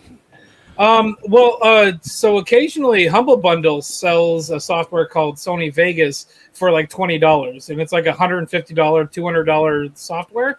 So next time that's available for like $20, I'll buy you a copy. Right on. That's cool. And Samantha, right now I don't know what Survival's doing because he's got that new girlfriend and shit. So you know how that goes when you fall in love with vagina for a while. What's a vagina? Yeah, what is that? That's that thing between my wife's two legs. Okay. Oh, you're married? Actually, Yeah, I sure am, dude. I've been married for 6 years, dude. And me and my wife have been together for almost 10. Wow. Oh my god, he's not a MGTOW. Kick him out. Kick him out. He's not a MGTOW. oh boy. See, actually, dude, my wife knows that if I would have found like MGTOW in the Manosphere before I met her, we probably wouldn't have never clicked and got married, to be honest with you, because when I met her, I was already red pilled. I was to the point to where all I was doing was using women as, a meat sack. But I was straight up with him about it too. I told him exactly how I felt. I don't want nothing to do with you. I don't want to be serious with you. I'm cool with being friends with you and maybe having friends with benefits, but that's as far as it's ever going to go. And that's what I told my wife. I even made her pay for her own fucking drinks and dinner when we went out.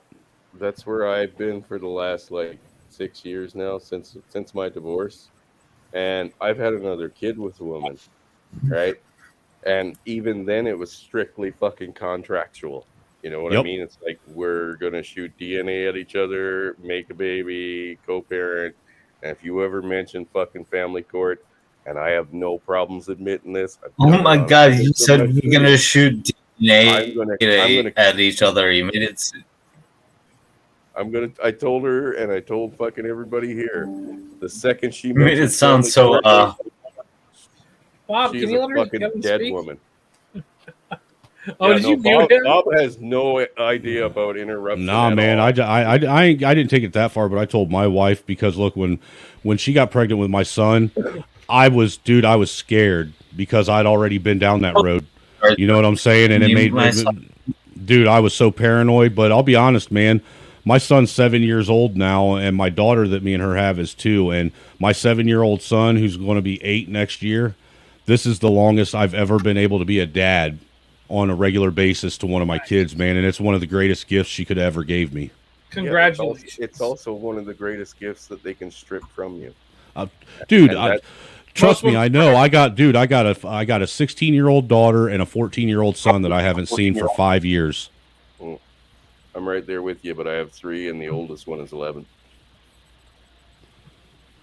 It sucks. It was 4 years. It was 4 years ago on Father's Day, as a matter of fact, that she came to the house, let the kids sit there for a half hour, came back and told me that if I wanted to see the kids ever again, that I would sue. I had to serve her papers. Yep. Oh, dude, I'm to the point now where I'm done paying for lawyers. So you know what? Since that's how she wanted to be, I stopped paying child support to her ass. And I told the child support office they even tried suspending my license, and I told them I'd sue the fucking shit out of them if they did. Yeah. So I had the same thing, and I told her I'm not going to pay you, and I told the judge the same thing. I'm not going to pay any of you to kidnap my children and keep them. To keep them from me, you don't pay kidnappers to keep the fucking people. No, you don't. Kidnap. I shouldn't have to fucking spend thousands of dollars in a fucking courtroom to see a child that is already court ordered to come see me. Not only that, but the fact that a father has to go in and fight at all. There's the big look, dude. Where the fuck is that a thing? Chris, I'm gonna tell you right now, the simple fact that they don't enforce that visitation court order is proof that all of that shit is illegal, and those administration hearings that they put everybody through don't mean jack. Yeah, it's a money grab. It is illegal by natural law and common law, but they're actually operating the admiralty law, and you don't actually own your children if you sign over the birth certificate. The government owns them because the birth certificate's a contract, same as the car, and that's why they can take the car as well as your kids, because the driving license is signing your car back over to the state. Actually, if you know how to, I'm telling you, if you know how to talk to these people, what to tell them and what to threaten them with, they will not take anything from you. For most of these people, morally right, except for it's factually right. Yeah, well, I tell you what, when you're sitting there threatening to take their physical property from them, and they know that you know the law to where you can, if they keep fucking with you, they'll leave you alone. Well, not only that, but their entire organization is based on financial incentives, right? Yeah, because it runs through the Title 4D, which with Title 4D, it's 70 cents on every dollar that's actually gained in revenue through the state for child support. There's actually it's refunded back by the federal government. 70 cents on every dollar. A Manly was trying to say something, but his microphone's really quiet. Yeah, Manly, you're really quiet tonight, brother. No, I actually cut out to let him finish, but I was about to elaborate on. There's actually a thing in the law about 9/10. If you have signed the birth certificate, that the government owns 9/10 of everything you own. So the truthers or people who try and trick the law, they actually say if you get caught with cannabis and then the police grabs it off you, the argument is that 9/10 of the law, you own it now because you're a government worker and they own 9/10 of what I own, so now it's yours. You own 9/10 of it. So they Manly, can you fucking crime? Manly, can you do me a favor? Go into settings, go to audio, and click the automatically adjust mic volume button. It'll help. It'll boost your microphone. Well, look, I'm gonna tell you that I learned a lot of stuff just by accident when it came to child support about 2 years ago from some cop in New York who actually fought him on his own. And there's 3 major things that the child support office is doing that is actually illegal as fuck. That actually the child or the family courts are doing that's illegal as fuck. The first thing that they're doing is they're allowing a collection agency to, one, force you into a contract under threat of penalty, which means you're being forced to contract with them under duress, threat of penalty of law, by being either you lose your license, your professional license, or you're imprisoned if you don't sign this contract saying that you own this debt. All right, that by all accounts of the law, that makes any legal contract invalid in this country. It makes it illegal and it makes it invalid. It doesn't even exist if you force someone to sign it under duress. Not only that, they don't notify you that you are willingly signing away yourself to a contract. Correct. Which is also well, they don't. Well, that's the other thing too, Chris, is they don't tell you that what you're signing on to is the Title 4D program. That's what you're signing on to. It's not a child support program. It's a Title 4D program, which is a totally different program. It's a money laundering program is all it is. Yep. All right. The second thing that they're doing that's against the law is they aren't actually they don't subpoena you through the court of records and have you subpoenaed to come to court like you're supposed to. That's why I tell all young men that, and this is 100%. This is 100% fact right here, what I'm telling you. All young men, if you are going through this right now where you separated and you got the child support office harassing you, do not respond at all. There's nothing they can do to you because they have not went through the court of records and had a real judge actually issue a subpoena and have it delivered to your house by a sheriff and had you subpoenaed to court. There is no fucking court.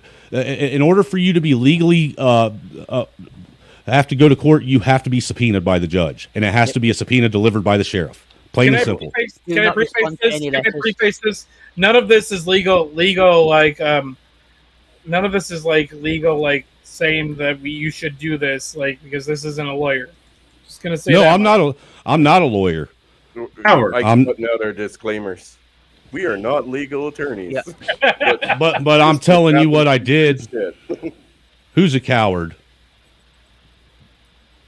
Ghost MGTOW is. He's fighting me in the chat right now and calling me a fucking simp. I've been going back and forth with this right now. Oh, he's doing something right now. You can't call him. You're not a grown man. It would be child abuse. What would be child abuse? Yeah, that's what he's calling me. What's the problem? He's calling me not a grown man.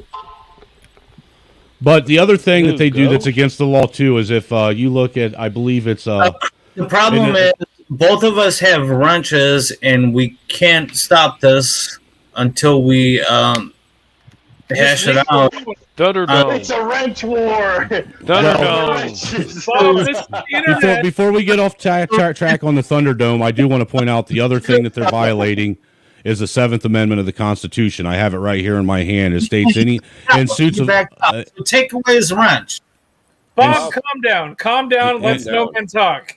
In suits of common law, where the value and controversy shall exceed $20, there is a right of trial by jury shall be preserved, and no fact tried by a jury shall be otherwise re-examined in any other court of the United States. So basically, even with your child support hearings, because they're saying that you owe a debt over $20, you are entitled to a trial by jury, which you are not given. Everybody in America is forced to go through what is called an administrative hearing. If you look on your child support papers, anybody that's got child support, the judge doesn't sign them. The clerk of courts does. And it says administrative hearing. It doesn't say court hearing. It says administrative hearing. That is illegal. That is not a legal court hearing at all whatsoever. No, and that judge is not there as a judge. No, he's there as acting as an administrator. Yeah. He's a pseudo quasi judge. Right. He may be a judge any other time, but when he's acting in the capacity of the family court, he is no longer a judge. He's an administrator. Are you sure it's an administrator or not an arbitrator? No, administrator. And he will take those papers if they require a judge signature. He won't sign them. He'll take those papers back to his office and have one of his other judge friends The court clerk signs. That's why you never see the only thing you ever see where you see the judge's name on it is the mailer that they mail to you. That's it. Like, if you ever see anything mailed to you in your name in capital letters, it's not to you. It's to your legal fucking they call it the straw man. The straw man. Right, yeah. Legalese. Yeah, it's legal. Yeah, legalese. You don't have to respond to it. You could just throw it out. As long as you don't show up, they can't do it. Well, that's why a lot of needs to be changed in this country, because this country is supposed to run on common law, plain and simple. Actually, by responding to it, you're actually binding yourself to a contract. That's why everything we do in life, dude, is binding us to a contract. The act of our parents signing our social security card for us when we're children binds us to a contract. Yeah, birth certificates here. We don't have a social security card, but our birth certificates, when you fill one out, you create that straw man for your government to use against your child. And what a lot of people don't realize is it's that you signing the birth certificate and that social security card, signing that contract, is how the fiat currency system works, because they are actually borrowing money from the Federal Reserve off of the future tax revenue that they're going to generate from your children. Yeah. You're essentially their fucking you're their gold in their backed economy. Your collateral that they use to basically predict your future earnings and collect on it for a long fucking time. And this is going on for a long time. Long time. Where does the term birth certificate come from? Right? Birth means you come from the water, right? So whenever a ship, this actually comes from Black's Law. And yeah, it's all maritime law shit. Oh, Black's Law. Yeah. Are you one of those? Are you one of those guys that's like, I am a guy that's navigating my vessel when the cops pull you over and you don't have a fucking license? You're not navigating your vessel. You're traveling in your car, because a car is not a vehicle. Yeah. You are just a traveler. You're not under commerce. What are those called? What are those people called? They're sovereign. Sovereign citizens. They're sovereign. That's all bullshit. You can't be sovereign and citizen both. You're one or the other. Now, as soon as you sign your contract, you're actually registering a business. Right. Once you stand in front of the court and present yourself in front of a magistrate, whatever the fuck they call them. Magistrate, yeah. And then once you cross those double gates, right? You can be behind those double gates and argue back to them as a sovereign citizen, and you are not under black law or Black's law. It's sovereign, though, not sovereign citizen. It's sovereign. Yeah, you present yourself as a sovereign. All right, hold on. I'm waiting for Ghost to come in here and look. If you are having a beef, you're taking it to your channel, because we're having conversations here. But look, dude, I wanted to point out to Riggs, man, regardless of whether or not you think this is not, he doesn't have a wrench there, and I don't even need to have him there at all. So you want to bring the smoke up on Chris's channel? For him to talk. No, bring him to your channel and you. Yeah, guys you can take him to your channel and fight it out. Yeah, dude. But no, to respond to Riggs's comment, Last beer, to talk to a goddamn douchebag. God damn it, Bob! Every time I open my mouth, you interrupt me. Fucking Riggs comment. I like that comment. You fucking white racist.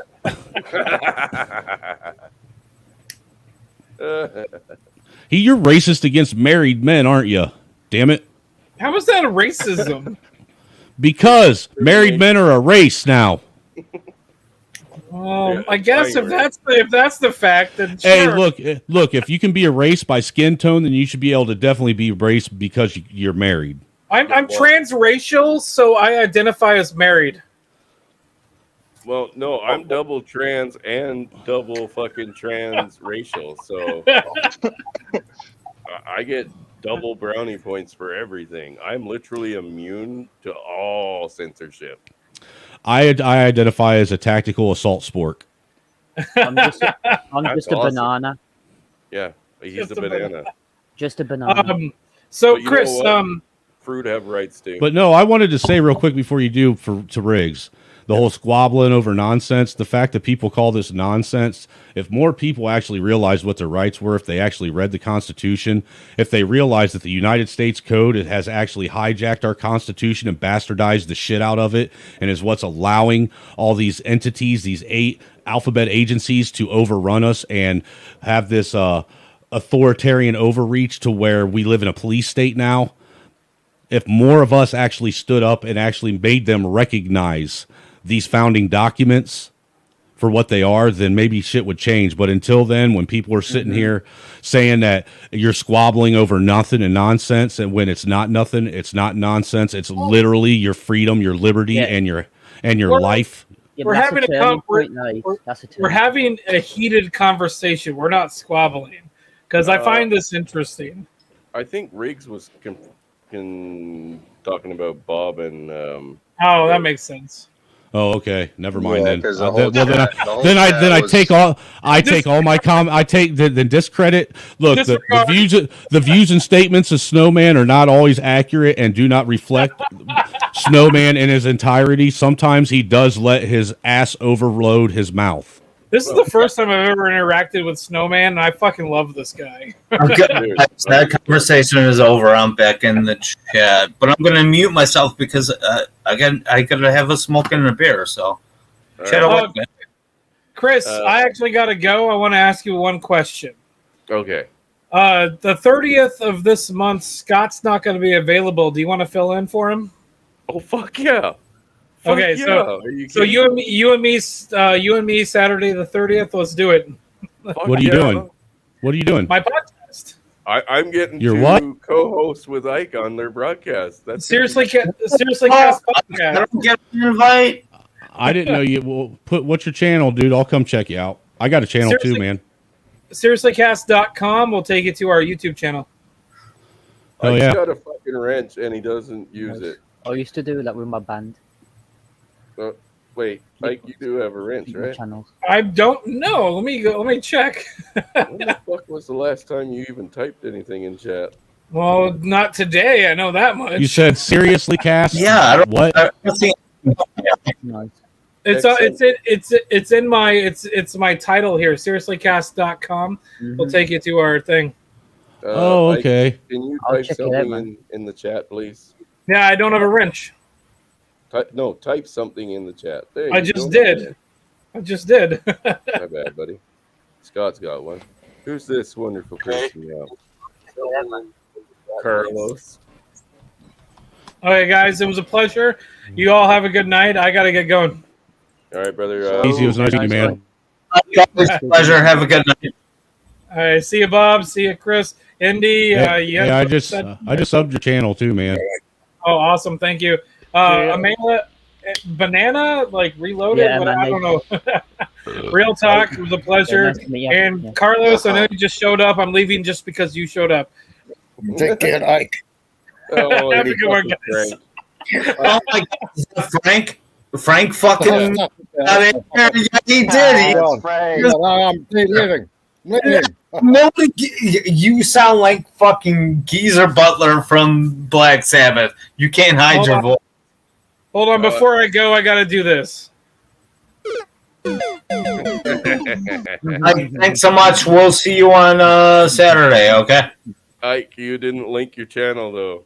That's then hopefully he's still listening. I can do it. Okay. I can do it. Somebody link Or his you channel. can just type seriouslycast.com in your fucking web browser and go find it on your own.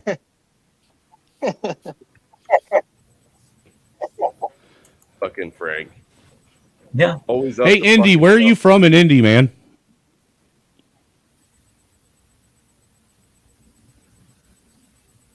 Indy. He's fell asleep. My bad. Indy. I was Jones, muted. where you at in Indy, man? Because I'm up in Fort Wayne. I was 20 minutes, 15 minutes northwest of Indy, and then I just moved down south. Oh, did you? So I'm down, Bloomington area. Oh, are you down there, Connorsville and shit? Guys, I'm over by Knox, Bass Lake area. Yeah, but you're in Chicago. Nobody wants to go there. No, I actually have a buddy that lives down in like Connorsville and Rushville area. He's got a piece of land out there where what is that that fucking dirt bike place is. I forget what it's called again. Haspin Acres. Oh yeah. But yeah, I used to live up in Muncie, dude, and we just moved to Fort Wayne like maybe 2 months ago. I had to get back out in the country, man. That's where we're at, dude. We're outside of the city, man. We found a 2-acre piece of land. Nice. The city's gonna be a mess. Well, like I said, once I become Emperor of Canada, everybody gets 2 acres of land free of charge. He's really giving you 40 acres and a mule, folks. No, it's not 40 acres, but it could be up to 4, depending on the size of the family. Your body, my choice, bitches. Oh, dude, I am getting rid of the woke shit immediately. I'm having a lot of people executed, actually. We're gonna be Allegedly. No, there ain't no alleged. I could see Chris doing it, him doing it in a pink fucking uniform, too. Dude, I am literally going to have celebrations where it's hot dogs and hangings. Hey, dude, I tell you what, I went on to a couple of the pro. Look, I went on to a couple of the pro Blackity Black channels over in the Black Manosphere and tried using this avatar, and they wouldn't let me up. Really? If I wanted to come up, I had to change the avatar. What a bunch of assholes. I told them they were a bunch of pussies. All they saw was a Nazi uniform. I was like, dude, that's fucking the Rainbow Warrior right there, bro. That's Trudeau. Yeah, that's your fucking boy from your side. Mm-hmm. Didn't realize you were backing Nazis? Really? Dude, I actually saw a TikTok today or an Instagram thing where a guy was asking a black dude simple questions about, like, you know, who started the KKK, who was it that fucking, you know, emancipated the slaves and things like that. He said that all the positives were all Democrats and all the negatives were Republicans, and they were all wrong. Well, you know, the thing with that is I think that if you really start digging deeper into American history, where all of us are wrong. All of us are, yeah. Well, I mean, that could be, but I mean, well, you've heard the tale that there's a lot of evidence to prove that Abraham Lincoln was actually a black man. I am not. I'm serious, dude. I'm dead fucking serious. Mozart was supposed to be black. King John in the UK, the guy who translated the Bible, he was black. It's all been erased from British history. Well, that's because it's possible that Abraham Lincoln's mama really liked her some dark logs. Well, you know what I mean? no. The thing is, Abraham Lincoln's whole family were indentured servants. When Lincoln was a young boy, he was in indentured servitude until he was an adult.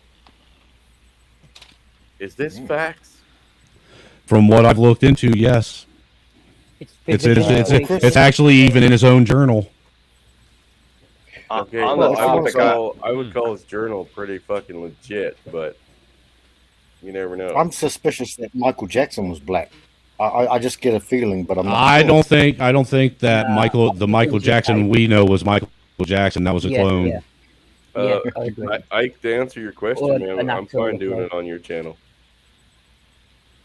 Sorry, man. Actually, I don't know if you guys know a whole lot of the guys over in the Gulag, like David, the Hood Conservative, and Trey, and them. But we're actually going to try and start we're trying to get a Gulag debate channel going to where men of all different cultures and walks of life can actually start debating things with each other on an actual real platform. That sounds great. Because I am a proud white man, and I am so white, guys, that if I get any more white, I'll be see-through. Dude, that's my wife, man. My wife is a fucking see-through redhead. Dude, I'm half English, half Irish, and all the family are white. No matter how far Apparently, back. from what I understand, I'm Irish, Scottish, and Norwegian. Well, you got a temper. You got a temper. Oh yeah, dude. Haven't you ever heard me go at it with people? I know that there's a few of them up here that have heard me get into it with people.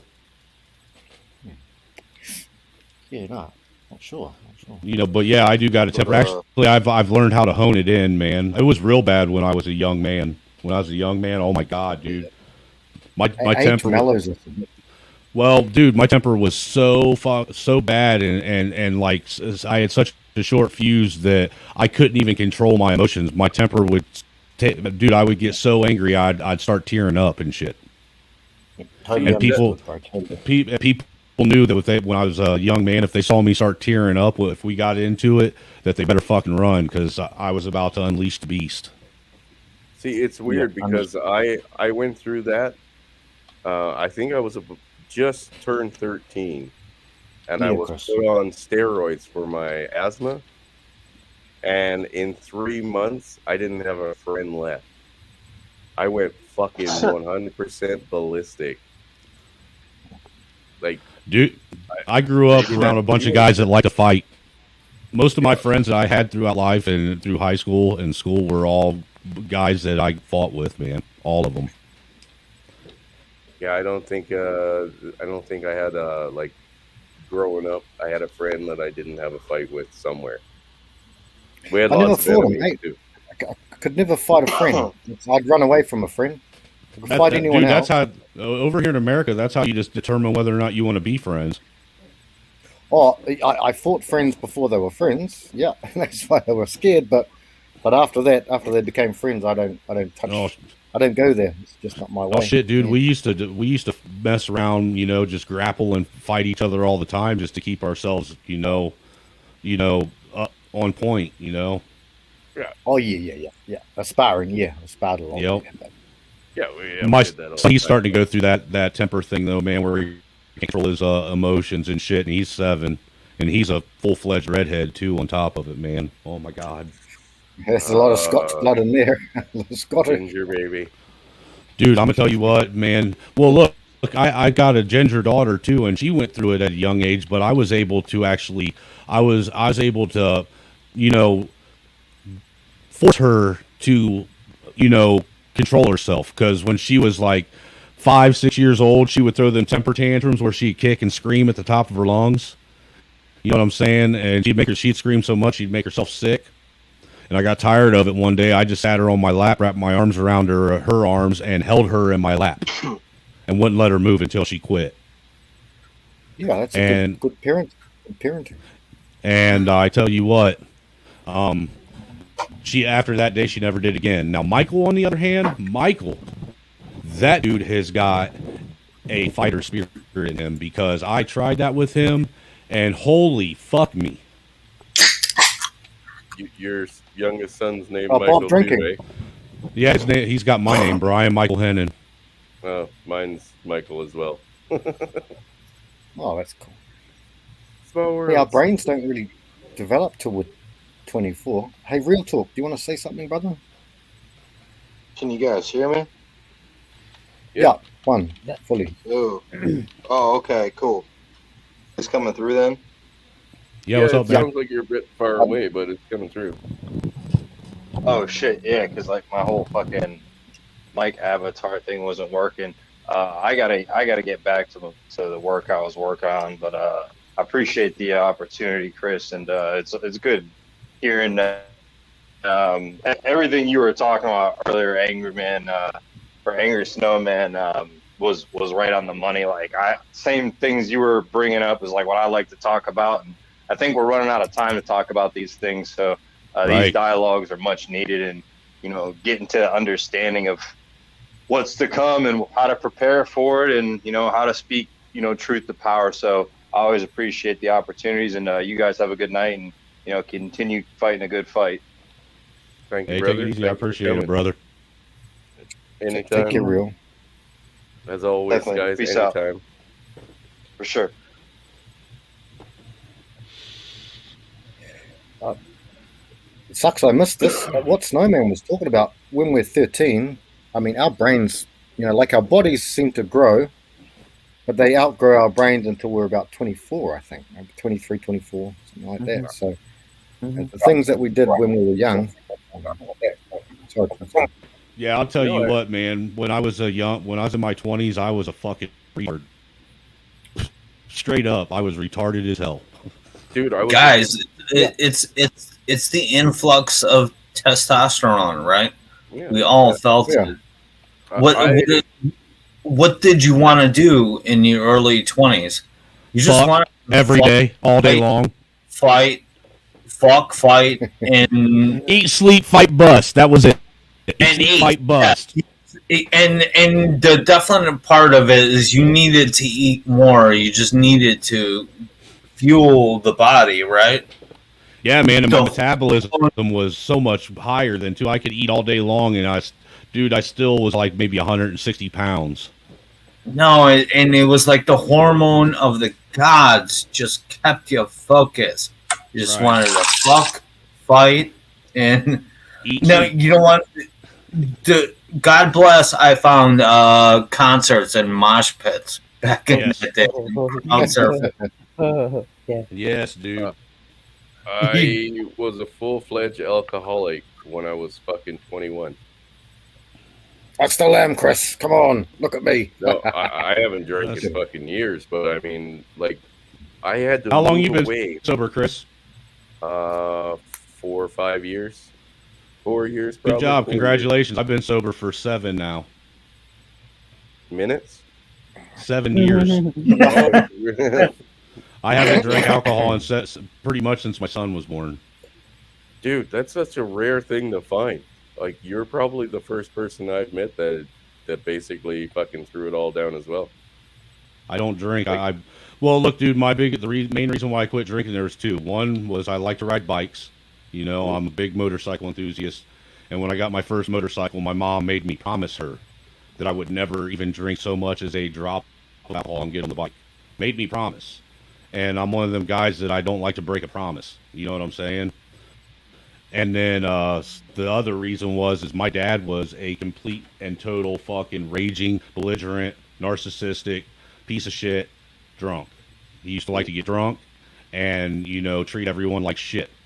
And I started seeing myself becoming him when I would get drunk. And I wasn't going to do that to my kids. Yeah, it's a rare thing, even with Sam here. Like I said, I had to move away from the province that I was living in because everybody I knew there helped perpetuate my heavy drinking. And I moved to, believe it or not, moving from Alberta to BC, where like everybody drinks and everybody's high all the time. I sobered up there first. No, I ain't gonna lie. I smoked the hell out of some weed. Oh, yeah, And now that explains why you wear the pink Trudeau costume. Dude, you can suck a dick. No, I'm not talking to you, anger, man. That was a burn against Chris. Hey, that's his avatar on here. That's mine on Facebook. I know. Oh, he changed it right there, real quick. Yeah, like I said, man, it's not a good phase to go through. Wow. The people that That's not helping at all.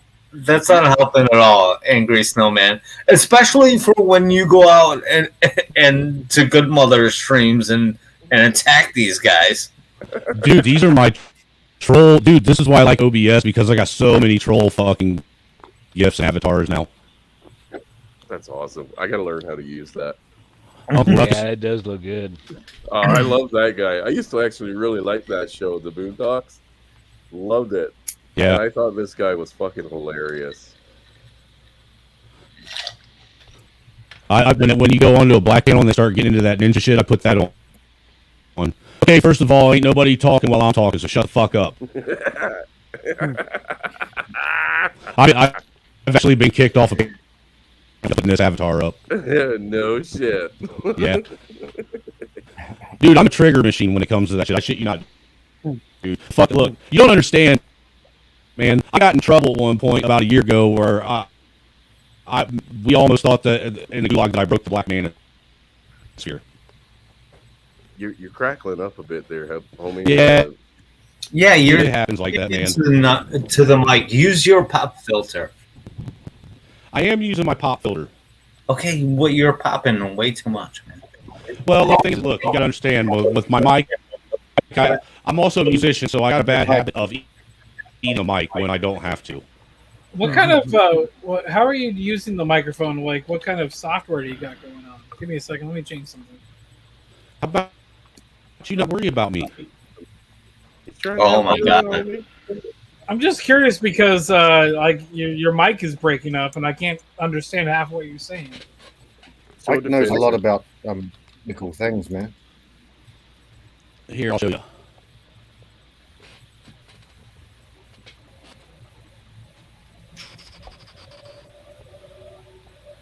Fuck, that looks like exactly the same mic I have. Yeah, it's one of them podcast pros. Yeah. You might have to reset something because we're getting like a break. Your mic's breaking up a lot. See, and I run it through that. Oh god. Somebody identify that thing. That's a soundboard. Oh Yeah, god. that's actually a workstation. That's a pretty decent one too. Yeah. So there's something on your computer that is fucking up because your mic is crackly.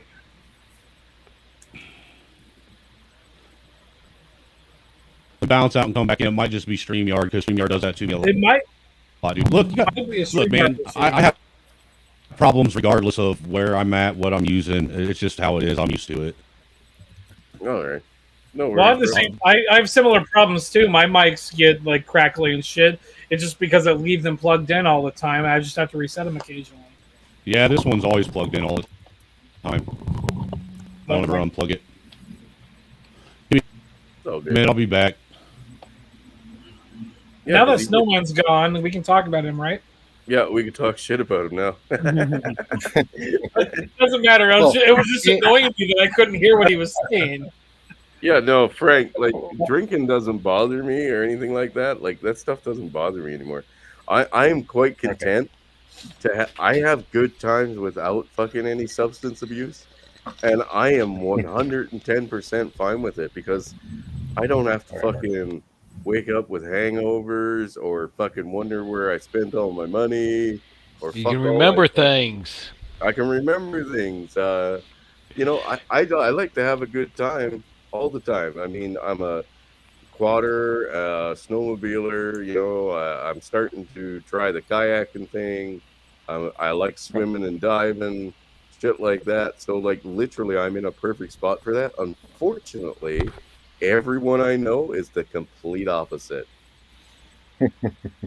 All they fucking do is sit around and drink and get high. That's it. Every day, all day. Yeah. Chris, Dude. when I come out there, we're gonna do some hiking. Oh, absolutely, buddy. Absolutely. I'm gonna be complaining and sweaty the whole time because I'm a fat fuck, but we're still gonna do it. Yeah, absolutely. I mean, Eric is Seriously, we've met you in real life, man. Come on, get in shape, man. I'm working on it, but the beer doesn't help. I think we're trying to set it up so that Eric and One Fast Act come out to visit me at the end of August, possibly start of September. So Is that any better? That's a lot better. Oh yeah, there's no fucking roboting. Yeah, I actually what I did is I went ahead and I unplugged everything and I shot it with some contact cleaner and shit. And There's still a little bit of a thing there. it's probably because of OBS. Yeah, it might be OBS. It came up as soon as you still put this sounds on. way better. Actually, it might be StreamYard because are you putting the OBS? Are you putting your audio through OBS and then through StreamYard, or Yeah. are you just going directly through StreamYard? Actually, my audio is just going directly through StreamYard. Just my video is going through OBS and then into StreamYard. So it might be a StreamYard issue with whatever software you're using. Hell yeah, Sam. I actually agree with both you guys. I think the alcohol is poison and it fucking just fucks up your good time and helps you forget your life. But that's just me. Well, Like, did you know a symptom of demonic possession is actually losing the memory of the event? It sounds okay Sounds now, but better. once you start talking, I don't know how it's going to sound. Well, I actually turned the volume on the OBS. Oh no, it's come Well, back again then. the bitch of it is, I can't remember some supposedly good times. That's what sucks. I have the same problem. God damn it. Should have did more acid, man. When you were younger, No you'd remember shit. everything. Snowman is Well, I was going to on elaborate CC on right is now. I'm just going to say don't worry about it. yeah, we're good, Joe. We're good. There's actually a demon called Ra's al Ghul, and you're familiar with Batman. Yeah, that's Yeah. actually That's after from the Batman demon. Begins, right? Yeah, Ra's al Ghul. The alcohol is actually an anagram of Ra's al Ghul, so it's actually named after a demon. And have you noticed that you want to have a top shelf spirit? Mm-hmm. So it's all based off demonic entities, all alcohol is. It's an Yeah, interesting fact for you. You know what? It's almost that's what it seems like. I mean, my father was a hardcore alcoholic. I have two brothers that are literally walking fucking addiction personalities, right? Like, I introduced my one oldest brother to a cocaine dealer. The next thing I know, this guy's like living at the dealer's house. It's like, Jesus, wow. really? That was in like a 2-month span. 2 months. He was there so much, doing so much cocaine that he just started fucking living there. And it's like, How's your brother now? he's a fucking How's he now? moron. Is he right? He's a fucking moron. Oh, No, he's no. still like that. Really? Yeah, he was a hardcore drinker his whole life because, that made him cool, right? Daddy drank, so I got to drink too. And literally, he's ruined his marriage twice, right? And he's Two pissed different away- marriages or one? No, he married the same woman twice. What? He No. married Oh, her, really? she Oh, just- No more comments. No more yeah. comments. So no he more married comments. her. Yeah. He married her, and she divorced him because of his fucking bad habits, right? And the shit that he put her through. I believe it was like 6 or 7 years later, he ended up marrying her again. They got back together, and he did it all over again. Dude, this guy has literally had the world by the balls 3 to 4 times. Owned everything. Had fucking like a successful company that worked in the oil field and pissed it all away fucking multiple times. Jesus Christ. And all for booze and drugs. Like, seriously. They couldn't even get through the fucking rehearsal or the fucking wedding without fucking him and one of his other buddies breaking out an 8-ball. Like, 40 minutes, guys. Yeah. 40 fucking minutes. That's all you had to do. Go 40 minutes without sticking a fucking straw up your nose and fucking doing a bump. And they could not fucking do it. Midway, so- they had to dip out. Yeah. Well, Sad- sometimes sad it's moment. you know how it is, man. Oh, dude, I've seen them fucking destroy their lives. Mhm, mhm. Destroy it. right? And everyone around him. I got another brother there who's next to him, actually in age.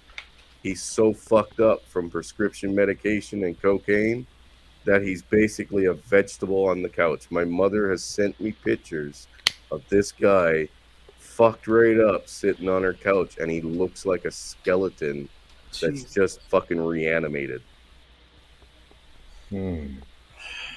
Wow. So there's your fucking demons, guys. Like I said, I Yeah. was an alcoholic fucking twice in my life. And right now, I could start pounding fucking whiskeys and coke and go all fucking night. All night. But we don't want that from you, brother. No, Yeah. it's like, why? Yeah. If you're going to be Emperor of Canada, we don't want that from you. Yeah, No, you really No, don't. we don't want that at all. Like I used to say, like, if I drink, when I get to the point of drunk, I become very honest. And I do not fucking care what I say or how much it hurts your feelings to say it.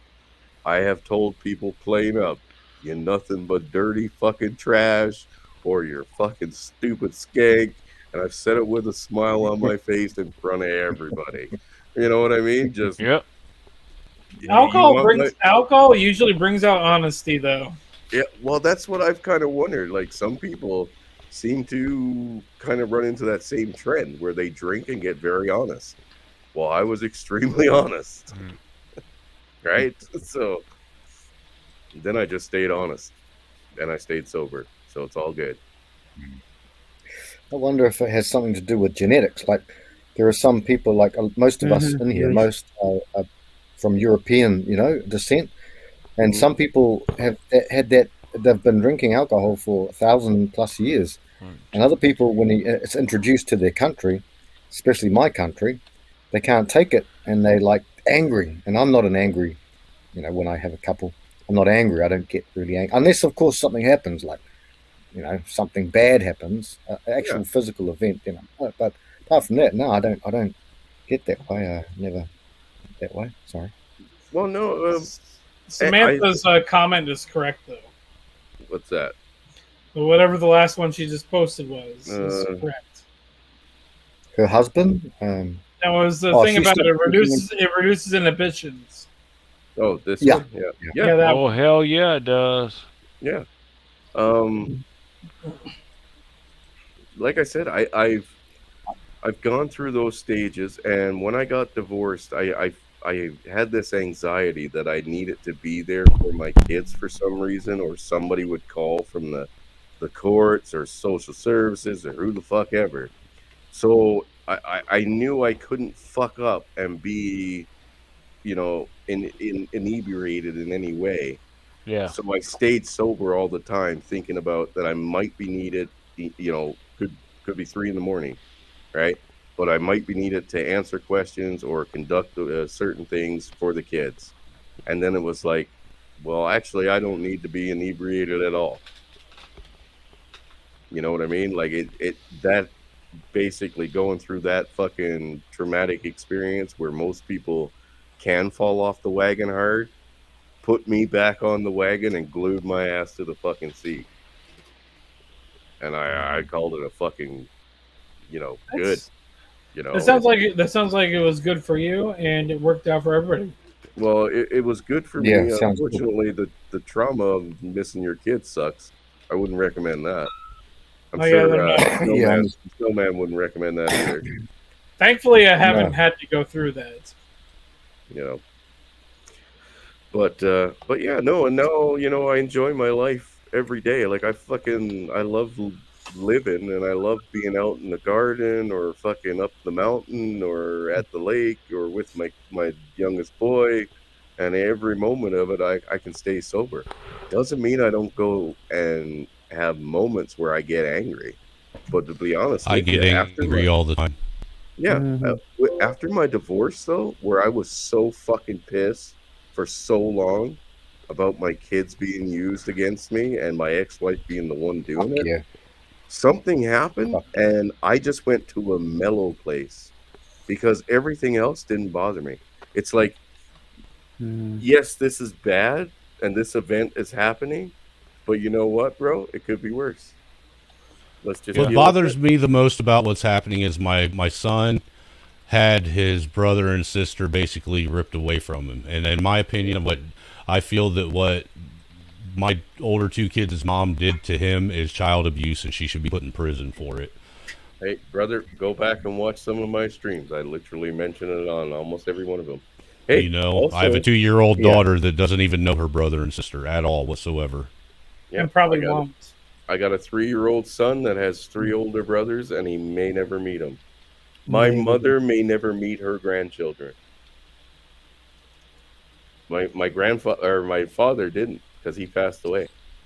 That sucks. Yeah, he passed away. He actually passed away before Michael was born, because we actually had a plan to have him and then surprise visit my parents. Right? And he died. Oh, that's right. 2 weeks. You booked the Yeah. tickets already. Yeah. And then fucking. And he died just before Christmas. Fuck. All right. So I'm actually going to head out for a second time. It was a pleasure meeting you, Frank, even though we didn't really talk all that much. Oh, no worries. No worries, brother. You're Hey. good. I know you're good. Does this with sound electronics any and all better that. yet? No. Still good. Still The crackle's a crackling, little, brother. crackle's a little The bit. the crackling in the breaking What about up now? between. Hold on. Do a full sentence. Is that any better? Oh, that's a lot Yes. better. A lot better. Did that work a lot better? Oh yeah, totally. Okay. It's a matter of getting the volume settings set right on the OBS. Oh yeah, because OBS and I think even StreamYard does like a leveling thing. So if you Yeah. call in and you're like way too high, it'll cut you off because of Yep. the high.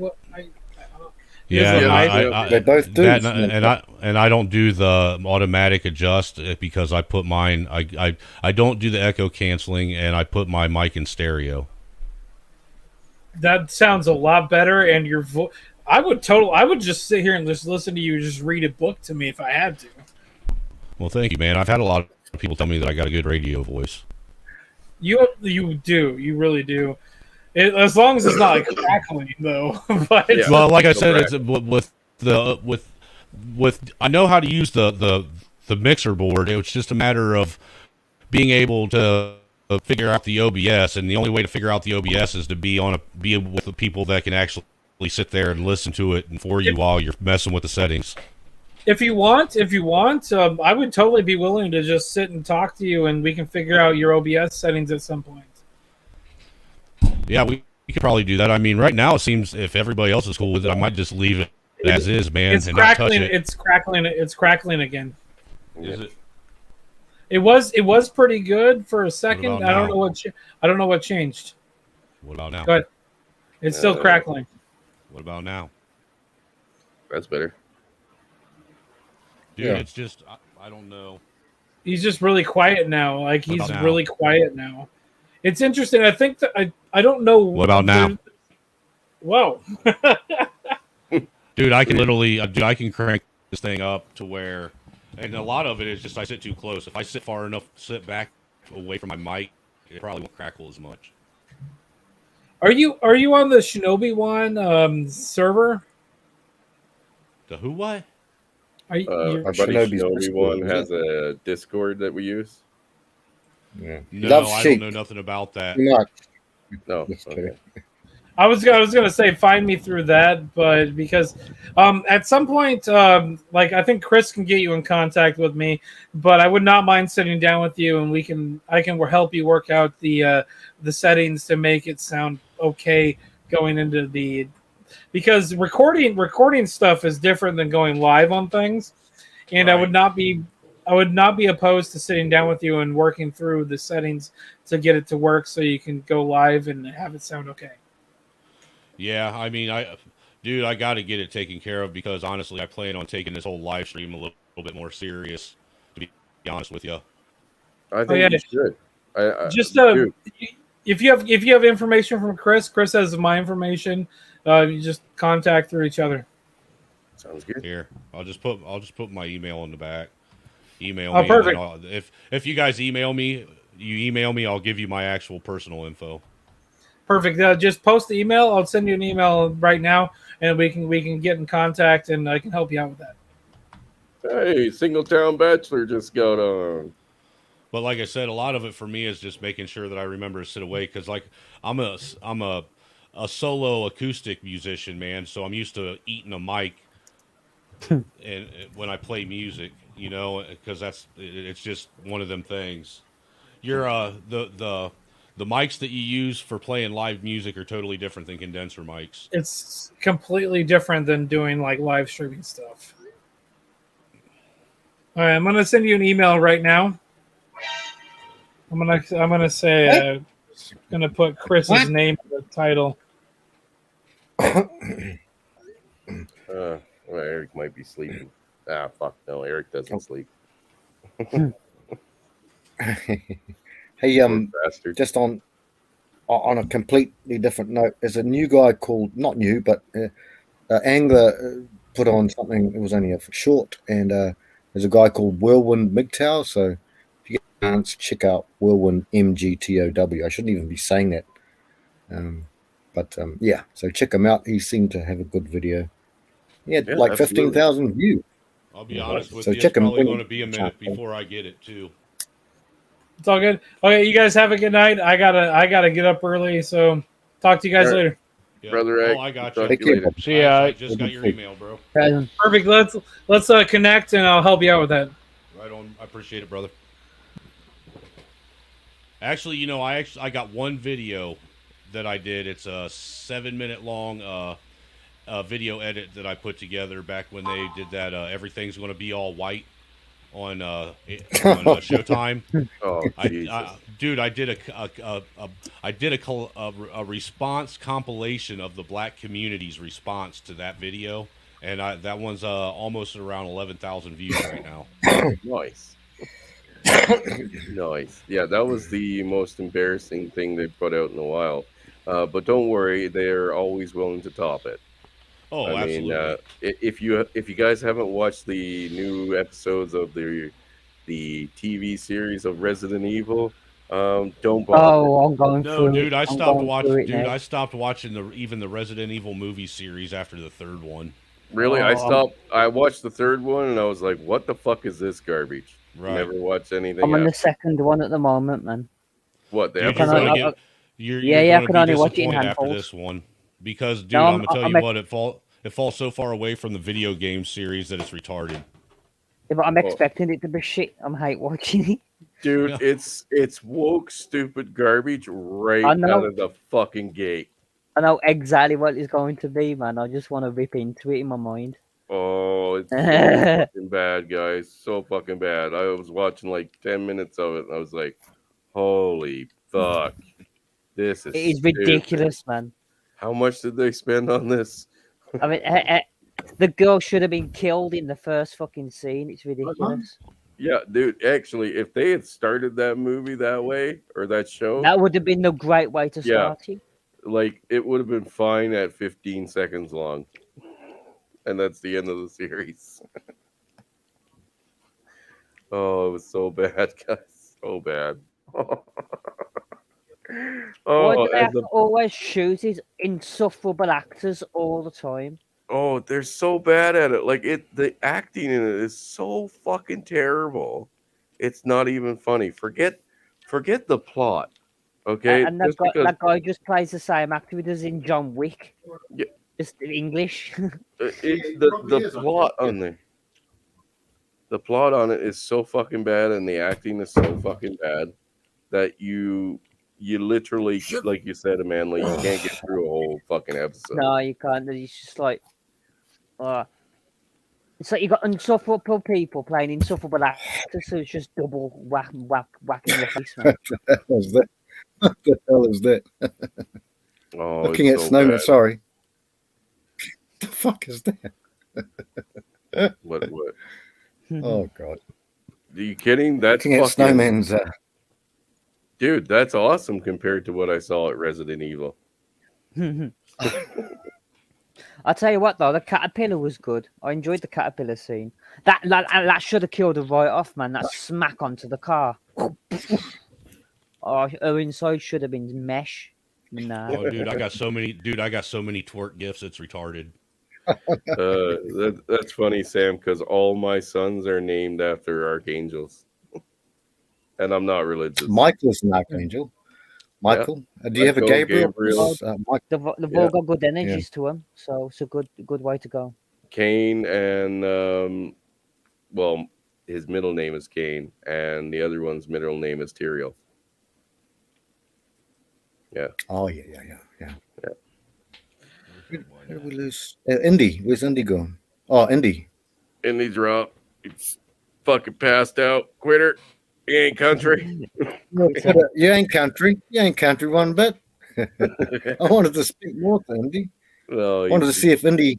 Oh, Chris, about cooking. You know, we're going to have to talk about that some stage. This one's the best watch. I reckon. Oh no!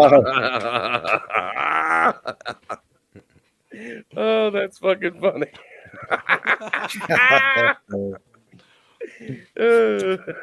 I caused Free Zone to end his stream the other night because I put that on. Trey jumped off the stream. Friezo said, "Yep, that's the end of this stream. Later, guys." Oh fuck, dude, that's hilarious. She miscalculated the body weight, eh? Yeah. Miscalculation. She went tits up. It's up. All right. Hang on. No. Well, she'll go I'm not kick right, Sam when dude. she gets older. What's that, brother? I said I'm not right. No, Manly, what'd you say? I know, so it'll go tits down when she gets older. Oh fuck. Trash. My God, like they just do it everywhere. Did you see the one where they just tore apart like a fucking store or a fast food restaurant over like dipping sauce? And they were Yes. fucking trying to twerk up there while they were fucking like Three assaulting girls? a guy. Was it and three girls. Dude, did you see him twerking for abortion? Yeah, fuck, twerking for Oh, abortion. no. Like, That's what ridiculous. the fuck is wrong with you people? And look, dude, I've been trying to get SKC to do a debate with me on who's more racist, white girls or black girls, because I say white girls are, and he says black girls are. I said, nah, dude, I'm telling you white girls are, because look, white girls will convince black girls to get up on top of a hill and twerk for abortion while a bunch of white girls sit there and watch and point and stare. Yeah, well, it's debatable there. I'd argue that the black women are worse, but they just need to be activated. Because over in UK, you're everything's conflating black. attitude. Well, see, the problem is you're conflating attitude with pure narcissistic racism. And you think white girls have more? Oh, absolutely, especially liberal white girls for 100%, bro. Maybe. I don't know about that. I mean, ever since the BLM stuff over in UK, it's been chaotic. Absolute chaotic. All these black chicks have just come out the woodwork and fighting for these black rights. And, you know, like entitlement they've already got. Times it by 10 now. That's funny. Because they've been enslaved all their life, you know. So. Like I said, it's gone to the point now where, I believe Sam is right, and it doesn't take much convincing at all. Like, dude, Not anymore, but I have I'm just seen women doing this shit, literally in the most fucking awkward and inconvenient fucking moments. Bro, I was on a live stream. Hey, brother, I was on a panel with some dude one night, and one of the girls on his panel, she literally went and started twerking while she was on the live stream. She climbs up on her bed, starts twerking. Her 3-year-old son, you see him walk into the room, looks at his mom twerking, sees that she's got her phone camera on, streaming her twerking. He takes the phone, or he walks over, grabs the phone, and puts the phone face down to where it can't record her anymore. Yeah. Good little bear, man. Good little man. Yeah, but that's just it. We've seen mothers getting, like, having their children fucking in the, like, all kinds of fucking just disgusting and provocative fucking situations, man. Like, they have no fucking cares whatsoever. I mean, fuck, they're even getting the kids to help out by holding phones. When women get in that state of emotional mind, all their empathy goes out the window, and it becomes about them and what they can do in that moment. And it's very dangerous, that is, you know. It's a matter of, when it comes to a man, it's a matter of being able to find a woman that you can get to understand that when you say that you want them to submit and that you want them to allow you to run the house. It has nothing to do with saying that you are going to be an authoritarian ruling over her. It's I Yeah. need to teach you how I need things to be ran. That way we can run this in a, you know, Together. a proficient way together. Yeah, Because I if we're lead. not on the same page here, then the ship's going to sink. Yeah, House I lead. divided. Sorry. I'll lead and get you through it, but Right. I'll lead. Just like It's not- dancing, I lead, you follow. That's right. It's not fucking you lead sometimes, and you know I lead once in a while until you don't like it, and then you take over. No. I lead. You follow, but Is I'll that a get you picture of- through it. Who's that a Junior picture of? little guy. That's me and my son. Oh, that's a cool picture, man. Downtown Indianapolis. Minneapolis, eh? I missed Saunders. Yes, I did. Oh, Indianapolis. Yep. It's that bridge that goes right by Lucas Oil Stadium. Samantha, I don't know. I was trying. Yeah, Corey, you never know what you're going to find on here, homie. Go back and watch from the beginning. You never know. Yeah, I haven't got Darth Vader dancing.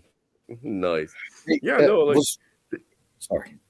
The internet's fucking literally full of those fucking moments, guys, of complete fucking insane debauchery that young women do with their little children around just for fucking attention.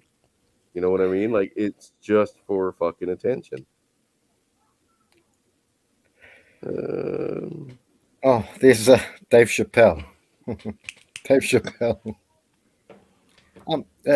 Chris, When you I think can't drop, that, when I can't drop the N bomb, but I want to drop the N bomb, this is what I put up. yeah, Dave Chappelle can do it. He has that privilege, I guess. Oh no! Although they do got me, that I have been clipped several times. Dropping the N bomb on some of these Black Manosphere platforms. We all know Yuri Bezmenov, don't we? And we know he was yeah. systematic. And it was India. Where's Contriver? I saw Contriver was here. I just had so many things to do, so I thought, fuck it. Excuse my language, but I wanted to see Saunders. I wanted to see Riggs, and others, lots of others. But he set it out like an absolutely surgical, clinical disposition. Sorry, not disposition. He set it out exactly how they did it in the KGB, and he told us exactly what's going to happen, and we're seeing exactly what's happening. Yeah, America first. So. Hey, I've been telling people, me and my wife have been together for almost 10 years now, and I predicted all this shit about 5 years ago. Was telling people that what we're living through, what we're seeing right now was going to happen, and they all thought I was nuts. Yeah, well, I mean, I guess it was about 3 or 4 months ago, we started saying that, you know, it's no longer conspiracy theories, it's spoiler warnings. Right. That's what we have now. It's not conspiracy theories, it's fucking spoiler warnings. Well, look, dude, what sealed the deal for me was after the whole Michigan thing, where it's tried setting me up and set up a bunch of my friends, and then they did the erection day in January, and then they erection day. And then they when they put us in lockdown, I told the wife that we were never going to get all of our freedom back ever again. No, you won't. Like it was never. And there's people that actually believe that we do have our freedom back, and I'm like, no, we don't. We're not even close. Insane. You're insane, dude. The Trudeau government is now confiscating every fucking dollar bill that comes across the border. So if you sent your let's say you sent me $5 in a gift card, right? Or in a birthday card from the US, the border patrol are now going to open that package, take out that $5, and then send me the card. And if you sent a money order, they tax it. They open up the package, see there's money orders in there for whatever fucking price, and then they tax you based on that price. Well, this is what I find interesting that's going on in America right now, that everybody, well, I won't say everybody, a lot of people seem to not have a problem with. First off, this is a country that it basically spends all of its time focusing on race, racial relations, white supremacy, this, that, and the other. And we are literally, as we speak today, funding, federally funding through military aid, a country that has been built on white supremacy. Ukraine has always been a hotbed of white supremacy, always, straight up. Yeah. All right. So why are we sending? We just sent, like, what was it, $20 billion, past the $20 billion bill that got that Gallons. of military aid to get sent over there, and they turned down I think it was like a $22 billion bill to actually help the fucking small business owners in America that lost their livelihood because of the federal government. We're helping another country, which is a hotbed for fucking racism and white supremacy, but telling people right here in our own country, fuck you, figure it out. Snowman, this is a Trojan horse. They always were Trojan horses for decades and decades. Since that school, what was it called? Chris, Chicago, Manly?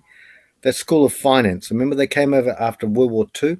They went there. They went to Washington, D.C., and they established themselves. What are they called? The bloody CFR? bastards. You talking about that's CFR? not. They're not. Yeah, I know that one. And they're bad too. That's SOROS funded, as well as many Right. other big rich people. Well, I see, know my what you're father-in-law, talking about. my father-in-law, before he passed away, man, he had this book that I ended up reading. It was called The Mind of Hitler. All right. After I read that book, I had an epiphany. It's all the stuff that everybody's been saying. I was sitting there talking to him after I read it. I looked at him and said, you know what, Nick? I had an epiphany about everything. He's like, what's that? I said, after I read this book, I realized that World War II was actually funded by the United States, and it was they were helping fund it as a trial run to see how people would react if too much government power was forced on them too quickly. Because if you look at what happened in Nazi Germany, that's kind of really what's going on right now. Only the difference is they did that in a matter of a decade with Hitler in power, and now all those people from Germany came to America. A lot of the top, if you look at it, a lot of the top military strategists, a lot of the fucking scientists, a lot of the fucking political analysts, all the propagandists, they all came over to America for asylum, and we put them to work. And then what they do, they started they started implementing that same propaganda from, what was it, 1930 something until now. Instead of it being 10, 15 years, they spread it out over 70, 80 years. That way, when kids ask their parents or their grandparents, they would be able to sit and say, well, yeah, that's kind of how it was when I was a kid, Yeah, to make sure that it's not implemented too soon, as like David Icke, when he was on London Real, before the video actually got taken down, right? He stated that he's like, governments will create these moments of strife or wait for a catastrophe to happen to implement certain procedures as an emergency, right? 9/11, yeah. And then they promise that it's only short term at this point, and then they roll it back, but they never roll it all the way back. They never roll it back. Once it's implemented, it always stays every time. Never roll everything all the way back. They will There's leave. never things, ever and been a it's government taking control and power from the people and giving it back willingly. No, it's always had to be taken back. That's where we've lost our way. We believe that the government is the fucking one above all, right? They were supposed to work for us. That was a job that they did as service to the people. People are starting to enjoy it now because it's creating more jobs. So but it's really not. No, when the government here creates jobs, they mean government jobs. Yeah. So they're recruiting the exact government. behavioural type of people that are wanting there. When the government here creates jobs, they mean welfare. See, well, listen, for us, they mean like they're putting things in the water. It's turning the frogs gay. I'm telling you, Alex Jones is on the money. dude.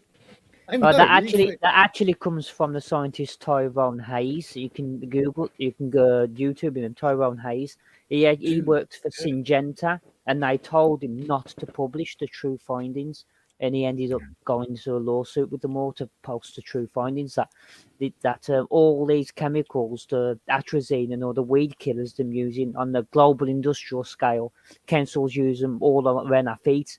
On the pavement we walk on, them spraying on it every week. So I used to work for the council, and so this stuff is turned all the frogs gay. It turned them, it made them grow 2 sexual organs and had all these deformatives. So that's where Alex Jones got that from. The scientist Tyrone Hayes. It's the way he put it out there that made it so fucking. It is brilliant. Right? It's a meme, yeah. When I first heard that, I was like, "Holy fuck, he's taking it to a whole new level." Right? Because very blue pilled, very fucking, blind to what government actually was and what was really going on and the corruption, right? That's a good thing with Alex Jones. Is like before the meme thing took over the internet.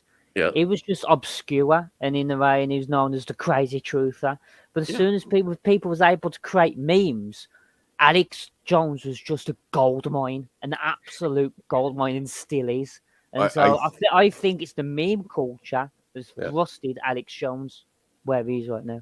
Well, I think on Tim Pool, they mentioned that everybody in the world that is alive right now that heard Alex Jones over the last 10 years all owe him an apology.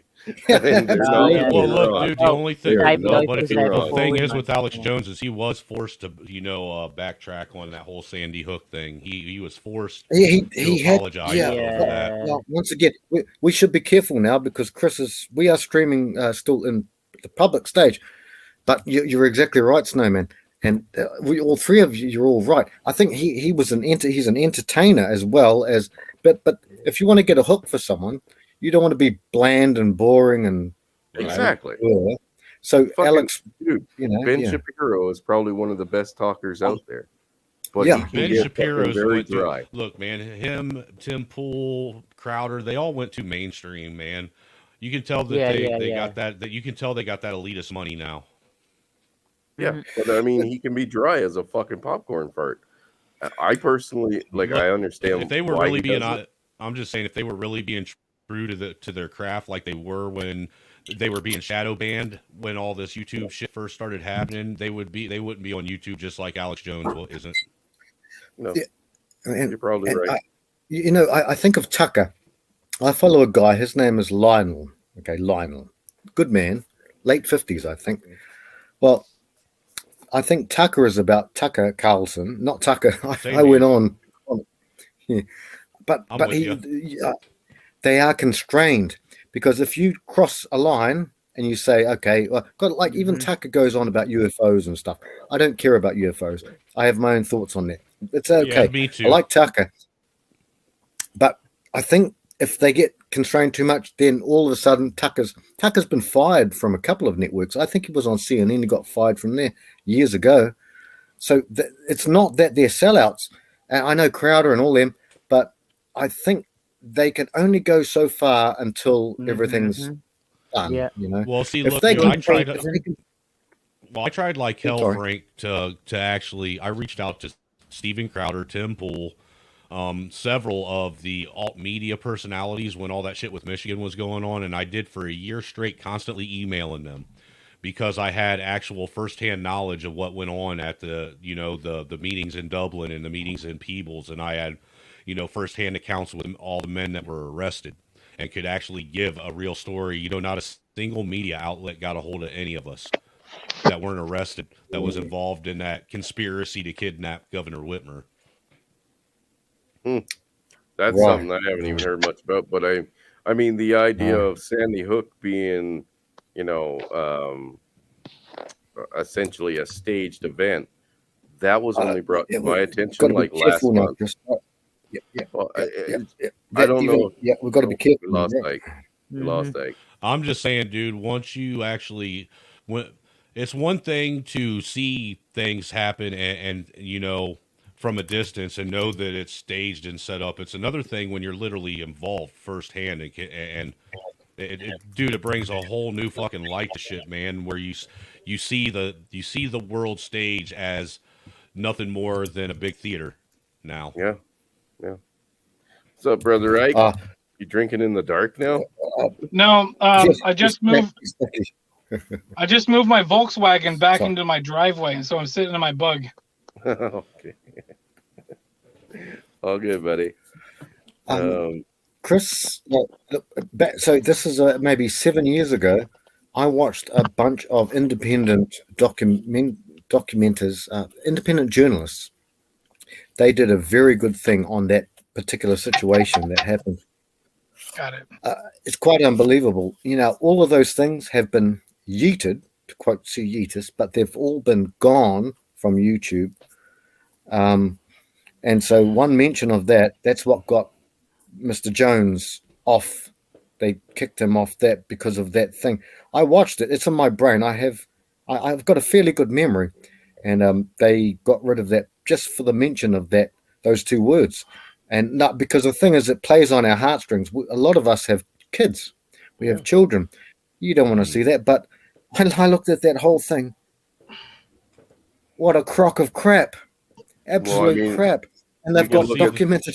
That's for the motherfuckers. Well, that's the thing that people get confused, Frank, is the fact that when people say, the FF term, that they think that you mean that it didn't happen, that people didn't die, that people weren't hurt. Right. And that isn't the case at all. What they don't realize is that term doesn't mean that. It just means that it was orchestrated by someone for a nefarious reason.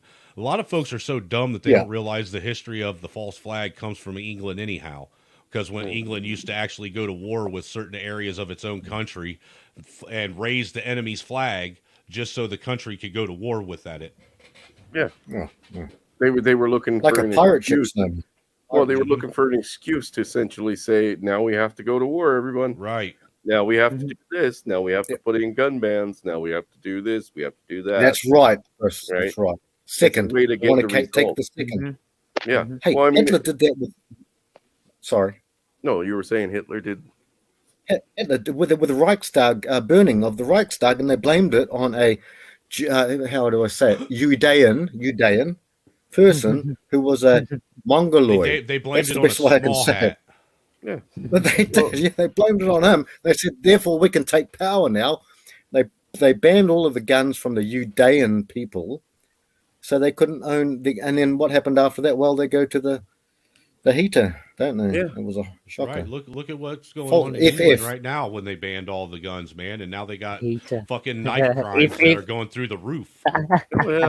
Yeah. And aren't they talking about trying to ban knives over there now too? Yeah, you can't order a kitchen knife and pick it up or some shit like that, or have it delivered to your house. You have to go to a store where they'll hold the package to confirm that you're over. I mean, how long is it going to take 18 before they ban a pencil or a pen?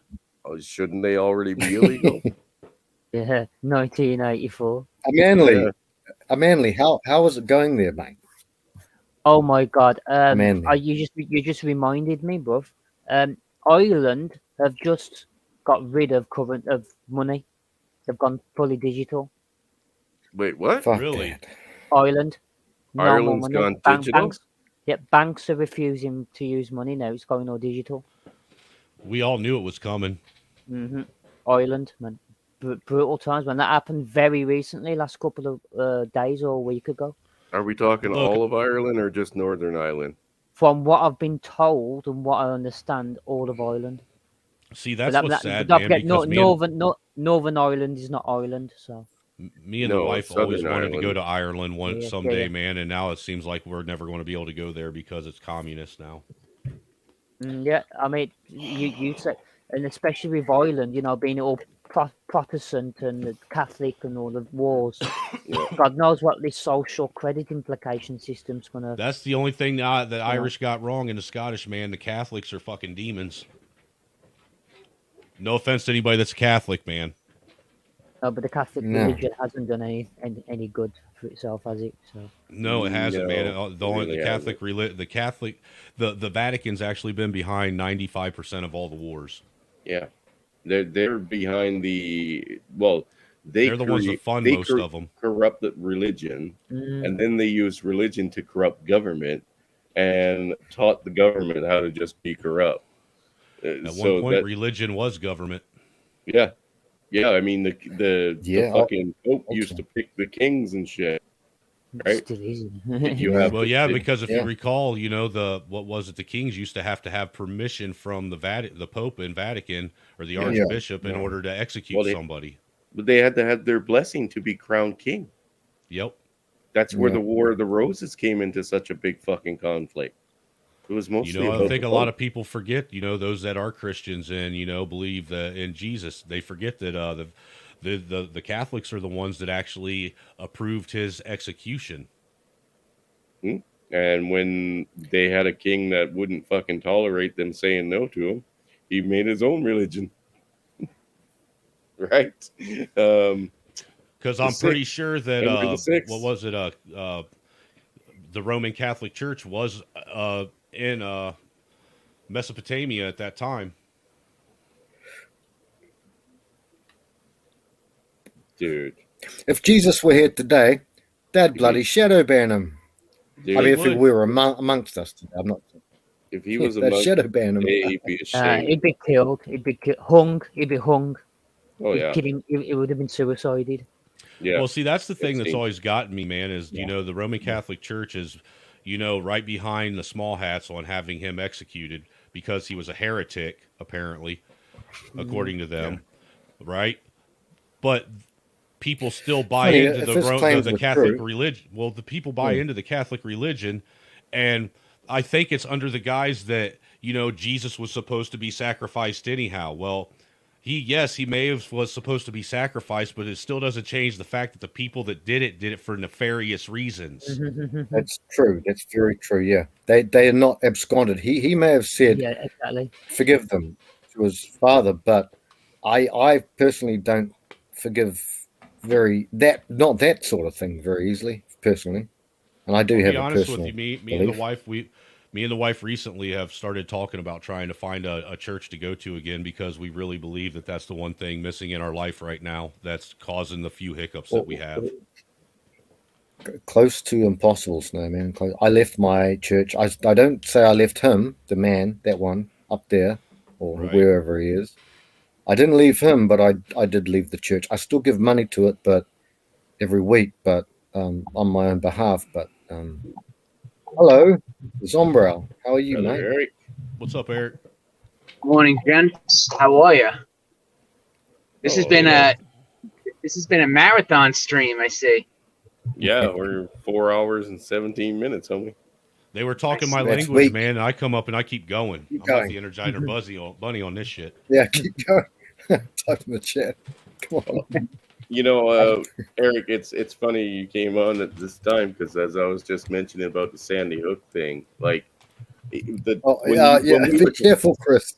Well, fuck it, I don't care. When we were talking about it, and you and Bob were basically explaining to me what it was all about, and I told you it's like I couldn't even fathom that idea that government officials were allowing little kids to be fucking killed. And you guys basically told me, like, you have a lack of imagination. That's generally something I tell other people.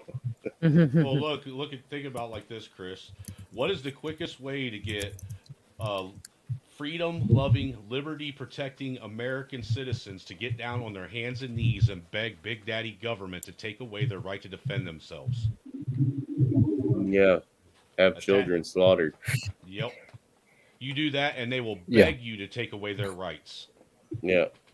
Yep. And I mean, a few days ago, I linked the documentary that I watched about the two young boys on the track, or two boys on the track. I Oh, think yeah. Once again, Chris, we've got to be careful. We know all the stuff. Fuck that. Fuck them.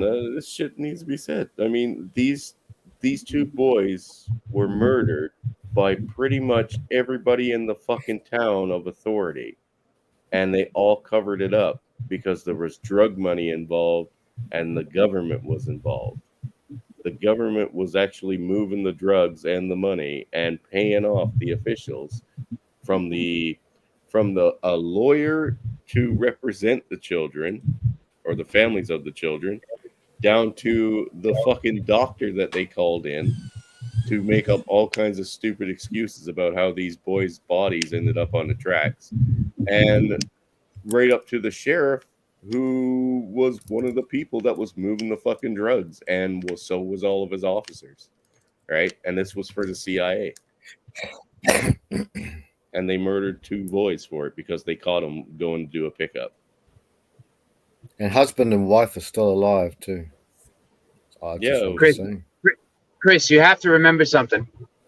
Jordan Peterson mentioned this about the Canadian Foreign Secretary back in the 90s who said that he couldn't imagine someone being that evil, like when he was talking about like the Serbian and Croatian genocides.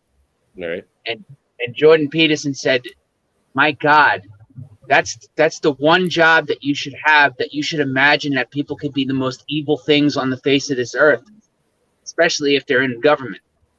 Yeah. Not in my empire, brother. Not in fucking my empire.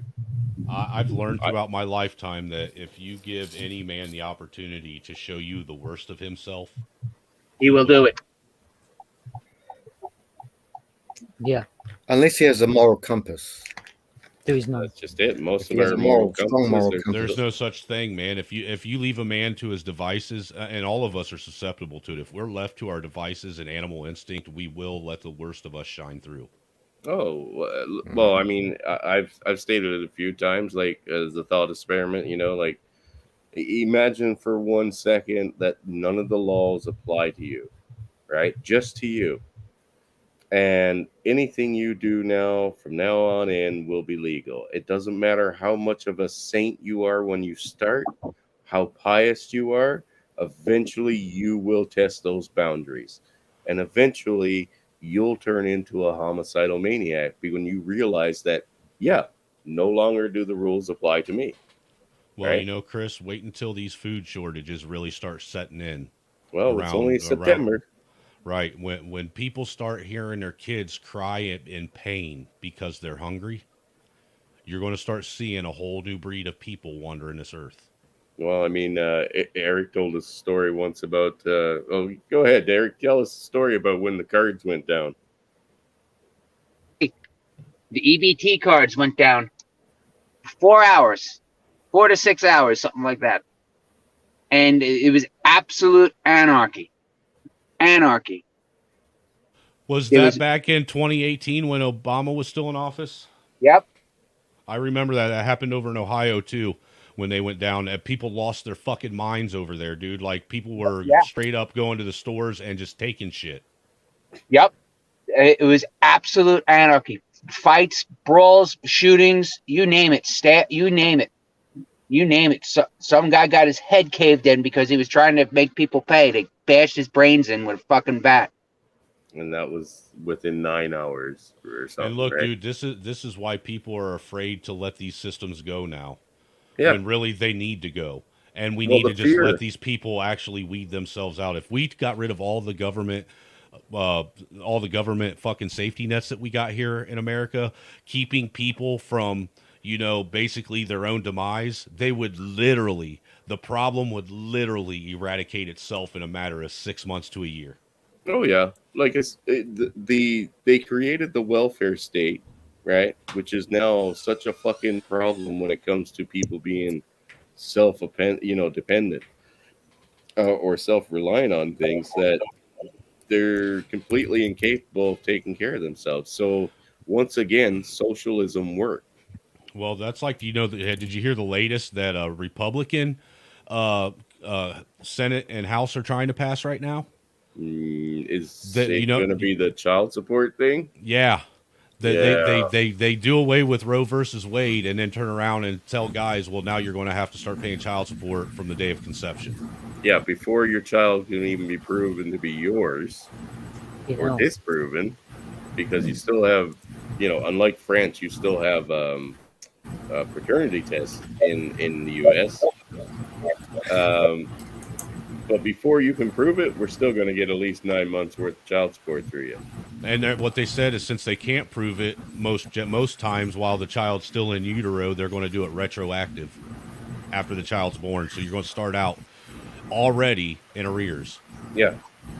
So what? Hey, dude, and that right there should tell people it's nothing but a money hustle. Because look, what does the child need? What support does it need while it's still in the womb? The only thing that needs any support is the mother carrying it, and it ain't. And my wife even said, look, the bottom line is it ain't no different than a woman still needing the same kind of doctor's care when she's not pregnant. But you know what that shows us? That there's so many people walking away, so many people who aren't getting married, having kids, that the system's starting to collapse. Get panicking. Yeah, it's the bachelor tax essentially halfway there anyway. They'll just start fucking putting everybody on child support. I believe it. Look, dude, I believe that men should have the right to financial abortion. I really do. I do too. Financial. Well, the way I see it in my new empire, fathers are just going to have equal rights, and there will not be any child support unless you want nothing to do with your kid. Well, see, and that's the thing is women don't even realize how much control they have, that they could literally, if they didn't want to be such flagrant fucking whores, they could literally change the way these men are acting just by closing their legs and making them actually be real men and earn the right to be able to procreate with them. Bob, what do you have running, dude? That's the problem. Bob's got something running that I can hear in the background. It's just taking over.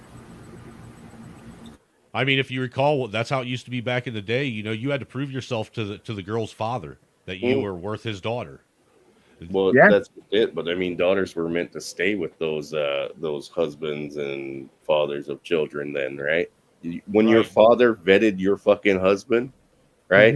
Mm-hmm. Or even essentially paid a dowry to fucking get you hooked up with him. There was a reason behind that. My wife. People used to know each other. And cities used to be smaller, and used to know the person you used to get with, and parents used to all know each other. Yeah. And basically, this is why many marriages fail, because you get to know them while you're within the marriage, and before you used to already know them, and that's why people hooked up. Well, I mean, everybody's blind dating. Every single marriage right now is blind dating. At the same time, small villages, mainly. Small villages, and everyone knew each other, and not the internet, not worldwide dating and shit like that. Well, see, that's the problem. How are you supposed to even have? How are you supposed to have a small village because the community starts at home? Yeah, with the family. Well, that's just it. They destroyed the nuclear family, right? They essentially promoted the idea of women separating fathers from their children. They glorify promiscuity. They glorify promiscuity. They glorify fucking single motherhood. Encourage. They don't just glorify it. They encourage it, and they enable it, and they fund it. Not only that, they'll fucking gun you down for it. They will gun you down for it. Because think about this. They will gun you down for it. Because I pose this to many women. In what world, what sane person in any world would give children to a person who cannot financially or emotionally or physically care for their children? Yeah. Oh, that would be the ass backwards world. Mm-hmm. I mean, think about that for a second. That's absolutely absurd that's how governments are set up. Children. No. What's that, Manly? But not even just that. Does the environment even support it? A lot of people live in environments that are not fit for kids. I mean, look at the schools around them, look at the people around them. I mean, my niece started tantruming because she learned it from other children. Yeah, no, I didn't play that garbage. When my kids started that crap, copying other kids' tantrums, that's when you put the hammer down. Yep. My kids, no way. Nuh-uh.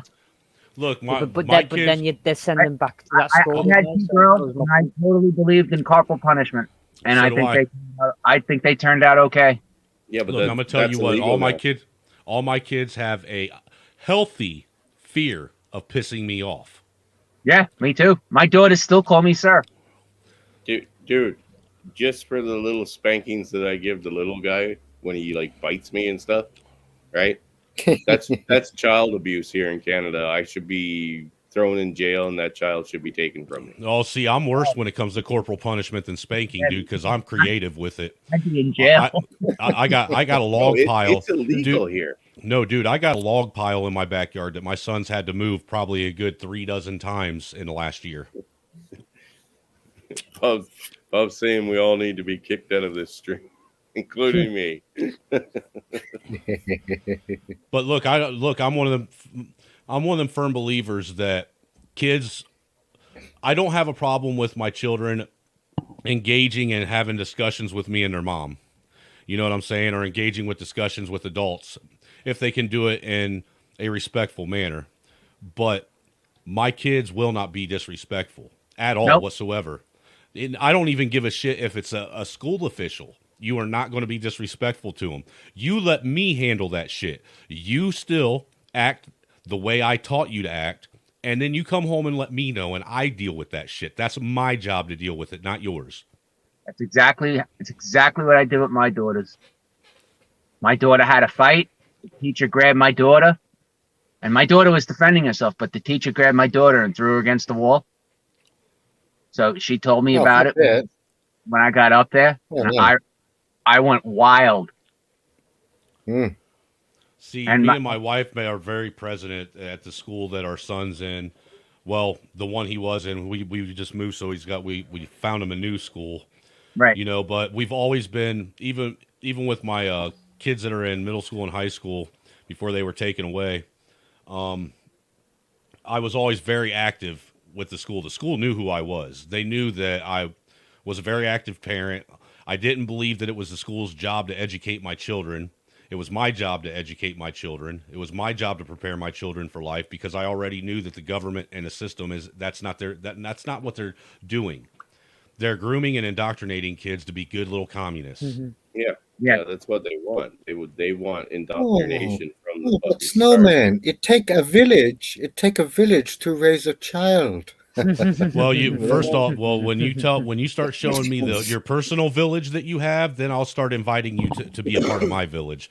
But until then, I'm not letting a bunch of fucking strag-ass women that don't know how to raise their kids say they're fucking independent single mothers, but have a boyfriend living with them, get child support, have welfare, and the government's paying for them to go to college around my family. Ain't happening, because that right there is a logical fallacy. You are not a strong, single, independent nothing when you got a man living with you, getting child support, got government funding, and all these other social programs paying for your way through life. Yep, Exactly. Yep. But see, that's how they bribe the voter base, right? That's right. This is where the idea of repealing the 19th in the U.S. starts to make sense to me. I mean, I have no problems with somebody voting for someone or having a say in who operates in their government. Here's the problem: when they can bribe you legally and set up 9,000 fucking programs for one gender, now we got a problem.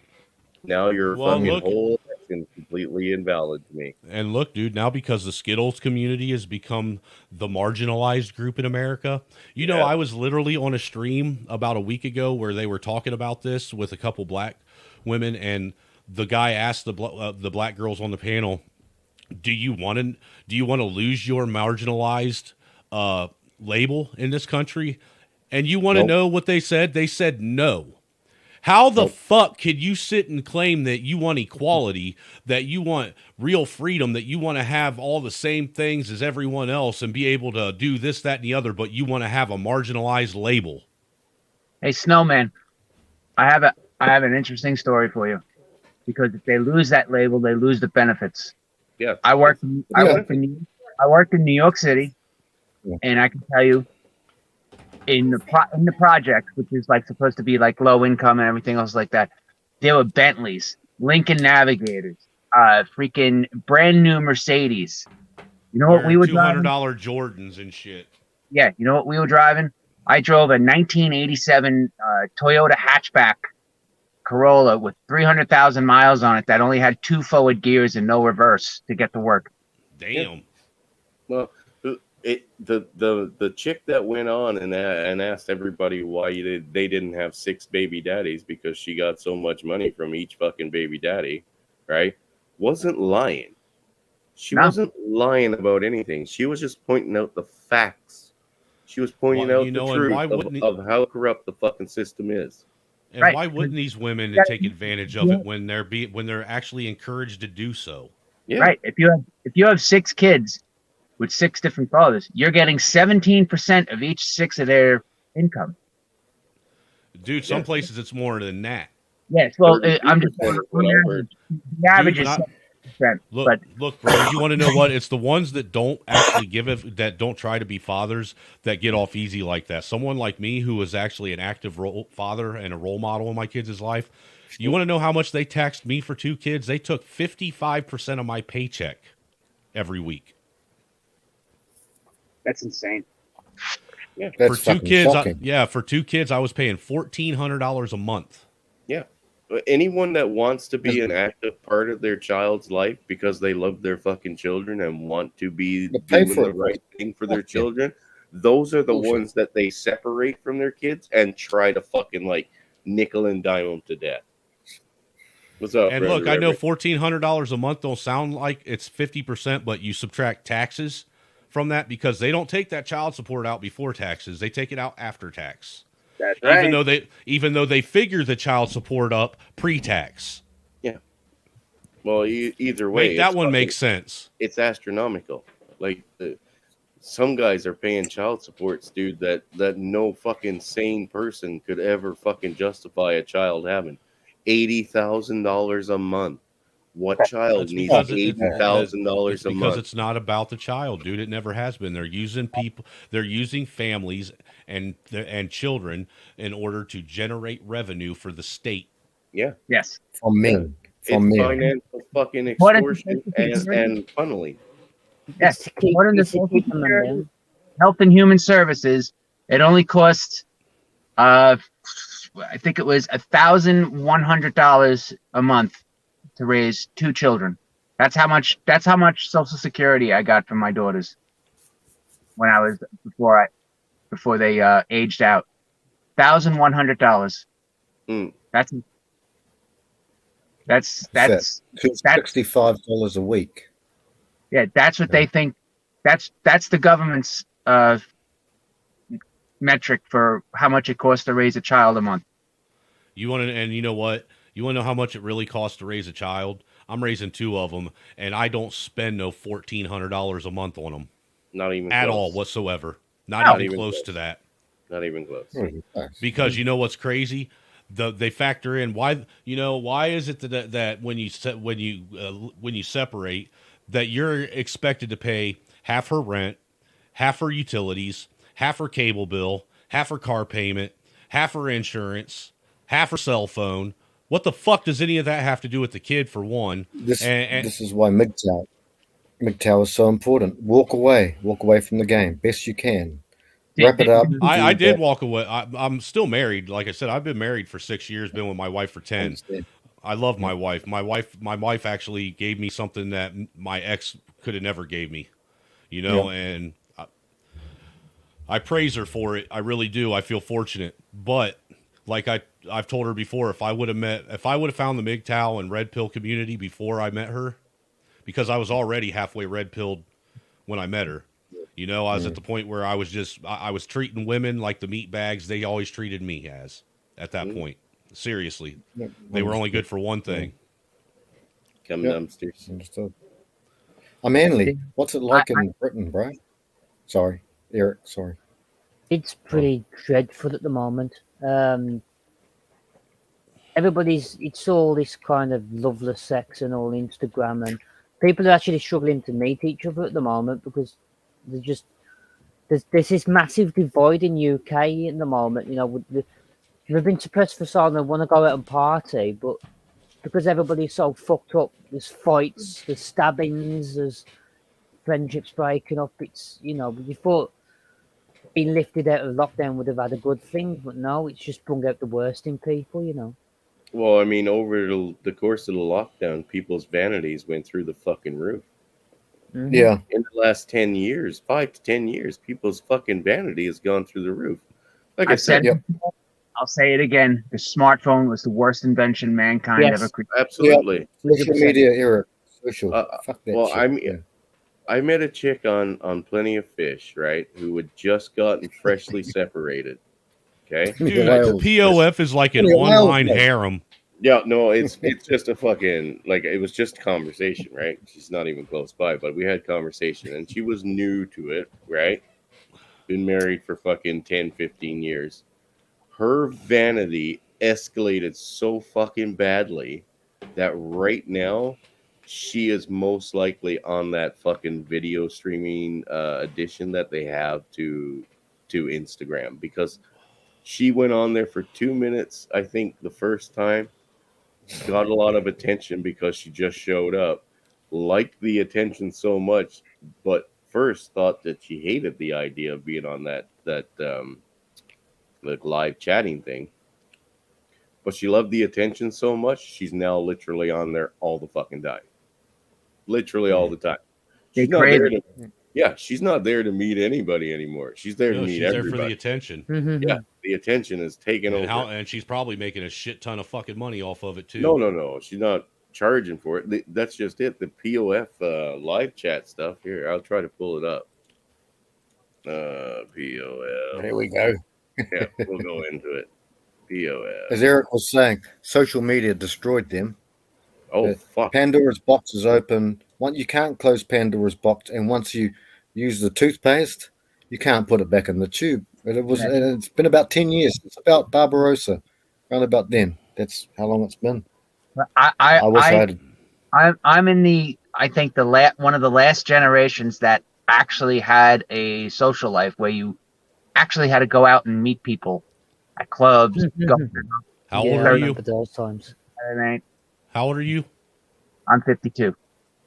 No, I'm one of the last generations. I'm 40. I'm Me, 43. I'm 36.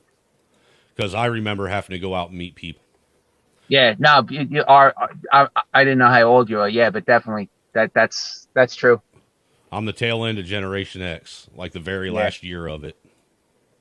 So Eric it's was a cop this in part New of the York. platform. Doing right? well. So Doing well. Oh, here we go. What's going on? They've added this like live streaming, almost Instagram mixed with fucking Twitch portion to the fucking dating site, and now this is like all it is. This is what they do. It's all about how many people will watch them go on and just chat with them. It's fucking narcissism, Chris. Yeah, they Just are. narcissism. None of these people are actually here to fucking date anyone. No, Right? they want validation of some sort. Yeah. It's almost sad. Really It is. is sad. It's sad. So you- yeah. Let's see if we can find one that's close by. There's no honor in that. There's no honor in that. But that's I just don't it. see any honor. This idea of Excuse me, I have to the- mute myself. Yeah, Hang on but a sec. their version of honor is that ring on their finger. Yeah, That's their honor. but that's just it. These women are going to be on here forever, even if they are legitimately looking for someone. Their vanity level is so high that They'll it never- doesn't match reality anymore. Yeah. Not that they can't find a man, right? It has nothing Can't to do with keep one. that. They can't fucking pick one because they always think there's one better. Spoiled for choice, Chris. Spoiled for choice. Yeah. They're spoiled Yeah. for choice, brother. They like, dude, I mean, I'm sure most of them are, at least got a good personality. You know what I mean? Not that they're the most attractive out there, but yeah, at least got a good personality. But once they get sucked into the attention here, like, this old broad's probably got 500 fucking dudes messaging her. And she's probably in her 50s. Can't Which settle one? down for this one right here. She's probably like 50. She looks 50. She's Oh my 45 God! Yeah. Oh gosh, no. 45 years old. That ain't a fucking looker, but I mean, I'm sure she has a good personality, right? Yeah, right. I bet you a fuck that just okay, she's 45. Let's take a guy who's 35, 10 years younger, right? can be chiseled right the fuck out. But he's Yeah. just one guy. She couldn't settle for that because he's just one guy. They get attention from hundreds of guys in a day. So he can't settle for just one guy anymore. They're literally unobtainable by design or by their choice. There are women I see on here, dude, that I've seen since day one of joining this fucking program. That's which was insane. 6 years ago. That's insane. Yeah.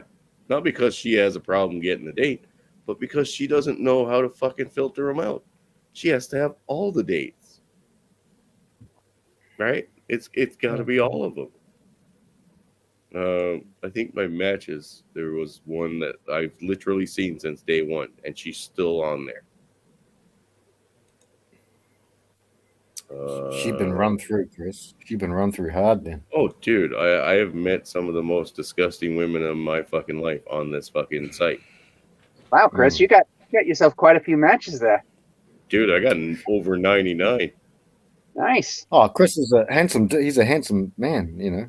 Yeah, but I can't view Full them, homo. right? And some of them are just views. But yeah, it just goes to 99 plus. But these are the matches that they pick, right? So this is like Plenty of Fish is picking out people based on like personal interest and shit, right? So all it is, it's not that me and this chick has anything in common. It's just like might be one of our like hobbies or something might match up, right? So I like coffee and outdoors. There you go. There's a match. You're compatible. She's into Wasson. That's like 38-year-old woman. Where's Chaos? He's not here. I need my Yeah, but glasses. 5'4". Yeah, that's like 9 fucking hours away. You know what I mean? Gentlemen, I am going to jump out. I'm going to hit the gym. Good talking to you guys. All right, Same, brother. man. Have a good day. I didn't think you were sleeping. Take care. Look after yourself, mate. Hey? I've been bouncing back and forth listening. I've been up for about 2 hours. Like, have a good Well, night, yeah. guys. Well, look after yourself. Don't overdo it at the gym, brother. The thing about these dating sites right now is you can pick 5 women that you see in your area, right? Go back 5 years later, you will most likely find at least 4 of those 5 women still on that dating site, still active. You telling me it takes you 5 years to find a fucking boyfriend? When you got, like, literally, you can show the fuck up and get hundreds of people willing to at least start a conversation with you to see where it goes, right? But, yeah, why would you give up the attention of 500 men for one? You know what I mean? Remember, Chris, when you were making that one of the 2 profiles, we did 2. Yeah, we did both. I was live. We did it both. Well, one of them you said that there was a picture of a girl that you knew. Remember that one? And you said she's local. She was local. Yeah, no, they're fake accounts. So what they'll do is they'll steal fucking pictures off like Instagram and Facebook and shit like that from all over the world, all types of women, right? And they'll make these fake profiles for them. Facebook is actually really bad for it. And yeah, we actually found somebody I know from the East Coast, and it says she's right here. So, you know, it's like, okay, you're not even fucking trying anymore. You know what I mean? But they'll go on and like take fucking pictures of Instagram models who are extremely famous on there, right? Extremely well known. And they'll try to pass them off as local girls that you might know. Okay, this is a local girl. This is fake. So bait, real. Bait, real. Bait, real. Bait, real. You know what I mean? Yeah. Like most guys should figure that out, but you'd be surprised. Like it's a scam that they do on here, and they actually fucking do pretty well. But you're talking about trannies then. Oh, dude, there's trannies on here. There's trannies on here. We saw trannies here the other day. Maybe we can find them in search. Oh, I remember a tranny that you saw once, Chris, on doing Yeah. that thing. Yeah, there was a tranny on here the other day. Oh, yeah. And the Facebook. best part, the best part No, about no. this is you can message anyone. Like you don't have to match with them to message them, right? So I messaged her and asked her a few questions. There was another one not far down here that claimed to be a virgin, so I had to message her and ask her a bunch of questions. Where's Chronic? Where's Chronic? Yeah, where's Chronic? Yeah. And then there was another one who was 42 years old, right? Mm. Looking to settle down and start a family at 40 fucking 2. And I had to ask her, like, where's your logic in the idea of starting to have kids? Oh, here's the virgin. She's the virgin right here. Okay, which one?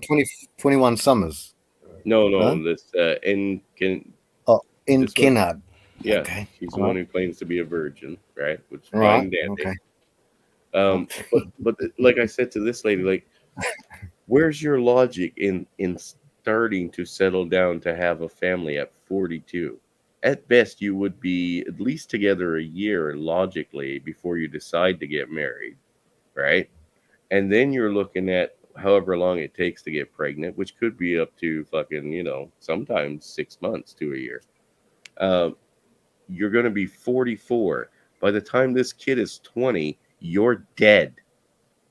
Mm.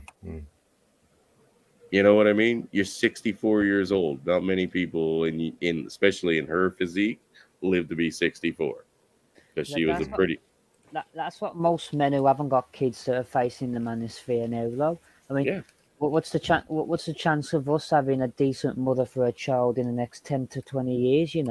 We'll be facing having a child in our later years if we even get that chance, which is not looking like it. This chick has been on here for years.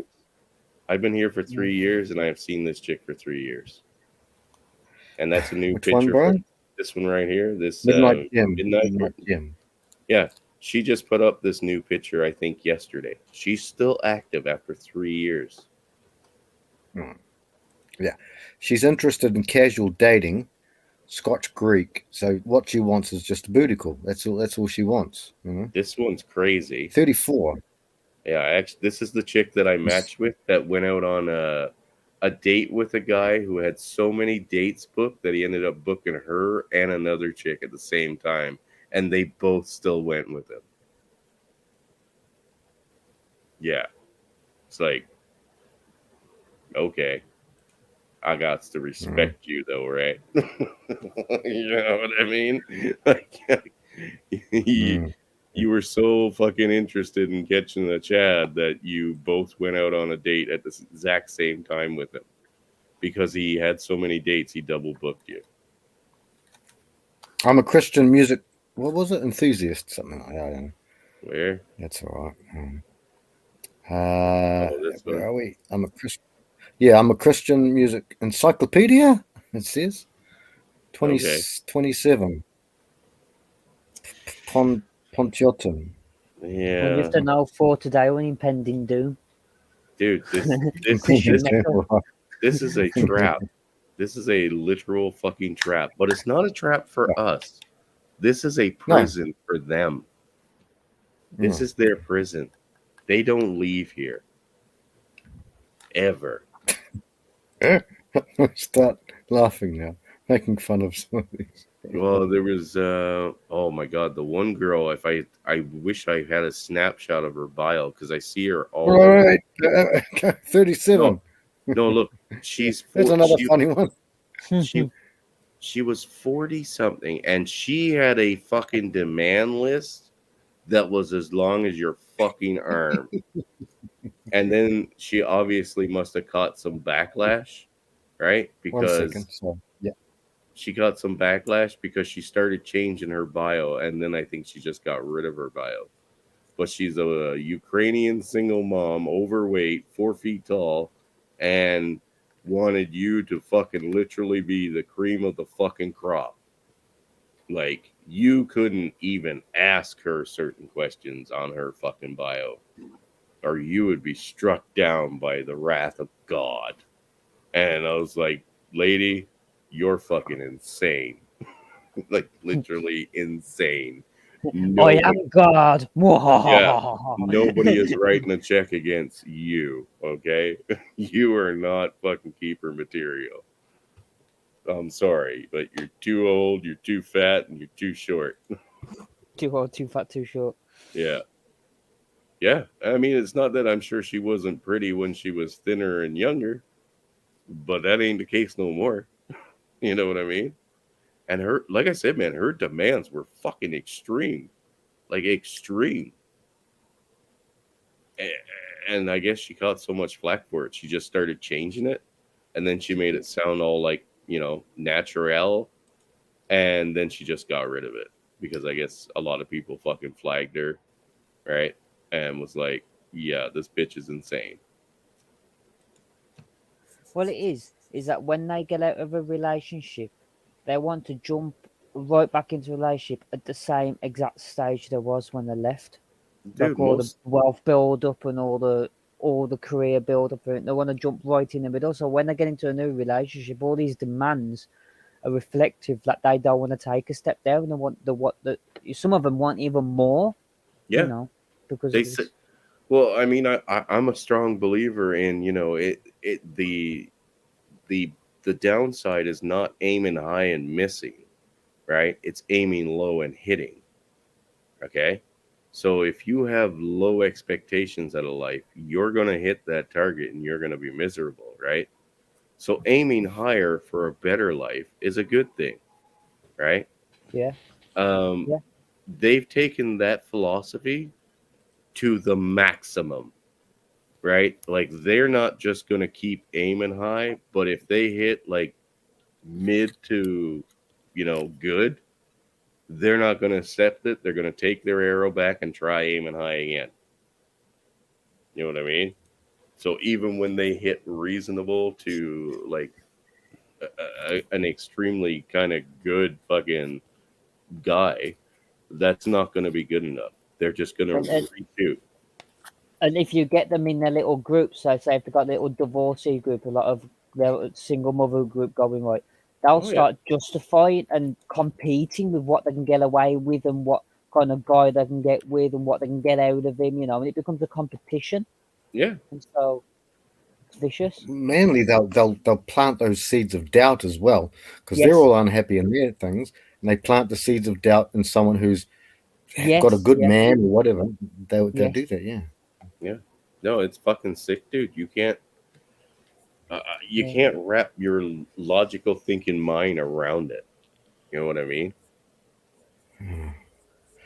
Well, Theologically it speaking, takes a lot of time. It takes a lot of fucking time, and we haven't got that time. You know, life doesn't permit us with that. To answer Corey's question, every woman that is of breeding age and, you know, fit and attractive, even like to a level of normal, will be put into the breeding program and assigned husbands. So yes. Everyone else goes to fucking whorehouses or the kitchens. Hey Chris, licenses to breed. This is Corey. No, you get a wife and you fucking breed with her. You get assigned a wife and you fucking breed with her. Make more babies. Aussie. Oi. McTown. Yeah. Make babies. We'll all light up. Fuck it. Well, I'm going to have one more smoke and I'm going to call it a night. Fuck, we're going on 5 hours, guys. That's insane. It's fucking 2 o'clock. That's a good stream. People are nuts. Crazy. That's only halfway down the stream for some people. Oh yeah, shivers. We barely touched the rabbit hole. Oh, good fuck. mother.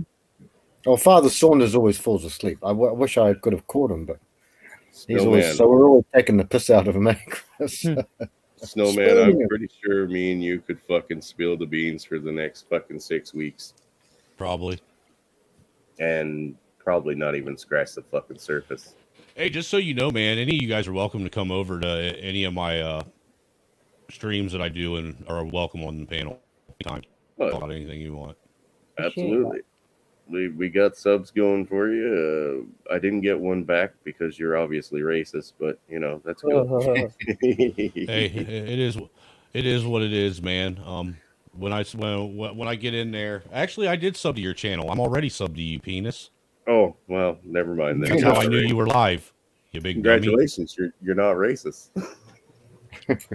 Well, you know how us black guys hate white guys.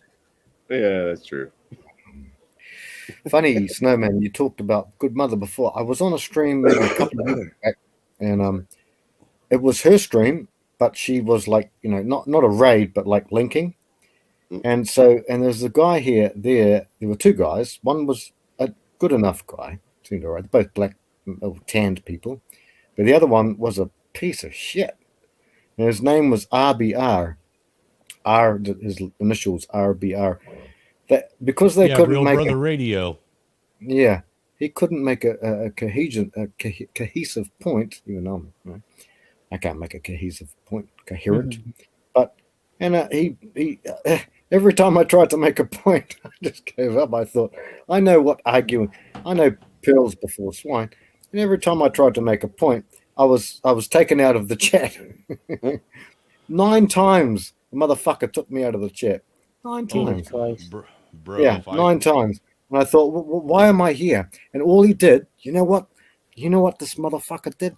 The whole time he called me a Nazi and a racist. And I thought, yeah, fuck, bastard. Welcome to real racism, folks. It Because was that's how I was introduced to him. Yeah, I don't like that guy one bit. He said he could take Thomas Sowell in a debate, and he called Thomas Sowell a communist. Thomas Sowell is not a communist. Dude, he couldn't even take me in a debate on a channel that was nothing but a Rumble channel. Yeah. He's arrogant and old.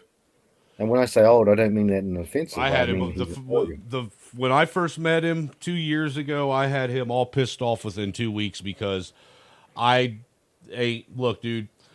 I'm not fond about people coming over and throwing them racial epithets at me and then turning around and thinking I ain't going to do it back. Dude, Unwanted Contriver did a good one the other day. It was fucking hilarious. Where, Chris? On Where? Good Mother's stream. Yeah. He had some guy come in saying, "Oh, well, you shouldn't have a say in any of this because you're not from here. Go back to fucking Punjab land and shit like that, right?" Contriver. And Contriver was just like, "Okay, fucking nigger, I'm a brown nigger. Fucking, come on, Well, nigger, tell me about this, nigger." You know? I'll be honest with you. For me too, as an American, there's a lot of times that I do feel some type of way about people from other countries thinking that they're going to tell me that they know more about my country than I do. That'd be like me telling them that I know more about their country than they do. Well, dude, I think it was Linwood that came in a few times. Linwood's a douchebag. Yeah. But I love having discussions with him. People like him are necessary on YouTube.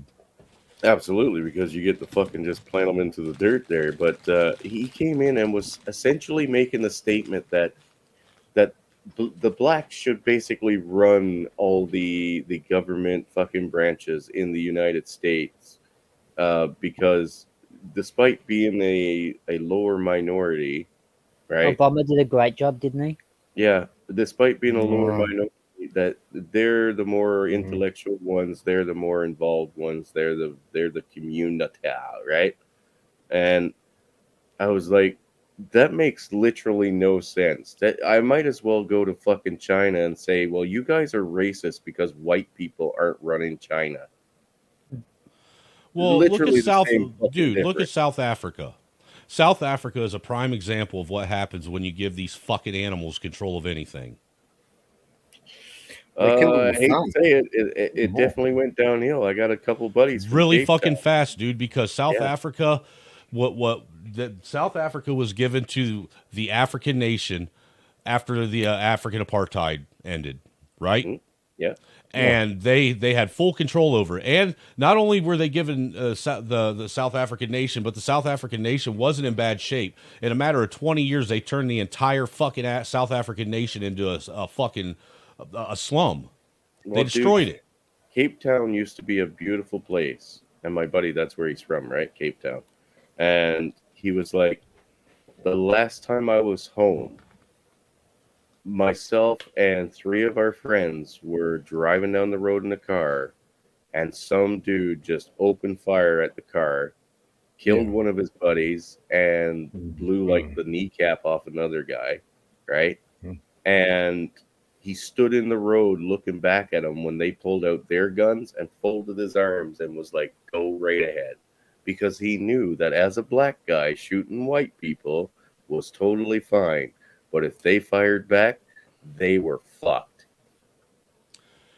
Right. And you know, Samantha P, to what your response, I know that for a lot of people, that tends to be the case in this country, that they're fucking completely politically ignorant. They're economically retarded. They're socially awkward. They have absolutely no education at all. But all it takes is about 10, 15 minutes of sitting down and having a discussion with me, and you realize that I'm not that person. That's why it pisses me off when people come at me, because I would never disrespect somebody from another country and make them feel as though I am more inferior intellectually about their own country than they are. I mean, You're breaking up again, bro. Oh, I heard him fine. Well, it's like I said, you wouldn't go to fucking China and say, hey, because I'm white and I know everything about China, I should be running this bitch. I probably would in China.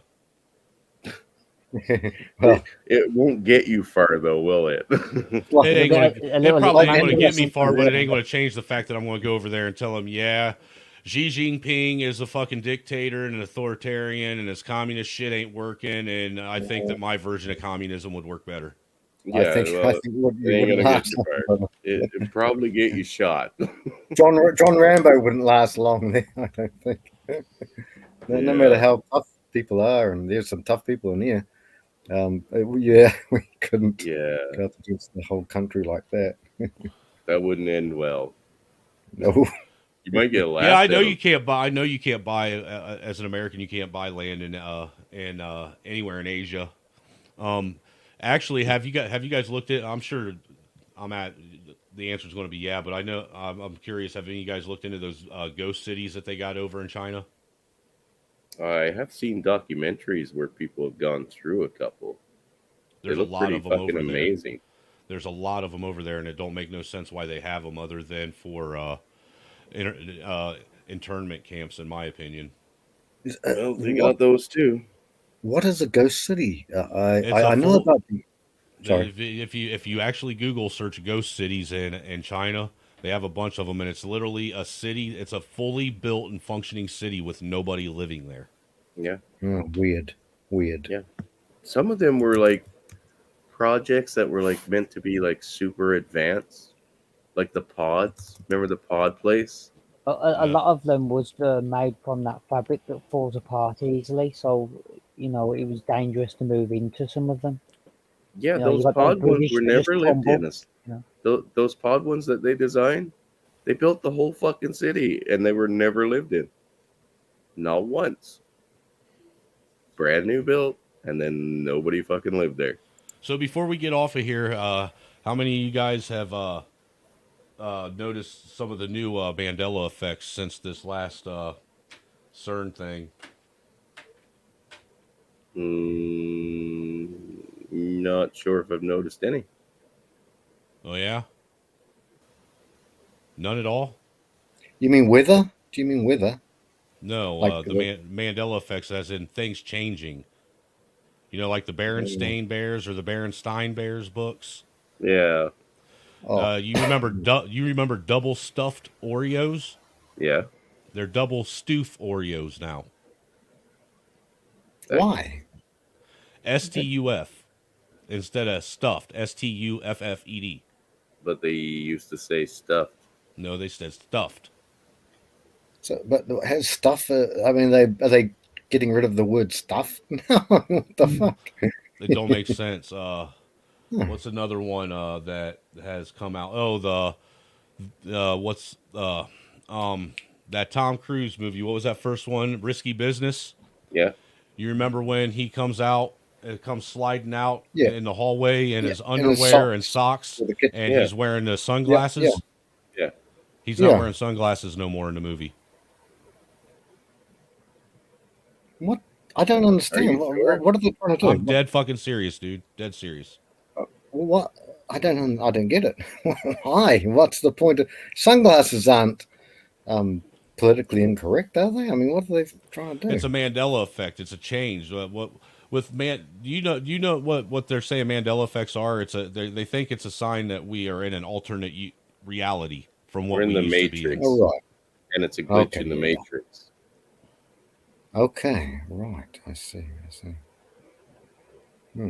Deep fake. Publishers Clearinghouse one, Samantha's been around for a while. I knew about that one prior. The one where they say that what's his name? God, what is his name? Oh, not the guy the physicist who says we're living in a what's his name? God, I can't remember the old man's name now. Samantha, put his name in the chat because I know you remember. Ed McMahon. They're trying to say that Ed McMahon. I guess is it called Bruce Lipton? The other one, you remember in Forrest Gump, the movie. What was Forrest Gump's line about the box of chocolates that you remember? Mama always said life was like a box of chocolates. You never know what you're going to get. Nope. The line in the movie, and I checked it out. It's actually in the movie. It's life was like a box of chocolates. You never know what you're going to get. Yeah, life was like a box of chocolates. No, I always thought it was life is like a box of chocolates. You never know what you're going to get. That was the original Snowman. I think, Chris. Yeah, it was the original. Life. My mother always used to say, "Life is like a box of was like a box of chocolates." Yeah. Yeah. Was like a box of chocolates. Shit.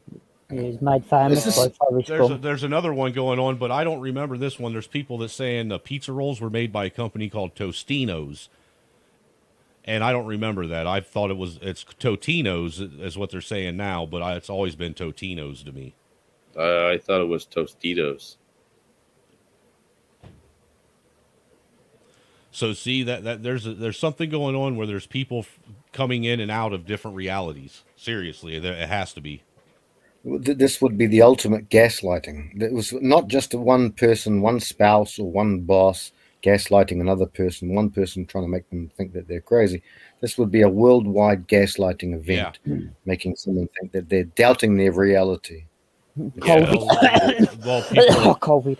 People are attributing it to CERN because, look, dude, I honestly, in my memory, remembered that prior to 2012, when they first lit up CERN the first time, the world wasn't as fucking mad as it is. That's for fucking sure. You know what I'm saying? And then all of a sudden, it seemed like overnight, people went from being at least the better part of the majority of the population where I lived, you know, they went from being happy to always fucking angry about everything, like overnight, and violent overnight. It was such a sudden change. Fuck, that would make a lot of sense. So are you talking like this is alternate reality bleeding into each other? Like, sort of. Well, what they say is there's a theory that goes on that when they fired up the Hadron Collider at CERN the first time, what they were doing is they were trying to prevent the world ending, because that world that we were in actually did end in 2012, like the Mayan calendar said. And that sorry, when they opened up the portal. No, I'm just saying, dude. That's what the theory is. Dude, that's what a lot of people think CERN does, is opens up portals in reality, like the multiverse. Because you know the multiverse is something that they that's what I saw, Sam. Yeah, and I understand what you're saying about the multiverse, that we can sit up against each other in our bubbles, but occasionally our bubbles can like bleed through each other, and then they go back to normal. But some people could be left on the wrong side. Details that some people remember don't match up because now they're on the wrong side in the wrong version of the universe. essentially. Not that they're very different, but there's small differences, right? Right. Just small, slight differences. Yeah. You know, kind of like there's people that remember Jif and Jiffy. Yeah. For me, it's always been Jif peanut butter. I think people confuse Skippy with Jiffy. That could be. That could be. What's another one that I can think of? There's. Well, look, one thing I do remember is I remember when I was a kid in school. For the life of me, I do remember Nelson Mandela dying. Yeah. He died. Yeah. But he didn't die. He was in prison, and he was let out of prison and was president. Yeah. For a while. Yeah, and then he died. Right. No, he died a few years ago. I remember Nelson Mandela dying in prison. Oh. Oh no, that never happened. As far There's as I a know. lot of people that remember that. It's one of them things that I remember when I was in school. I was just young kid. See, now he had been a political prisoner for years, right? Right. So he was in prison and still being interviewed and seen in the papers and stuff like that and reported on. But that's why this shit's called the Mandela effect. Yeah. Well, I mean, like I said, for what I know, or at least what I've gathered from the multiverse kind of theory, right, is that we are all in our own bubble. Those bubbles sometimes don't just cut, but they actually merge together a little bit. So, like the fabric between them actually everybody's opens up. reality is different than the next person's. A Right. little bit. And we all see the world in a different way. Exactly. And like I said, when they cross over each other and go past their barriers, people end up on both sides at the same time, and then they'll come apart, and sometimes the wrong people get left in the wrong place. But it's so similar that it's only these little differences that you never think about that we ever can really say, well, yeah, you're right. Maybe it wasn't Jiffy Pop, right? Right. Maybe it was Jiffy peanut butter they're confusing it with, where other people would be like, no, I specifically remember it saying Jiffy Pop. Well, that's like some. Now I'm starting to remember some of the other ones, Well, like Looney to Tunes. my understanding, There's all people these- that remember Looney Tunes, the tunes part being spelled Toons. I blame you, Manly, because you're in Europe, and that's where CERN is in Europe. I blame you fully. How dare you? Well, there's another. There's two hadron understanding colliders in America. Yeah. Okay, so what you were saying about Looney Tunes, that's how I remember it being spelled. Tunes. Toon. But it's spelled Tunes. Tunes. Tunes, it was always Tunes, Toon. Yeah, 2ON. Yeah. Yeah. Yeah, that's how it was But it's spelled. not. And then Yeah, I remember seeing that one on the list. Captain Crunch is another one. Another new one, Hypnotic. The alcohol beverage Hypnotic. I very vividly remember Hypnotic being spelled with HYP. NOTIC. It was Hypnotic spelt with a Y, like hypnotic. Yeah. Okay? Like the word hypnotic. But now it's Hypnotic, HP, without the Y. I think, Snowman, I'm getting you your point in such that when I back in the we had English concise dictionaries, we had Oxford dictionaries, we had the other ones, and the meanings of those words going back 30 odd years ago, they're changing those meanings just like they do with the DSM-5. Like, and look, if someone in here is transgender, fair enough, but do your thing. But they've gotten rid of things that, in my opinion, are bad things like body dysmorphic disorder, and they're changing the meanings, the semantic meanings of the words. And so they're also changing the clinical diagnoses of what I think is a little bit odd, I mean, well, it's almost like it's almost like this could be considered the mass psychosis on a global scale. Yeah. I see what you say. This is gaslighting hard out, eh? I strongly remember this, but this is what they're saying it is. But as far as the dictionaries, I know what you're talking about because I got 1, 2, 3, 4 dictionaries here at the house, and one's from 1954. It's a Webster's dictionary. One is from 1960. It's Collins. There's heaps of them. Yeah, they all seem to agree basically. I forget. I can't read. Febreze. Oscar Mayer, M-A. See, I remember Oscar Mayer spelled M-A-I-E-R, O-S-C-A-R, not M-E-Y-E-R, M-A-Y-E-R. It's M-A-I-E-R. I remember this one.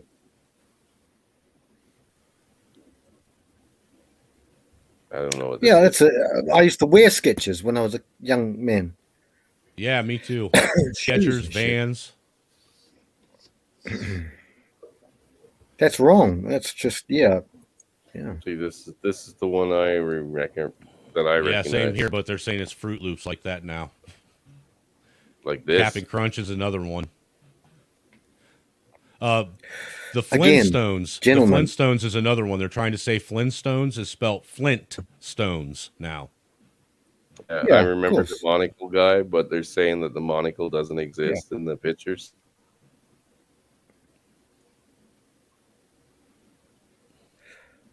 I've always known it as Flintstones. I remember. I agreed with everything else into that one. That's weird. So the Pikachu didn't have the black tip tail. It's the same Mandela effect when I scroll over that one, but not this one. Kit Kat. You got rid of the hyphen. This is how I know it. No, I've always known it for the back TikTok. What, this one? Fruit of the Loon. They've gotten rid of something at the back. Is that what is that? This Pine is on cone? this is the Fruit of the Loon that I know. They're saying it does have it or it doesn't. Maybe some people don't remember having the thing. Cheez-Its. That looks normal to me.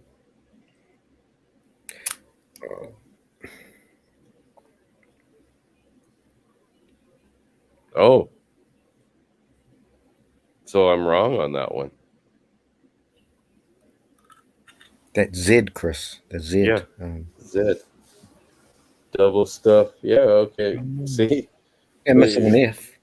Yeah, well, we would say this is missing an F, but apparently this is the one that it should be. Mona Lisa. People are claiming that she used to have a more smile.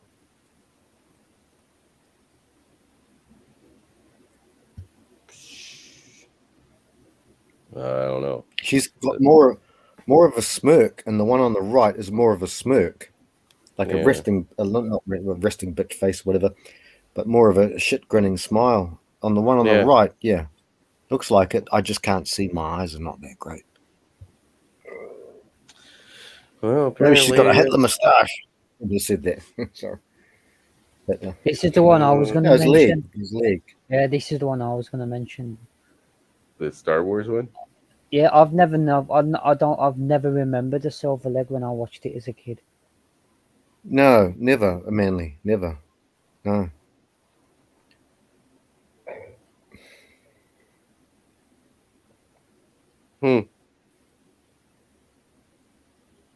Weird. Okay. Yeah, this is the one I know. Actually, looking at it like that.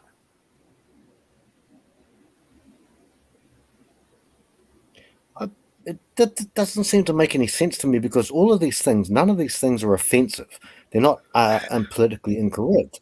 I mean, there's no difference between the Flintstones and the So what are they doing? They are gaslighting us on a major scale. That seems no. It's just and who is people. doing it? You know, we've talked about that. This is a spiritual thing. This is on an energetic level. I think they're trying to create a reality and use us as the conveyor belt to it. Now, as Bruce Lipton has I think they're covered, trying to you know, with that we actually create our own reality. So they're trying to create reality through us. You know, they're trying to create this mass reality using the entire conveyor belt of the human race into an entire reality. Seems manly. They're trying to confuse us for some reason. I just Mhm. don't know what the reason is. Is it for some Well, no, sadistic I've been pleasure or telling something like that? everybody that I think that we're going through a spiritual war, just like It is a spiritual Manly war, was saying. Like I know we forget things and remember things wrong. I mean, fuck, I've remembered things completely wrong, and I wholeheartedly believe that what I thought initially was completely right. You know what I mean? Well, look, dude, another one is I know that everybody remembers with Disney movies as a kid growing up that Tink used to fly above the castle. Peter Pan, Tinkerbell. Yeah, people when they do the Disney opening and they write. Yeah, they did. Yeah. Yeah, And beautiful fireworks and stuff like that. Mm-hmm. Yeah, they never said hello, Clarice, in Silence of the Lambs. Are you serious? They say that Darth Vader never said, "Luke, I am your father." What?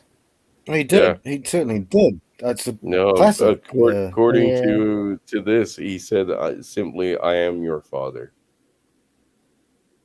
He said, "Luke, I am your father. Luke, join me, and we will be together. We will rule the universe as one." And then Luke says, "No, no," and then he says, and then he starts talking about shit and says, "No." He starts talking about Anakin, and he says, "No, that's not the truth." And he says, "Luke, I am your father." And he says, "No, no, it can't be. I had that record. Remember in the days of the record players? Mm-hmm. I had a record with all of that Star Wars on it. Shit. What's the bet he didn't chop Luke's hand off?" I actually got a pretty decent sized record collection still. Yeah, hey, keep them. They could be worth a little pretty penny in the years to come, even now, even. Yeah. Actually, dude, I had a reel-to-reel player from 1964 that I got rid of about 6 months ago. I sold that, and I think it was 14 blank reels of tape for about $1,200 to some guy. Oh, that's awesome. Yeah, I reckon we should keep our collectibles now. I didn't want to come off These of it. I days- just needed the money. I wanted to keep it for a while because I figured when if the power grid and all that shit ever went out, I would still be able to play, you know, the magnetic tape reel-to-reel players. You know what I'm saying? As long as you had a generator. That's cool too. But I do still have a record player. 50... I have several of those. That's cool. That's cool as Snowman. That's cool. You know. Yeah, I Only remember you. this one. Yeah, being Smokey the Bear. Yeah. Well, that's like they say that, what is it? Curious George never had a tail. Hey, Wait, hey, they're saying I got a couple Curious of just a George funny. didn't have a tail? Yeah.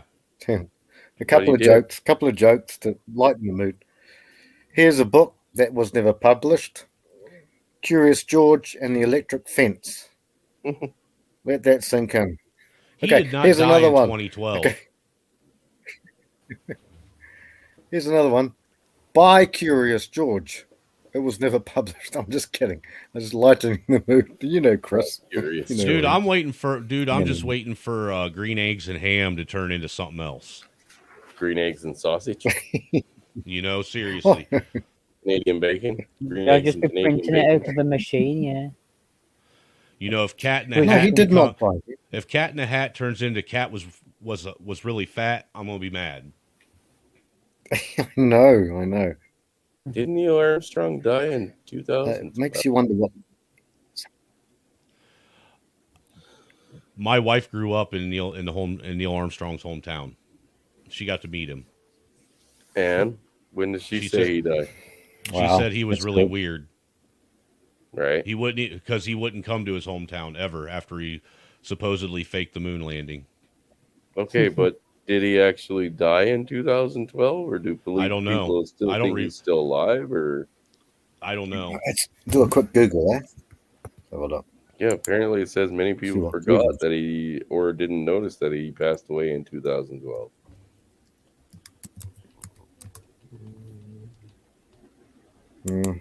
So, if you believe, hang on, they put a man on the moon. It says 25th August 2012, Cincinnati, Ohio. But I don't know. I'm not sure. He was born in 1930, 5th of August. I don't know. Okay, come back.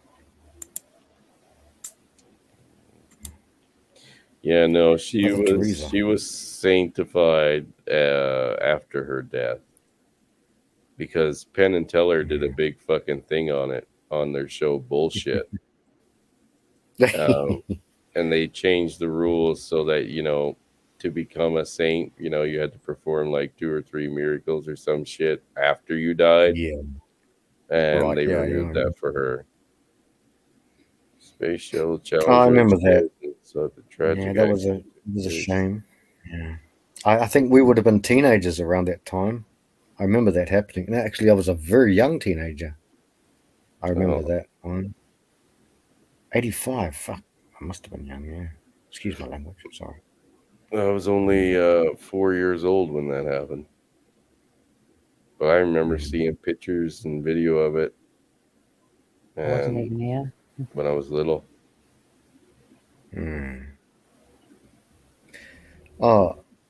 Chamberlain? No, Lindbergh. Right, that's right. The son, the baby of a famous actress or something? I can't remember. Yeah, they said No, they found the Lindbergh baby now. Yeah. And I It was an remember. Sorry. Wait, they're saying they found her? Yeah. And her name's Madonna. I'm just kidding. Hey, look, they even spelt kidnapped wrong. There's 2 P's in kidnapped. Kidnapped, it says kidnapped. Unless of course they're changing the language beyond belief. One day, guys, we won't even be able to speak to each other. We might as well go la la la la la la. George Carlin did an excellent talk on that. Which one, brother? George Carlin. Oh, Carlin, yeah, he's a George funny guy. Carlin. Yeah, he actually did a great. Oh, you little rascal! He actually did a great talk on language. It was a serious seminar as well, It's on YouTube. Just put George Carlin on language. Yeah, it comes up. Yeah, it's Yeah, excellent yeah. to watch. He Good explains comedian. everything. Yeah, he explains in detail how they change language to change our perception, their behaviors. It's great. Yeah. Change the language. It means nothing. It becomes meaningless. Yeah. Yep. Well, anyway, gentlemen, I think I'm going to call it a night. How dare you? How dare you? Oh, fuck. You guys keep going. I'll go pass out. I'm actually looking for something real quick, man, if I can find it.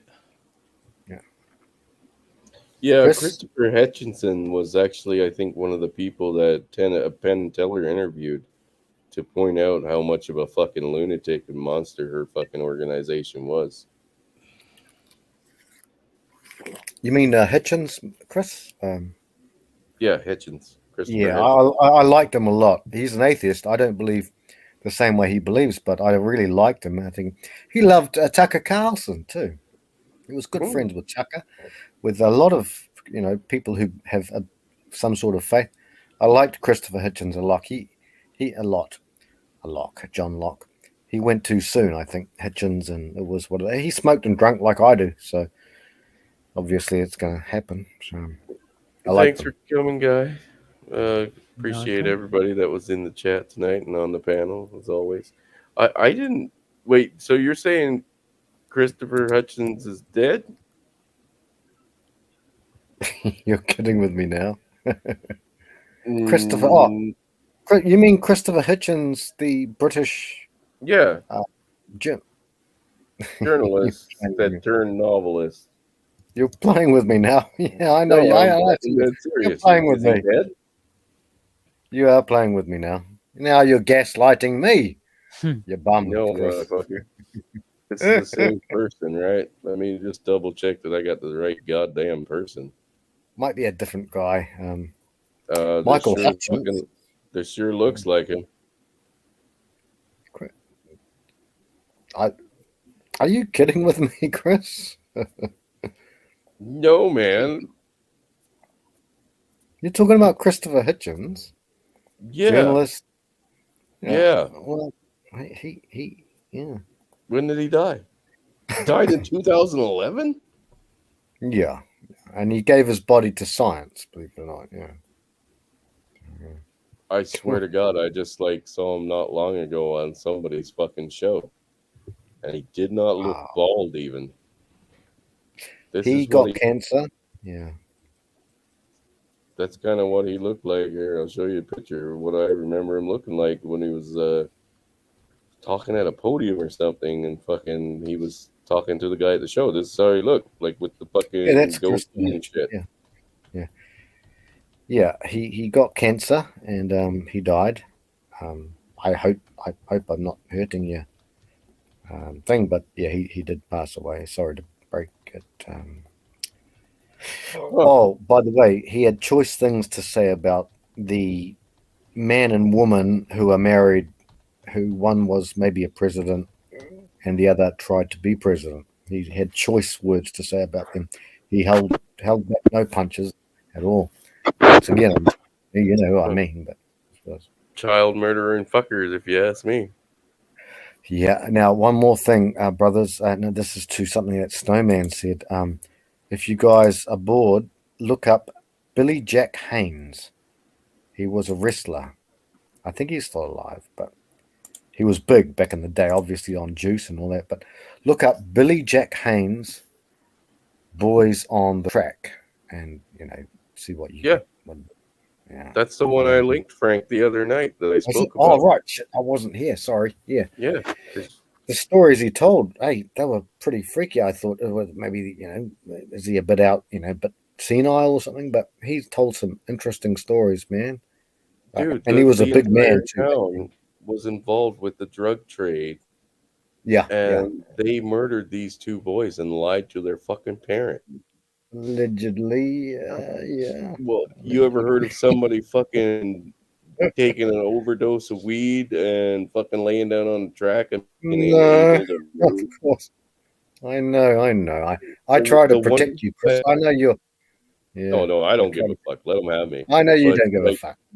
They said that one guy died of a fucking hernia and a dog ate his head until the head showed up weeks later. And that same doctor said that the dog must have regurgitated the whole head. Oh, yeah, he died of natural causes, by the way.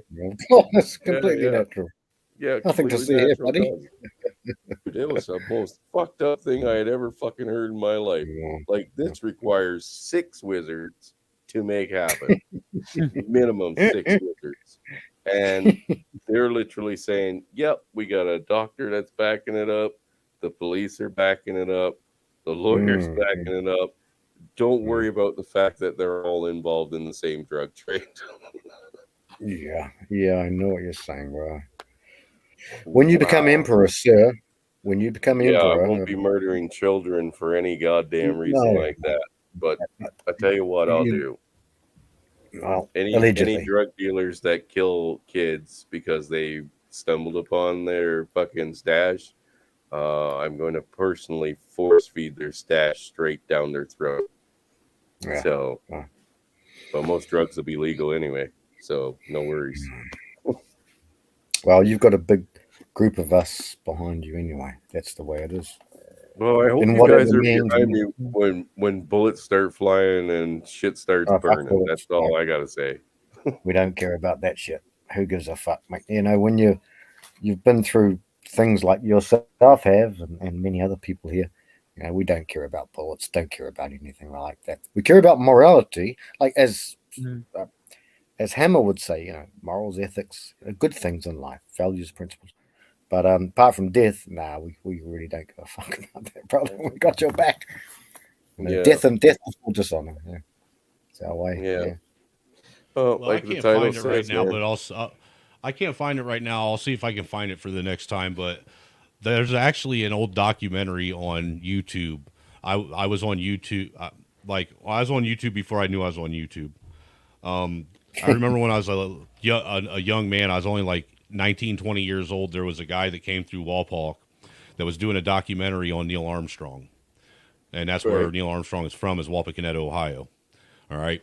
And me, my best friend at the time, and 3 girls we were hanging out with were all in that documentary. So you'll get, if I can find it, you'll get to see the 19-year-old version of me. You were in that documentary then? Yes. Is it on YouTube, bro? Somewhere. It has to do with Neil Armstrong in his hometown. Yep. Okay. Just got to find it, man. And I'm telling you, you wouldn't even know it was me. Well, I will now. Hey, looking for the 19-year-old kids. Yeah, dude, I'm telling you. Sorry. No, I was just saying it's funny, man, because I look at that documentary and I see myself being interviewed, and I see the youth and the ignorance and the lack of knowledge that I didn't have then. You know what I'm saying? I kind of sit back. It's kind of cringe, but I chuckle at the same time because I didn't know no better at the time. Nostalgia is a good thing, mate. And but your shirt, because I saw you before, and it said Neil Young, but Indy was in here. And one night we were talking with Saunders, and I said, we're talking about country. And Saunders said, because I was talking about Neil Young, and I can't mimic their voices very well, but Saunders sounds like Stone Cold Steve Austin, in my opinion. And he's like, "Hey, Indy, do you think, well, what about Neil Young? What do you think?" I can't do his thing. And Indy said, "No, he ain't country. He ain't, well, a little bit country, but he ain't country." Right. So just a bit of humor before Chris goes. So yeah. Sorry, that's complete dead air, silence. No, a I joke. was just I was looking for the list of people that died in that incident with the boys on the tracks, and I came across the James Berger murder. Where those 2 boys led that little baby out to the track and fucking beat him. You're on about Jamie Bulger. Manly knows about that. That was in Britain, brother. Yeah. Jamie, there's a massive. That was huge. Dude, they've been released. Both of them have been released. Yeah, here's the thing. To this day, if you know who they actually are, you can be arrested and jailed for life for fucking mentioning their real name. And there was only kids. These 2 kids who shoved batteries up this poor kid's arsehole and everything, and then left him on the railways too. Oh, that's fucking over, man. I didn't know about the batteries, Manly. Did not know. No, it was about worse that. than that. You should have read the report, man. It was horrible. Fuck It was. those It all started in the mall. That's when they started harassing him. It was horrible. I'm sure a lot of people remember the image that's up here of this one where they're leading him out of the mall. So this is the little boy they murdered. That's disgusting. Manly, they were like 12. Those guys were 12. Yeah. I was a real rotter when I was young, and I did a lot of shit. Never do nothing like that. No, wouldn't do anything like that. That's psychopathic. That's fucking. Excuse my language, but it's fucking cool with me. Yeah, and I mean, they would have to be rehabilitated there and then, and they wouldn't. They were just thrown in jail. So yeah, I could rehabilitate them quite well. And my friends, the locals want them dead. Locals want them dead. Imagine. Yeah. They know the full story, Yeah, it happened in Britain. The report wouldn't say the full story either, I remember that. Yeah, no, the shit that huge. they did It's huge over here. was ungodly. Ungodly. And, Exactly, yeah. Chris. And I mean, well, like I said, these boys were boys themselves. They were children themselves. But what do you do with children who do such heinous fucking acts? You got to take them away from the parents straight away, and you got to just completely re-educate them. You got to take control. You got to take control of their environment. It's the There only are some way tough out of it. people. You know, Sorry, man. Lenin said, if you give me a child for the first 4 years, I'll sow the seeds of his entire reality, or something like that. There's a lot of tough people in our sphere, this place of ours.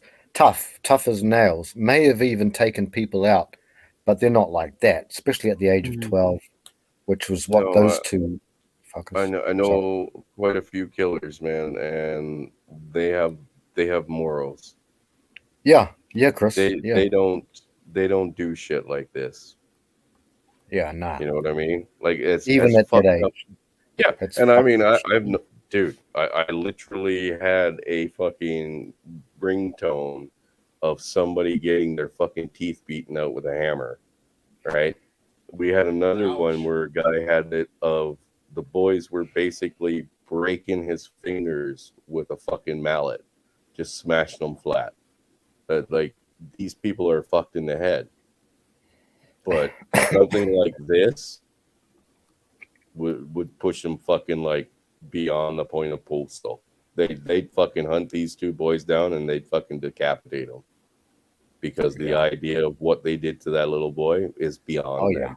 But we had the British government protecting them. Yeah, well, and still are. Yeah, Manly. That's Still another are to this story. day. That's backstage story. Remember Chris Fear? Remember Fear, Chris? We talked about that once. Well, Fear? hey, Abe, the Japanese prime minister just got whacked, right? Oh yeah. Well, remember we've spoke about this before. I guess anyway, it is what it is. Yeah. We're still alive. All it takes is we're a bit of still fear. alive. But yeah, no, I mean, fuck it. It's go ahead. Yeah, like I said, man, they know lots of people that have done some fucked up shit. They have a limit, and you got to give them a reason. They don't pick people at random. No, It's no. not like they walk down the fucking street and just something Yeah, clicks in that's their head, correct. and they turn on somebody and fucking gut them right there.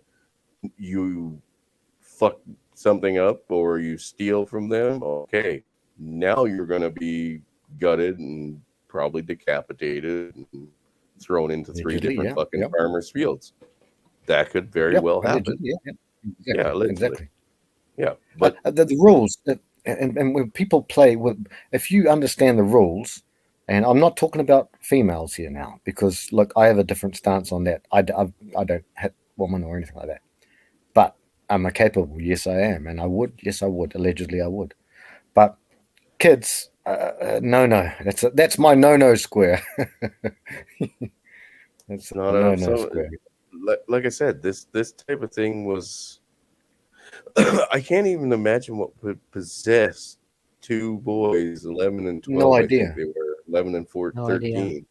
That's To crazy. drag a random child out of the mall and That makes no brutally sense. torture him and murder him. Makes no sense Like, at all. I've never actually looked into the kids' pasts and parents. Actually, I think I might have, but years and years ago. I'm talking when I was like early 20s. So you're talking over 10 years ago. Yeah. I don't know, Corey. I think they have a soul. I just think that something is very damaged and miswired in these people that do shit like that. Like I said, don't it's even one think they thing got a soul. It's one thing to take out acts of violence against somebody who's wronged you. You have a personal vendetta, and you're more than welcome to fucking take it out. Random people, little kids. And especially like but it was babies. kids on kids. That's Yeah. the problem. Like, where does that fucking register exactly? I mean, What universe? Yeah, like I can understand people who are fucking even serial killers to a point. They have a problem. They know they have a problem. These are kids, and usually serial killer tendencies don't run in children. This is something that develops over time. And once they reach adulthood, some of them even to like midlife adulthood, then they fucking trigger that serial killer inside them. Again, I mean, I'm just taking it from what I've seen. I mean, I've seen the Iceman interviews, you know what I mean? And yeah, it's possible that he had a mental disorder, but he never killed anybody when he was a child. He killed animals, but he never went killed for animals, human. yeah. Yeah, he never went for human targets. Yeah, was Klazinski or something. However, it's Polish. Where's Polska? The Polish name. Yeah.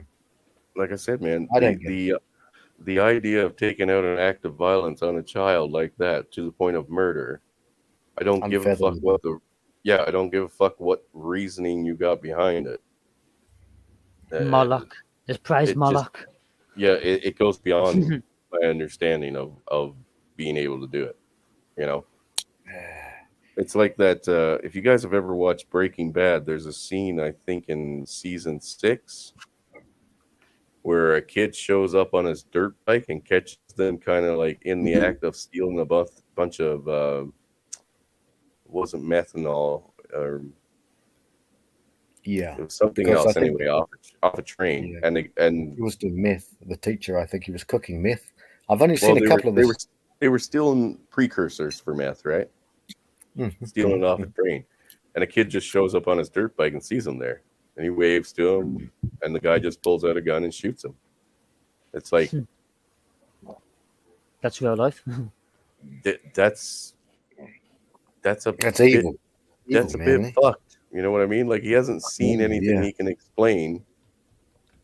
You got plenty of time to get the fuck out of Dodge. Yeah, but people do that, you know. Some people are just broken, you know. We're not all normal. No, I understand. Some people are born broken, you know. Yeah. Yeah, and I guess the character that guy played, I mean, he did seem a bit fucking disconnected from reality. You know what I mean? Almost on the borderline of what I would consider one of those dipper things, like Angler's Neighbor there and My Old Neighbor, where he dipped into reality. Right? Angler's always putting up Zoloft. What is it, Lexapro? I think Lexapro videos. No, that's one fast Dak, isn't it? Dak, sorry, it's Dak. Yeah. Yeah. But yeah, like I said, man, when it comes to fucking the mind that goes after children and infants, you're past the point of fucking like you're way beyond any type of redemption or understanding or anything like that. Like you've gone past that point. It enrages us, Chris, because we've done I found it. a lot of. Oh, there we go. Okay, we've done a lot of stuff in our lives. This is only a piece of this documentary, but because the original documentary was like an hour and a half long, this is only like a little 5-minute snippet of it. It's called "The Search for Clues in Wapakoneta." But this guy right here, got to see is me at 19 years old. Learn more about this town. The most redneck inbred town in America. St. Mary's inbred. Walpock's just a bunch of rest. The KKK used to run this town at one time. Yeah. No. That's me. Yeah, they said a sign that said, if you was black, don't let the sun shine on your back. I ain't going to Walpock. There are a bunch of rednecks that even there. sounds like you, dude. That's me. Play it again, bro. Play it again. I was 19 years old, dude. 19. Shit, you not. Young fella. Bred town in America. Inbred. St. Mary's is inbred. Walpock's just a bunch of And rednecks. Garrett's The shit with your KKK mate. used to run this town at one time. Yeah. No. Yeah, they said a sign in the city that said, if you was black, don't let the sun shine on your back. I ain't going to Walpock. There are a bunch of rednecks there. They'll kill me. It was legal to beat up blacks after dark, if you were out after dark. I think it's just been in the last couple of years, black people started coming to Walmart. Yeah. There's like 1 or 2 families, that's about it. There's That's no blacks cool, in man. Walmart. That's cool, yes. Isn't that crazy? This is, I know towns where they're. Sorry, go ahead. Says that was put on YouTube 16 years ago. That's cool stuff, man. That's wicked. But there's towns with no blacks in them. There's towns with no Asians in them. What's that got to do with anything? Well, the thing is that Walpock was one of them weird towns in Ohio like that, man. They really were really racist there. Like really, really, really racist there. But yeah, I just wanted to let you guys check that out, man. See the Snowman back when he was just a young wee lad. I bet you listened to Red Hot Chili Peppers back then, eh? Dude, you didn't see the Pantera shirt I was wearing? I saw the Pantera shirt, yeah. Red Hot Chili Peppers probably weren't a thing then. Yeah, Well, I they were think a thing then. they were at that time. They sure were, man. But I was more into the Pantera, Metallica, Megadeth, Metallica, Slayer, Slayer, Rain and Blood, Korn, 9 Inch Nails, Marilyn Manson.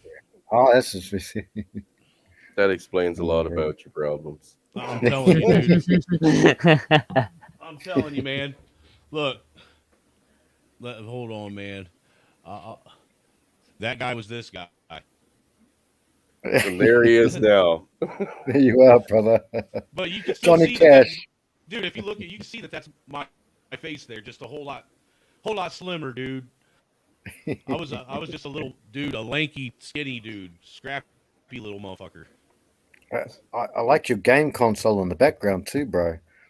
Do you have like 100 games or like lots of Street Fighter? I can't see it, but Street Fighter I just saw on there then. yeah, I saw Ken. I saw Ken on there. X-Men versus Street Fighter. Choice. Yeah, no, fuck the good old days of being 19. Holy fuck. Oh man, dude. And see, dude, that's just crazy. That's crazy though, because I don't have a whole lot of like pictures or anything from my past when I was young like that. You know what I'm saying? I think I got like maybe 1 or 2 baby pictures, and that's it. So when a buddy of mine, he ran across that a few years ago, man, and said, "Dude, do you realize you were on YouTube before people were on YouTube?" I was like, "What are you What's up, talking cowboy? about, man?" You on the road, homie? It was Cowboy.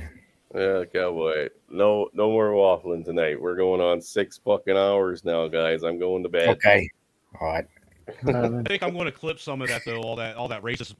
Clip that stuff. Black shit I was talking, man. That way I can use it to trigger people in the manosphere. Oh yeah, totally. Totally works.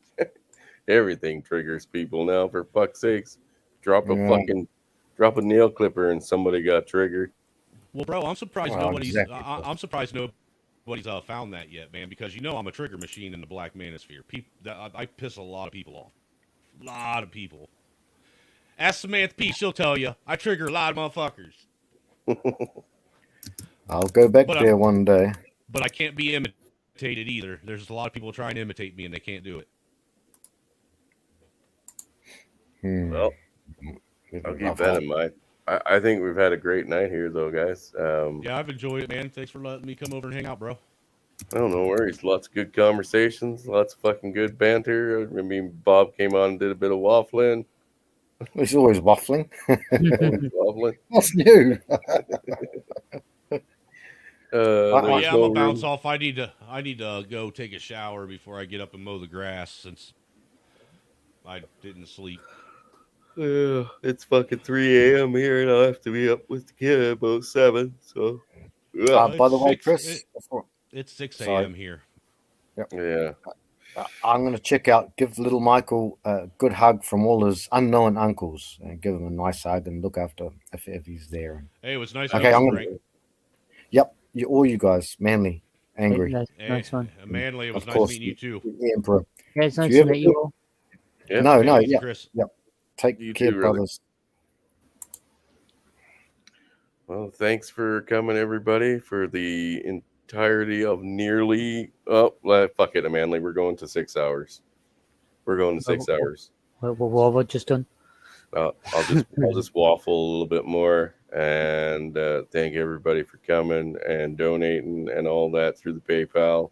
And you know, I Gotcha. thought it was a pretty interesting night. Well overdue, and hopefully we'll do it again here soon. Yeah, man. Cheers. Cheers. It's been a And pleasure.